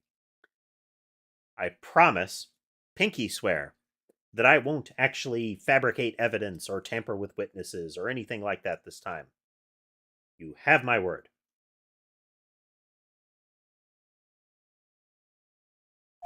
Mr. Edgeworth, 15 years ago you mistakenly killed your father, Gregory Edgeworth.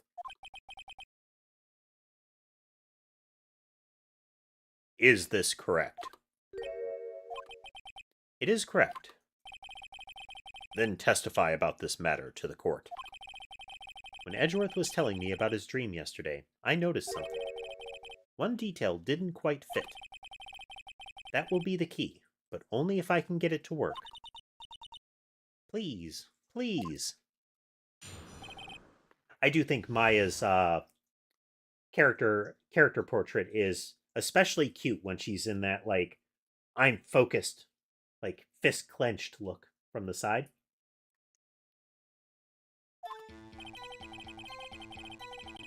That day I had gone to the courtroom to observe one of my father's trials. As we went to leave, an earthquake struck, trapping us in the elevator. My father and Mr. Yogi lost their composure and began to argue. Just then, something heavy fell at my feet. I picked it up and threw it at Mr. Yogi. I wanted them to stop fighting. A moment later, there was a single gunshot, then a scream. It was a terrible scream. I remember it to this day. That's all.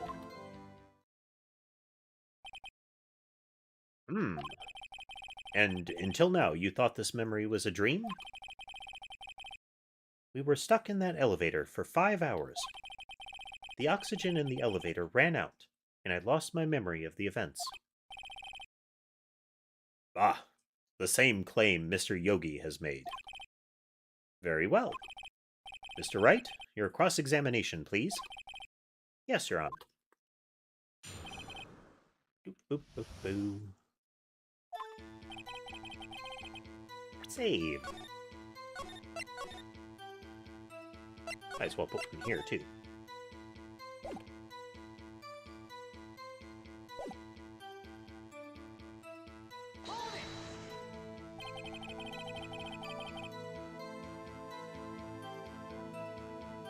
We've really got the sort of penitent sinner kind of scenario where they're determined to be punished for a perceived sin.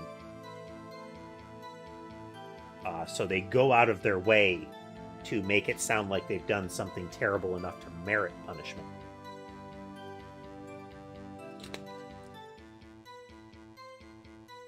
What was the trial your father was involved in on that day? I don't remember things very clearly. Only 2 things. I know my father lost, and that Mr. Von Karma was the prosecuting attorney. Gavel. Mr. Von Karma, you were handling that case? It was 15 years ago. I don't remember the details. That was when Edgeworth pointed out the problem in Von Karma's evidence. Earthquake struck. So there were 3 people, including yourself, trapped in that elevator. Yes. Myself, my father, and Yanni Yogi. We were fine at first, but then as time passed, and no one came to help, composure and began to argue. What did you do then? I was 9 years old. I was a 9-year-old boy at the time. What could I do? I was scared, trembling in the corner. But then, something heavy fell at my feet. What was it? A pistol. I assume it was the bailiff, Yanni Yogi's. The safety must have come off when it fell from his holster. And you picked it up. What happened next? Up and threw it? Did you know it was a pistol when you threw it? I think I knew. I knew it was dangerous. But the air was getting so thick, I panicked. So you're saying that you threw the pistol at Mr. Yogi? I was in a daze. Single gunshot. The gun fired once? Yes. I think, after I threw it, I lost consciousness. Since then, they've echoed in my head every day. That gunshot and that horrible scream. The scream.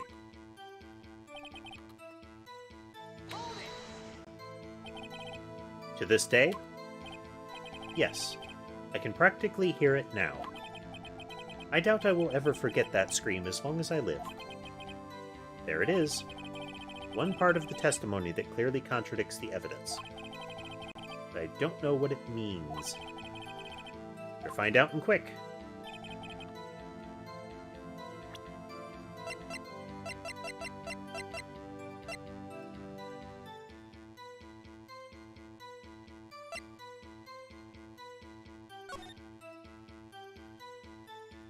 Air and oxygen was depleted at the time of the incident. No clues.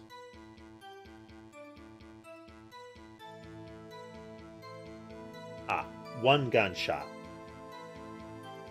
Murder weapon was fired twice. Save.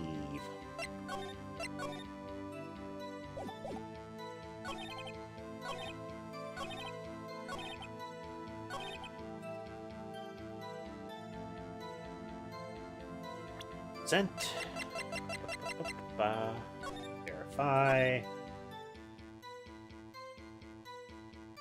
Is victim data. Getting a huge amount of mileage out of the DL6 case files. Are you sure you only heard one gunshot? Yes, I'm sure of that. That is true, Directrix. A lot of this case has been about how many gunshots there were.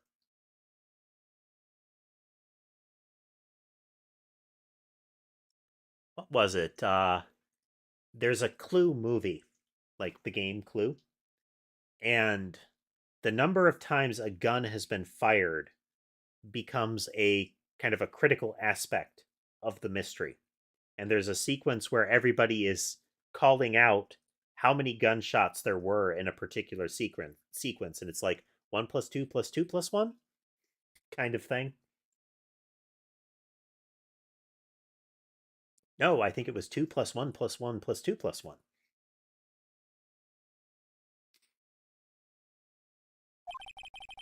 I heard the shot and the scream.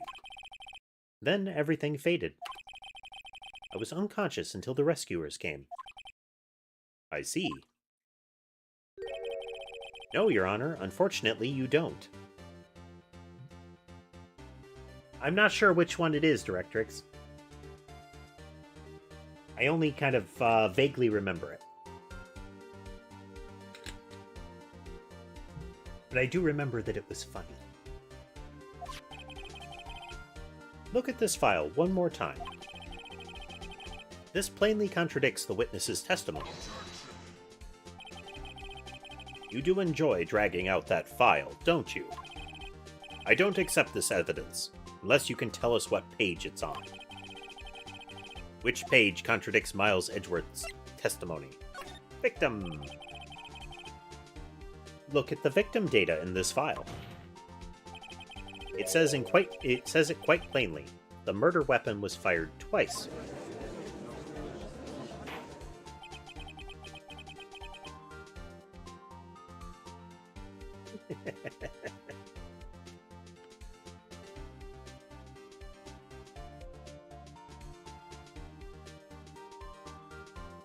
I do recall another aspect where the ending is actually played back multiple times as a "but what if,"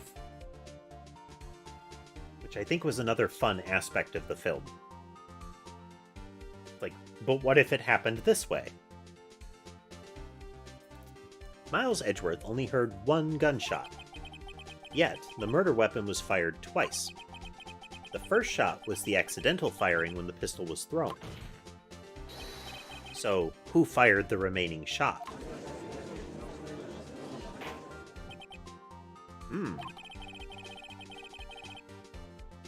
Was there perhaps another shooter who fired that second shot?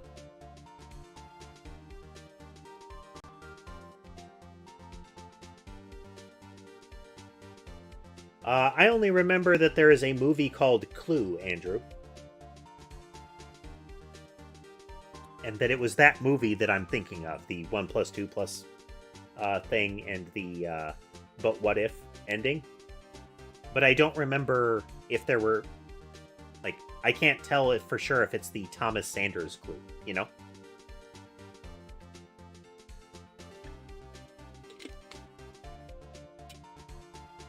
Nice.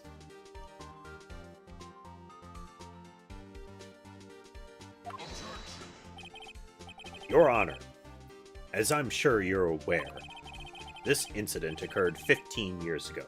The evidence is dated. The pistol did fire twice. However, we do not know when that second shot was fired. It might have been fired the day before the incident. There is no proof the second shot had anything to do with this incident. Oh, but the picture has a hole in the elevator as a bullet hole in the door.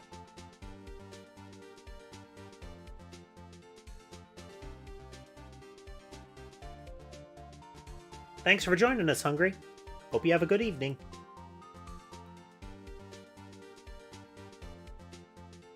Interesting. I kind of feel like looking it up now. The Clue movie, I mean.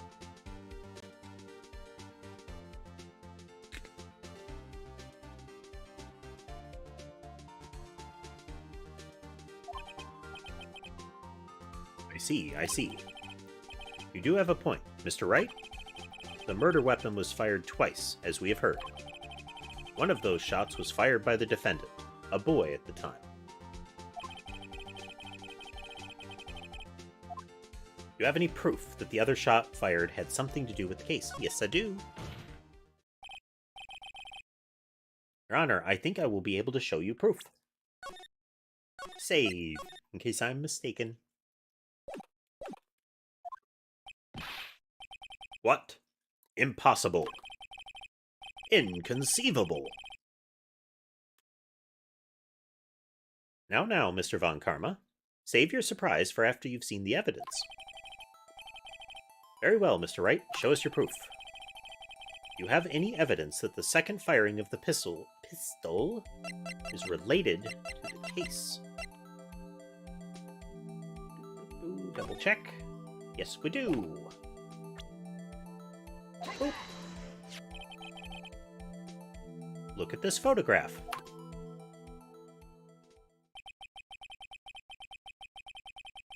This is a photograph of the scene of the crime 15 years ago. I can see that the victim lying there is Gregory Edgeworth. This proves the murder weapon was fired twice at the time of the incident. This photo proves it. Smug. So, let me get this straight. This photo proves 2 shots were fired? Where? Your Honor, please. Please get a clue.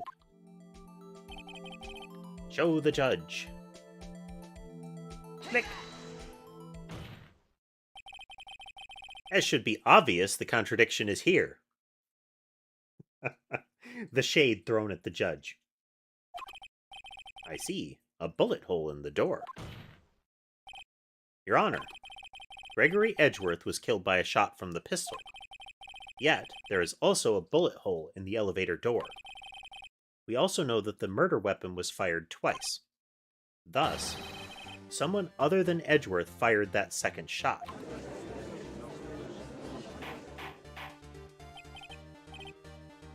Your order. Mr. Wright, what are you driving at? It's simple, Your Honor. At the time of the incident, 2 shots were fired. One went into Gregory Edgeworth's heart. The other hit the elevator door. Remember that the defendant lost consciousness after the shot he fired rang out. In conclusion, we must agree that the second shot was fired by someone else. Mr. Wright, but who could that someone else be? The murderer, of course.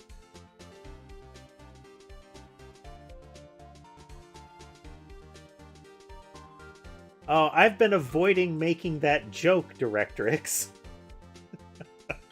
But there is a very easy Nickelback joke that has come up like twice.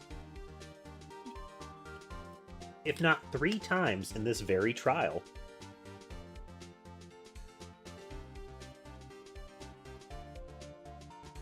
But you made it first, so we can reference it.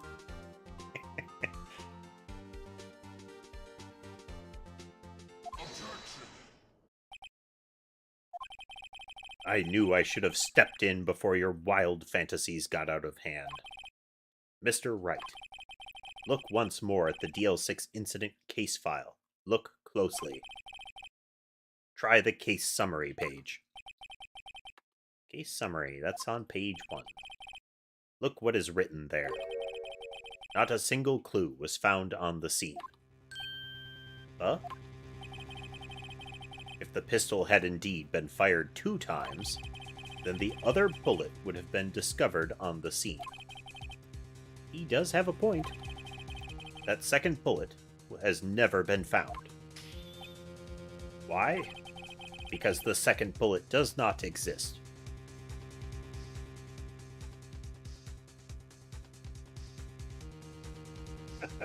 Exactly, Directrix.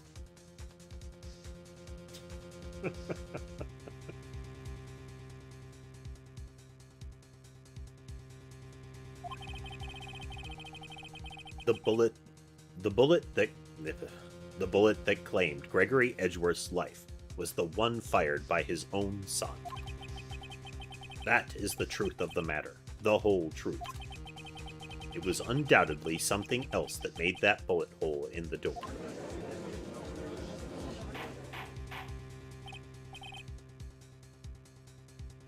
I will have order. Mr. Wright has proven one thing to us quite clearly, that the murder weapon was fired twice at the time of the incident. However, as Mr. Von Karma says, the second bullet fired was not found. It is highly unlikely that the police merely overlooked the second bullet. Okay. So this is yet another time that in the presence of a prosecutor that has been repeatedly accused of destroying or covering up evidence, and likely in the presence of the amazing investigator that is Detective Gumshoe, the judge is like, well, surely nothing has been overlooked. That's just not possible.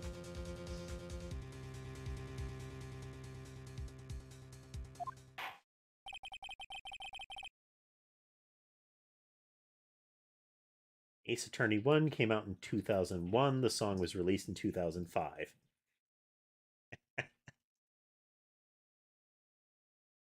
Yes, but now, in retrospective directrix, we're able to make that joke. Thus is the wonders of technological advancement. By porting this game forward, we can now say that the Ace Attorney Trilogy was actually released in 2014, giving us a 9-year window to claim that it is a joke.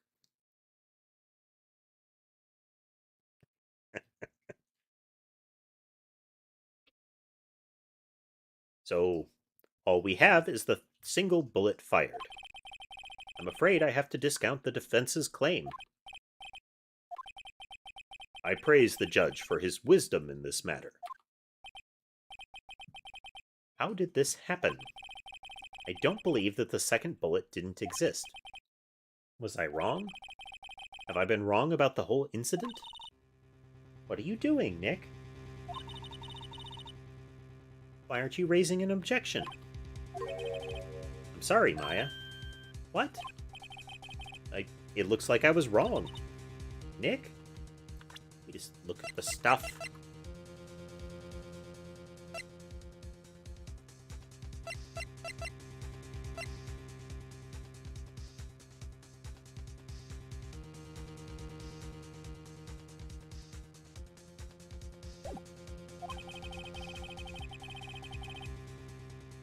The second bullet wasn't there, then all my conjectures are for nothing. No. But you said you'd do it, Nick. You said you'd get Edgeworth declared innocent. I'm sorry. It's just, when I saw that photograph, I thought that 2 shots had been fired.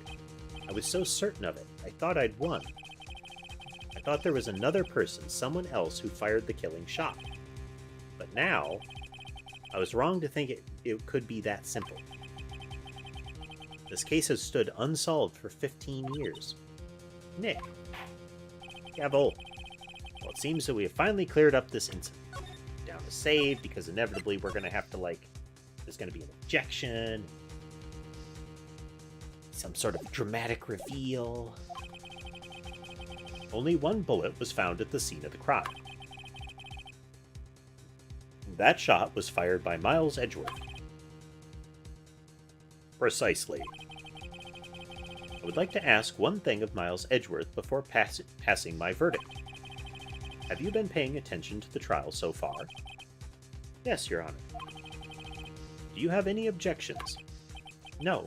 No, I do not. So, you killed your father, though that was not your intention. Yes, I did. Oh no. He's accepted the guilt.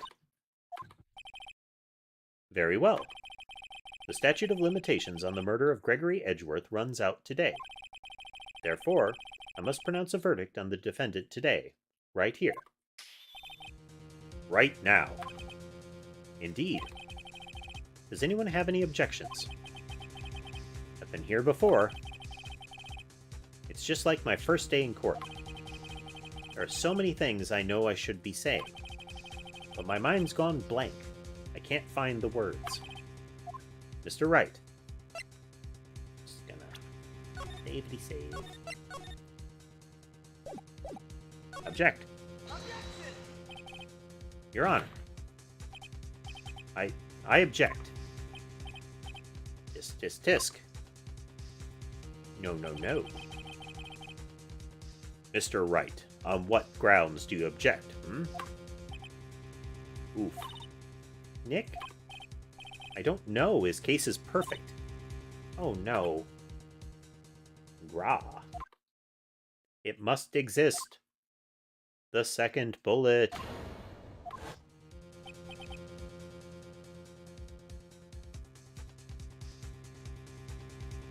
What? What did you just say? Nothing. Second bullet must exist. But where? Someone took it.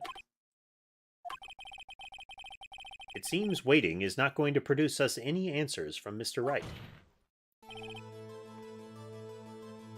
Thanks for joining us, Jocelyn. Hope you have a good night, too.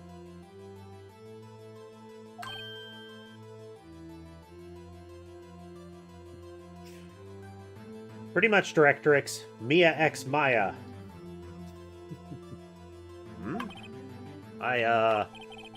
The second bullet. It existed. What? Well, we've just heard proof that it did not exist. I realize that, Your Honor. Really grasping here. It's just, someone took it from the scene of the crime. That's what happened. But who? The murderer. The murderer? Then tell us, just who is this? Then tell us, just who is this murderer? Exactly, Directrix. The Mia from the Maya. I'm still thinking about that one. So the criminal took the second bullet. But why? Huh? First of all, how would they have found it? It's not easy to find a stray bullet, Mr. Wright. There was some pressing need for the murderer. Was there some pressing need for the murderer to search for that bullet?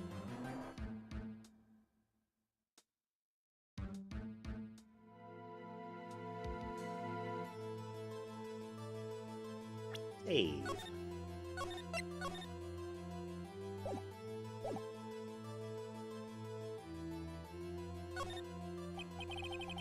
Of course there was a need. That's why they took it. What possible reason could they have had? Well, the reason the murderer took the bullet away from the scene with them is... the bullet would be proof. Maybe they thought the bullet would be used as proof? Proof? It was a special bullet, so they took it with them. If that was the case, then they should have taken the bullet from inside Gregory as well. Why would they only take one of the two shots fired? Oh, right.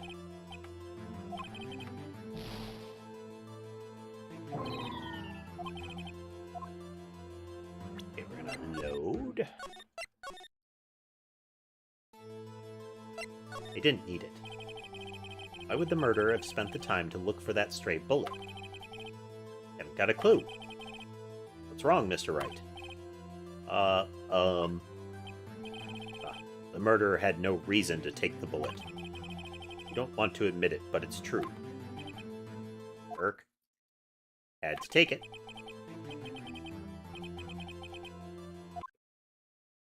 Thinking too normal. Think crazy. Don't think why the bullet was taken. Think why the bullet had to be taken. No idea what I'm doing. The murderer had no intention of taking the bullet from the scene, but the murderer had to take that bullet. Had to, Mr. Wright? What do you mean? Well, for instance... Since what? Maybe the bullet, hit the murderer? bullet hit the murderer. Just saying, for instance. I mean, if it hit you, you would have to take it with you, wouldn't you? Exactly, Directrix. The inevitable trope during the trial, you know, think outside the box, turn your thinking around. It's not like you could perform surgery right there, you know? Wait a second. I was just talking off the top of my head, but what if that's really what happened? Let me get this straight. So, at the time of the murderer themselves was shot, and they left with the second bullet still inside them, thus leaving only one bullet at the scene of the crime. Yes. I guess that's how it would work, yes.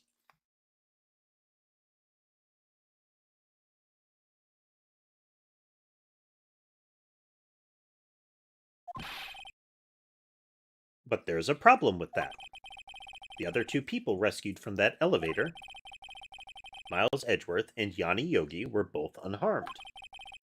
So that would mean the murderer came from outside. Yes.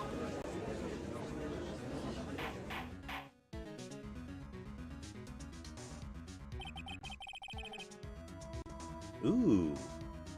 That is interesting. What if it wasn't anybody in there that did the shooting?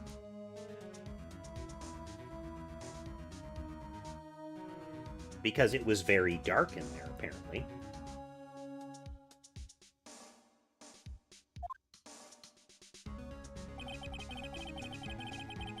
Boy picks up the pistol. Trying to stop them, the boy picks up the pistol at his feet and throws it. The pistol discharges, and the bullet goes through the elevator door and hits the murderer outside. The boy loses consciousness. Then the murderer opens the elevator door and sees the men inside.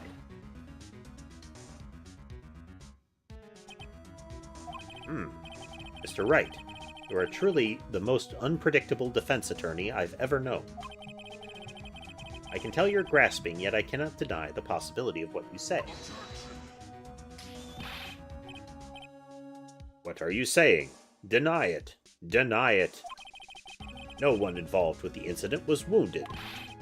There was no murderer. No one was wounded at the time of the incident. He's right. I can't think of anyone. Hey, Nick. Huh? I just thought of something really crazy. Crazy? Remember what Mr. Grossberg said yesterday?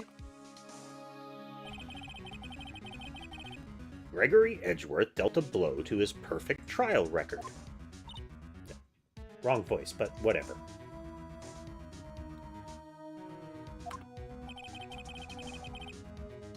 It must have come as quite a shock for Von Karma. He took a vacation for several months after that, you see. Yes, an unusual event for the man. That was the first and the last vacation he's taken in many years of prosecuting. What if Von Karma didn't take that vacation because of shock, but took it because he was injured? Which would mean... it could only mean one thing. He was the murderer in the DL6 incident. He was the man who shot Gregory Edgeworth. It was Von Karma. Oh, man. Something wrong, Mr. Wright? You seem dazed. No, Your Honor. Well, you have indicated the possibility that the murderer came from outside. Can you give us the name of your suspect? Uh-oh. Should I come out and say it now? Do. Wild accusation time. Go! Your Honor, there is a suspect. One lone suspect. Well, this is certainly interesting news. Very well, Mr. Wright. Who is your suspect? My hands are shaking. V what? Von Karma. Von Karma? Silence? You mean the Von Karma? The prosecutor? The one standing right over there? Ah! You don't object? I see no need. Why honor this ridiculous outburst with my objection? Because you took a vacation for several months starting the day after the incident. Yet you pride yourself on a perfect record. Why would you take such a long vacation without any reason? So you're claiming that I took a vacation to heal my injury from the incident. Fascinating. Prove it. I would have needed surgery, no? Where did I go under the knife at, Mr. Wright? Bring the doctor that operated on me. Have him testify. Oh. Is left arm. Bicep. Nick, let's find out who his doctor was. Who his doctor is. It's no use. Edgeworth? I know Von Karma, perhaps too well. He's perfect. He wouldn't leave clues. He probably didn't undergo surgery. That would leave a doctor as a witness. Nobody's that perfect. So what, Nick? Did Von Karma pull the bullet out by himself? That's insane. No, he couldn't have. You can't just pull bullets out of yourself. I mean, you don't want to just pull bullets out of yourself, but it's a physical possibility.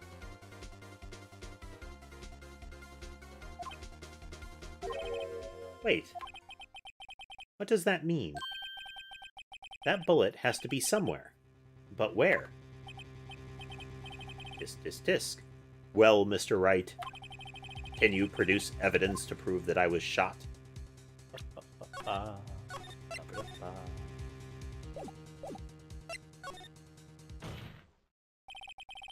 Alright, Von Karma, I'll prove it. And I'll even use evidence. I'll even use evidence. I know how you like it so much. What? The evidence that proves Von Karma is shot. It was shot is...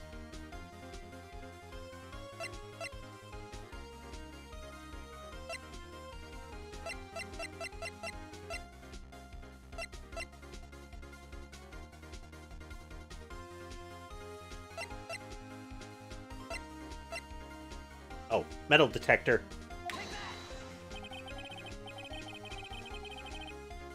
Von Karma is perfect. He wouldn't risk surgery leaving an evidence trail. So then I ask, where is that bullet now? I think it's unlikely that Von Karma performed surgery on himself. You don't mean... I do. There is the possibility the bullet is still inside Von Karma.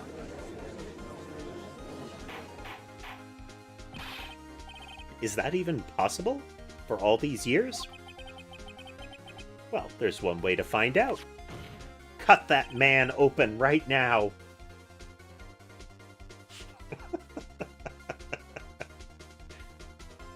We could use this metal detector. Well, Von Karma? I'm going to run this over you and see what we find.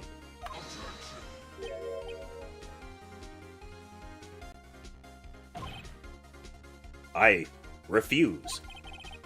You refuse. But refusing this means you acknowledge that the bullet is still inside you. No Fifth Amendment here. Though they have implied that Fifth Amendment style self-incrimination exists in this world. Self-incrimination rules. Your Honor, the defense requests that we be allowed to use the metal detector. Though this is one of those weird incidents that, the U.S. court system has had wonky results. Things like, you can't force someone to tell you their password, but if it has facial recognition, You might be allowed to wave the camera in their face kind of stuff. Judge, I call for a suspension of this trial. This is an invasion of privacy. The statute of limitations on this case runs out on this case today. It was you who said we had to end it right here, right now. Gavel. Enough. I permit the use of the metal detector. Mr. Von Karma, you will submit yourself to testing.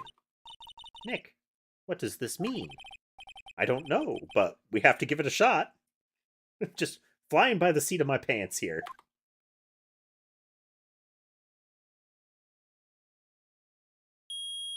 Beep, beep, beep. It reacted. Something's inside his right shoulder. I was kind of expecting the left one where he keeps, like, grabbing his arm.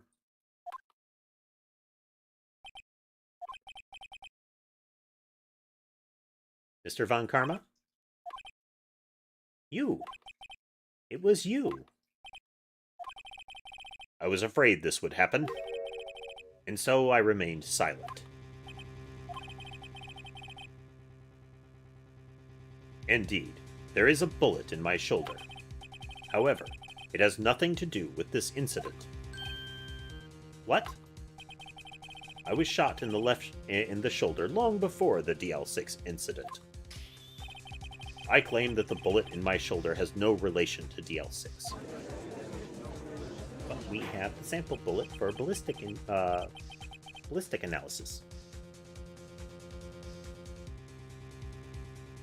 But, Mr. Von Karma, can you prove that?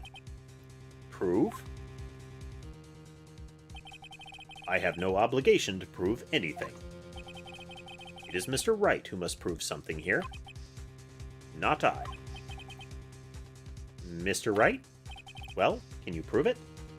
I think I can, but let's see if the game agrees with me. Can you prove that the bullet in Von Karma's shoulder was from DL6? Of course he can't. You don't have any of the DL6 in evidence. That's because you took it out of the records room yesterday and, electrocuted me. No. With no proof, you cannot convict me of any crime. So sorry, Mr. Wright. No, I'm the one who's sorry, Mr. Von Karma. What? You were close, 1 day away from freedom. But you see, I have proof. What? Who would have thought you would dig your own grave trying to convict Edgeworth? I can link that bullet in your shoulder to the DL6 incident. And here's my final proof. Boop. That's a bullet? Where did you get that? This is the bullet used in the DL6 incident. This was taken from the heart of the victim, Mr. Gregory Edgeworth. The bullet is preserved quite nicely, with all the ballistic markings intact. Ballistic markings. You may recall the term. It came up in the first trial 2 days ago. Ballistic markings are the fingerprints of a weapon. All bullets fired from a gun are marked with that weapon's unique pattern. By examining the markings, you can tell which weapon fired the bullet.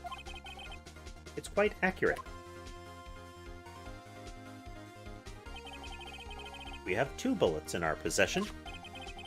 One, the bullet removed from Gregory Edgeworth's heart.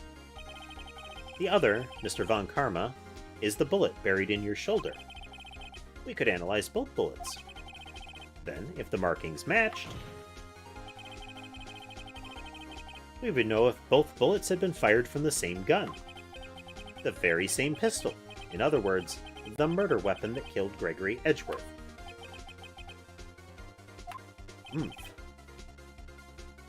Mr. Von Karma, you will let us remove the bullet from your shoulder. Bailiff, carve that man open.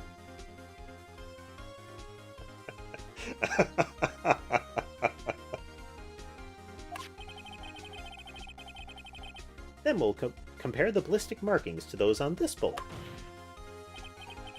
And solve this case once and for all. Well, Mr. Von Karma? Merg. Ah, okay. His angry, his angry or shocked animation has him grabbing his right shoulder. That scream. I've heard that scream before. Wait, I know. I can't breathe. Said, quiet, you're not making any of this easier. Stop breathing with air. I'll stop you. Stop breathing with air. Rah, throw pistol. Get away. Throw pistol. Get away from my father. Bang. Scream.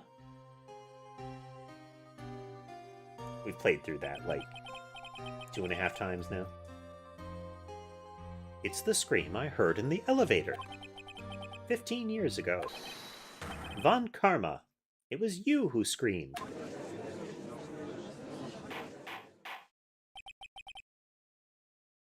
Mr. Von Karma?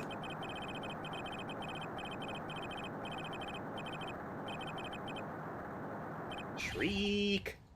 So it was you. Oh, dang. He's gonna cave in the observation box.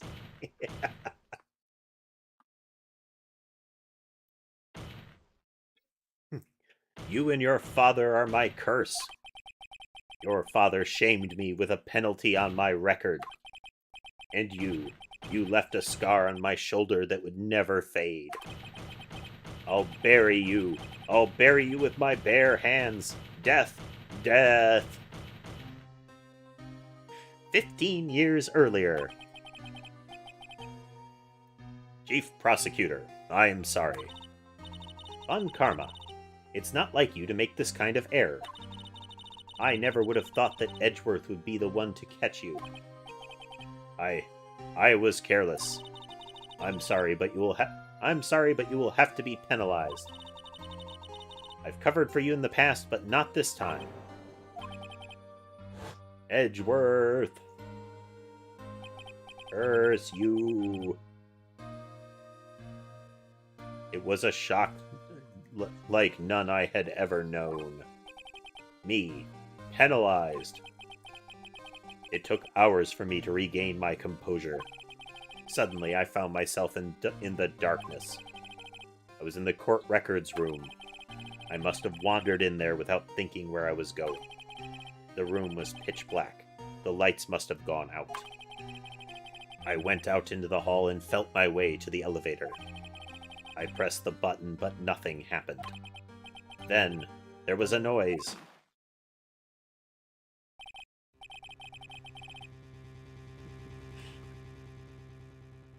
Curse you, Edgeworth, specifically Gregory Edgeworth, the father of Miles Edgeworth, not just any non-specific Edgeworth. I was in pain, a horrible burning pain in my shoulder. Then, the lights came back on. The elevator door opened before my eyes.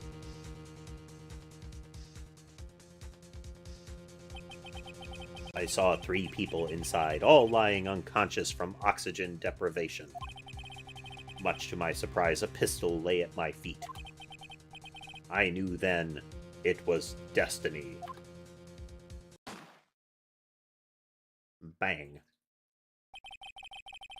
In his last moments, Gregory Edgeworth was still unconscious. He died, never knowing who had shot him. Later, he spoke through a medium, blaming Mr. Yogi. He was fooled. It was the perfect crime.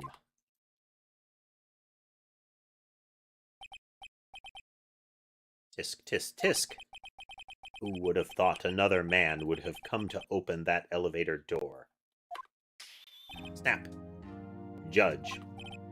What? What are you doing? Your job. Bring an end to this miserable charade. Now, end it. Very well. Gavel. Okie dokie. It appears we have come a very long way to the end of this maze. 15 years later. Mr. Miles Edgeworth? Yes, Your Honor. You were innocent. You are innocent. As you said, it was all a nightmare. Yes, Your Honor. Gavel. This court finds the defendant, Mr. Miles Edgeworth, not guilty. Again. Still.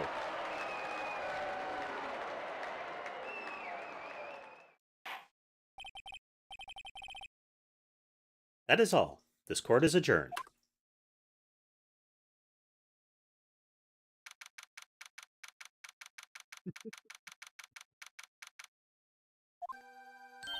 Hello, Weasley. Nick, we did it. Did you see his face? Von Karma looked even paler than usual. He's pretending to be all cool, but inside you crushed him, Nick. Crushed.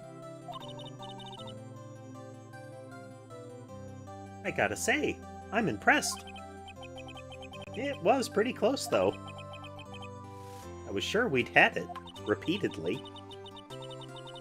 I know. I was on the verge of tears the whole time myself. But now it's all just a good memory.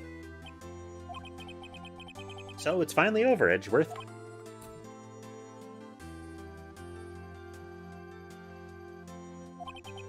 Right. Yeah? I'm not sure how to say this. I know. Try, thank you. I see. Thank you, right? You're welcome. I think you could have done better than that. Sorry.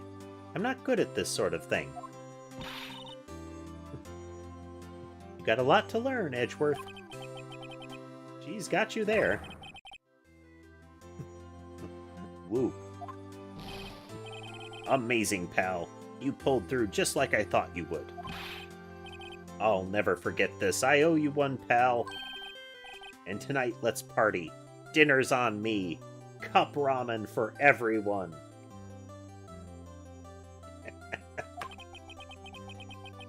Yeah, my salary went down a bit this month. But who cares?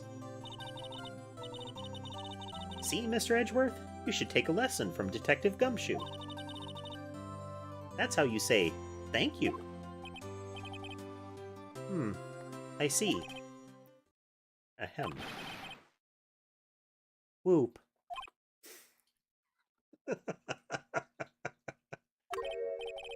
I feel foolish. Don't worry. Take it a little at a time. You'll get used to it. It's been 15 years since I've seen Edgeworth this unguarded. Hey, y'all. Lotta. Yo, we're great in there. Thank you. Yo, Edgeworth. Congrats. Thank y'all very much. I knew you were innocent from the start, of course. Just look at you. You wouldn't stick your hand in the cookie jar even if no one was there. You were the witness on the first day of the trial, weren't you? Yeah, well, let bygones be bygones, huh? Speaking of which, what are you doing now, Lotta? Who, me? Oh, I went back to college. I gave up trying to be an investigative photographer pretty quick. Really? That's too bad. Huh? Isn't that the hot dog guy from the park? Huh? It's over, Nick. My life is over. Why the sad face, Larry? What happened now? Oh, Nick. I'm not long for this world. You don't look sick. It's Keonce. She's going to live in Paris. Paris, Nick. She's leaving me behind. Should have seen that coming. Yo, Edgy. There you are. Yes, here I am. Congrats, Edgy. Here's a little gift from me in celebration. Celebration? That's unusual for you. Hairy Butts. You come along tonight, too. My treat, pal. Huh? Thanks. Looking forward to it. Yo, Nick. That's the suit that questioned me. When he says treat, that's not police talk for prison food, right? Right? I think you'll be fine, Larry. Right. Yeah, what's up? That envelope that Larry gave me, it's got money in it. Well, yeah, that's not that strange. People give money away to celebrate sometimes. It's $38, right? Huh. What a weird amount. I mean, it's not a little, but it's not a lot either. $38 exactly? Nick! Wasn't that exactly the amount of lunch money that was stolen from Mr. Edgeworth in school? $38. No. No, Larry, it was you! What are you so surprised about, right? Huh? Larry was absent that day from school, right? But that doesn't automatically rule him out as a suspect. What? Think back to that day, 15 years ago. Larry took the day off, but he was bored, so he came into school anyway. Then he saw the money lying there, and the rest is history. I was never good at history. Edgeworth, you didn't know, did you? I suspected. I just couldn't picture Larry protecting you like he did that day.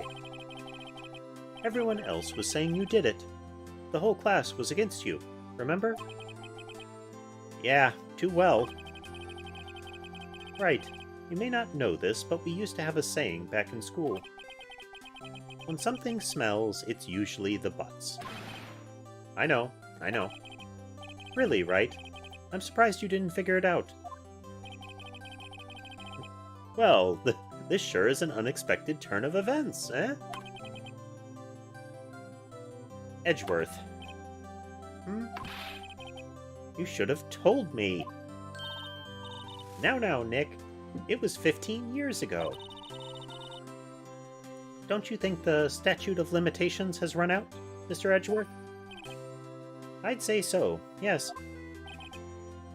There you have it. I can not settle on how Larry would talk. I would need to practice that. Where does that leave me? I became a defense attorney because of what you two did. Well, you have always been something of an insufferable emotionalist. Yeah. You get worked up too easily, too. Death! The death sentence for both of you. Man, if I only had known I'd become a prosecutor. The same goes for me, only the other way around. For the longest time, I thought that I might have killed my own father. I thought I might be a criminal. I became a prosecutor in part to punish myself. If I had known the truth, I might have become a defense attorney after all. Edgeworth. Want to switch, right? Hey, y'all. Line up. I'll take a photo. Hey, photo time. Let's go. And after that, dinner on me.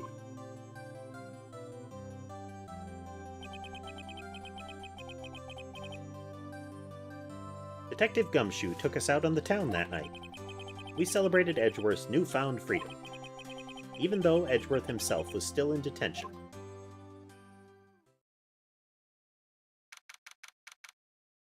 Wright and Company Law Offices.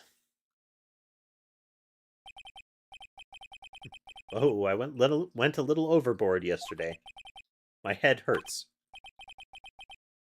He drank way too much juice. That's probably why his head hurts. Because it couldn't possibly be anything else he drank. That would change the game's rating.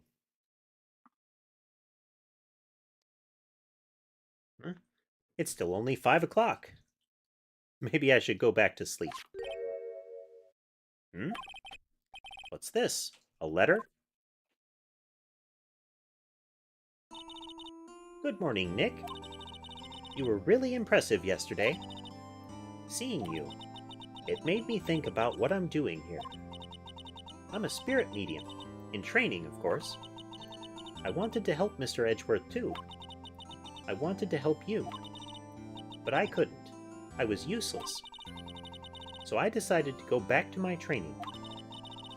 I'll become a full-fledged spirit medium, for starters. I couldn't say it to your face, so I left this letter. Goodbye, Nick. Goodbye? What time is it? Ah, the first trains for the mountains have already left. To the station! Phoenix Wright away!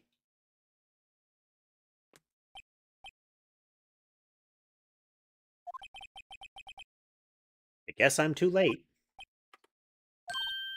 Hey! Nick! Maya! So, you're leaving? Yeah. It's hard being a spirit medium who can't talk to spirits. And I think you'll do fine without me, Nick. Be good, okay?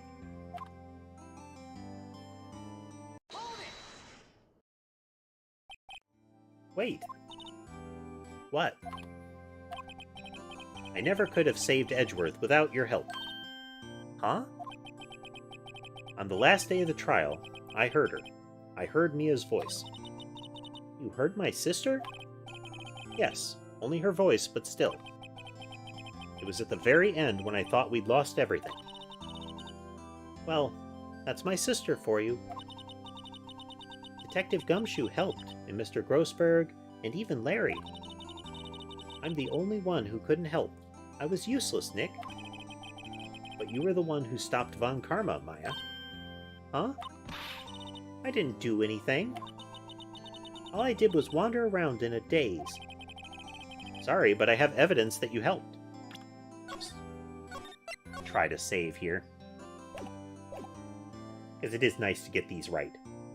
You get a nice ending. Evidence? Show Maya some evidence to cheer her up. Oh. A bullet? Von Karma was convinced he had taken all the evidence pertaining to DL6, but you were the one who rescued the last piece of evidence we needed. This was the bullet that put an end to Von Karma, and you were the one who gave it to me. Nick. Thanks, Maya. I couldn't have done it without you. I'll be back soon. Huh? I'm going to complete my training and come back. Okay, I'll be waiting. Of course you will. You can't run that office by yourself. You're hopeless. I don't know about that. So, this is it. See you soon, Maya.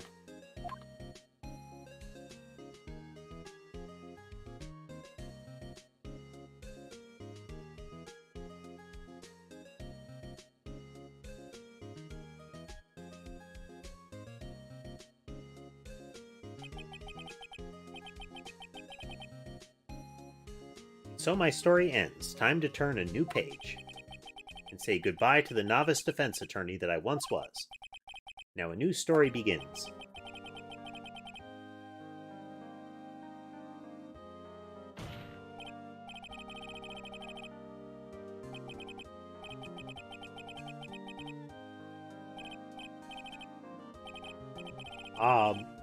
That's similar in the last case in the second game.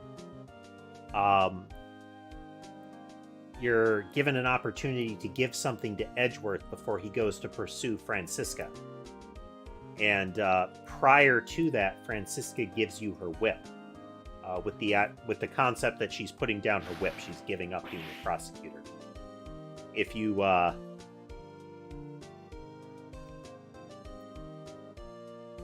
if you don't give him the whip when he's trying to convince Francisca to, I don't know, he will say, "You should have given me the whip, Phoenix."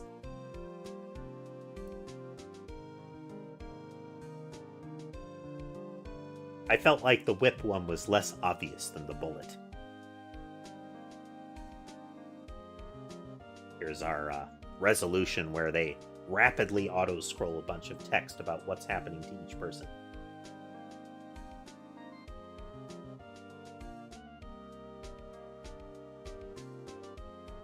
I had to guess at the end of this will probably be where we get the Edgeworth, like, leaves on his own or something.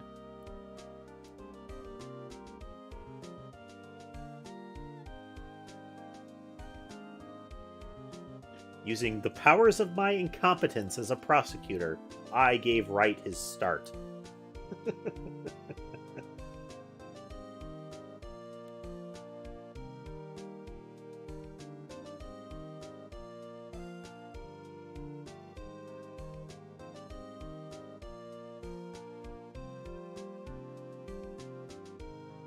He had claimed that he was going to, like, assert that he was the one that wrote an affidavit. And he just did.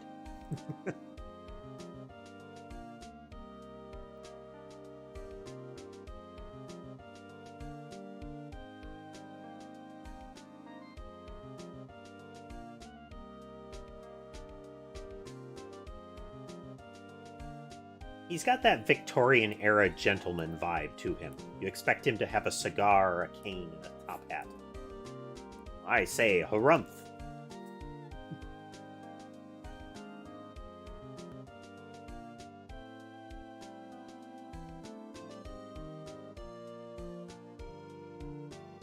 Zoom.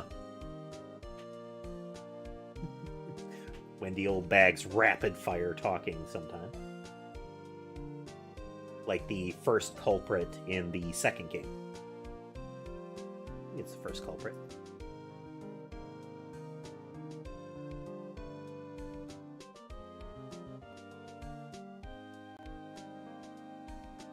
Will talking about, you know, what he's doing in the aftermath, which kind of leads into the idea that he's, you know, he's not enacting anymore. Well, he is, but in a different role. He becomes like a host on a children's show, which kind of follows smoothly after what he did as Steel Samurai.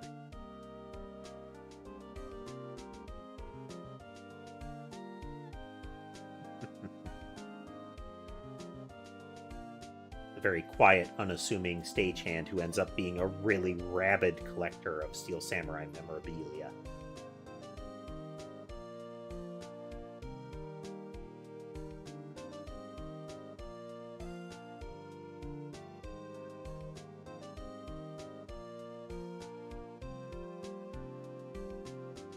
Jeez. You're gonna grow up to be a terrible person, Cody.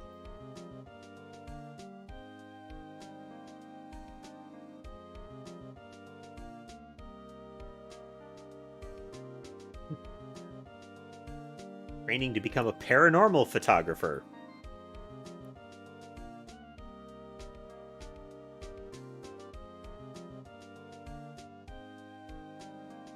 Are they going to show the photo? Is it going to be like the shade of Mia? That'd be neat. And it would be a good indicator of why she dovetails in. Yep, shade of Mia. Very cute. And see there, Gumshoe has the traditional courtroom confetti. They have baskets of it everywhere.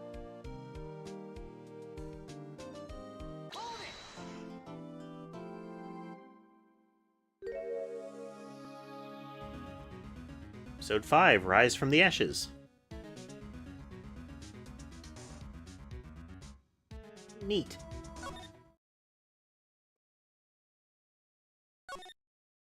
To save the game in a couple of spots here. Save and save. Alrighty. I mean, we only played for an extra 2.5 hours, but we got to the end of that case. So we're going to be picking up game 3, I think. Is it? Or is this still the first Ace Attorney game? I don't know. We're going to be picking up episode 5, Rise from the Ashes here. I don't know, but this is what we're going to be doing. The next day we play Phoenix Wright, which will be Friday. We won't be streaming tomorrow. We'll be picking up again on Thursday. I feel like we're going to be playing Murder by Numbers that day. That is the kind of detective investigative game that is akin to this, but a lot of the investigation and the transitions require you to complete Picross puzzles, which I found very entertaining. The characters in the situations are so far as silly and convoluted as Phoenix Wright as well. So bonus. Interesting, Andrew. Well, we got territory to cover yet then. Neat.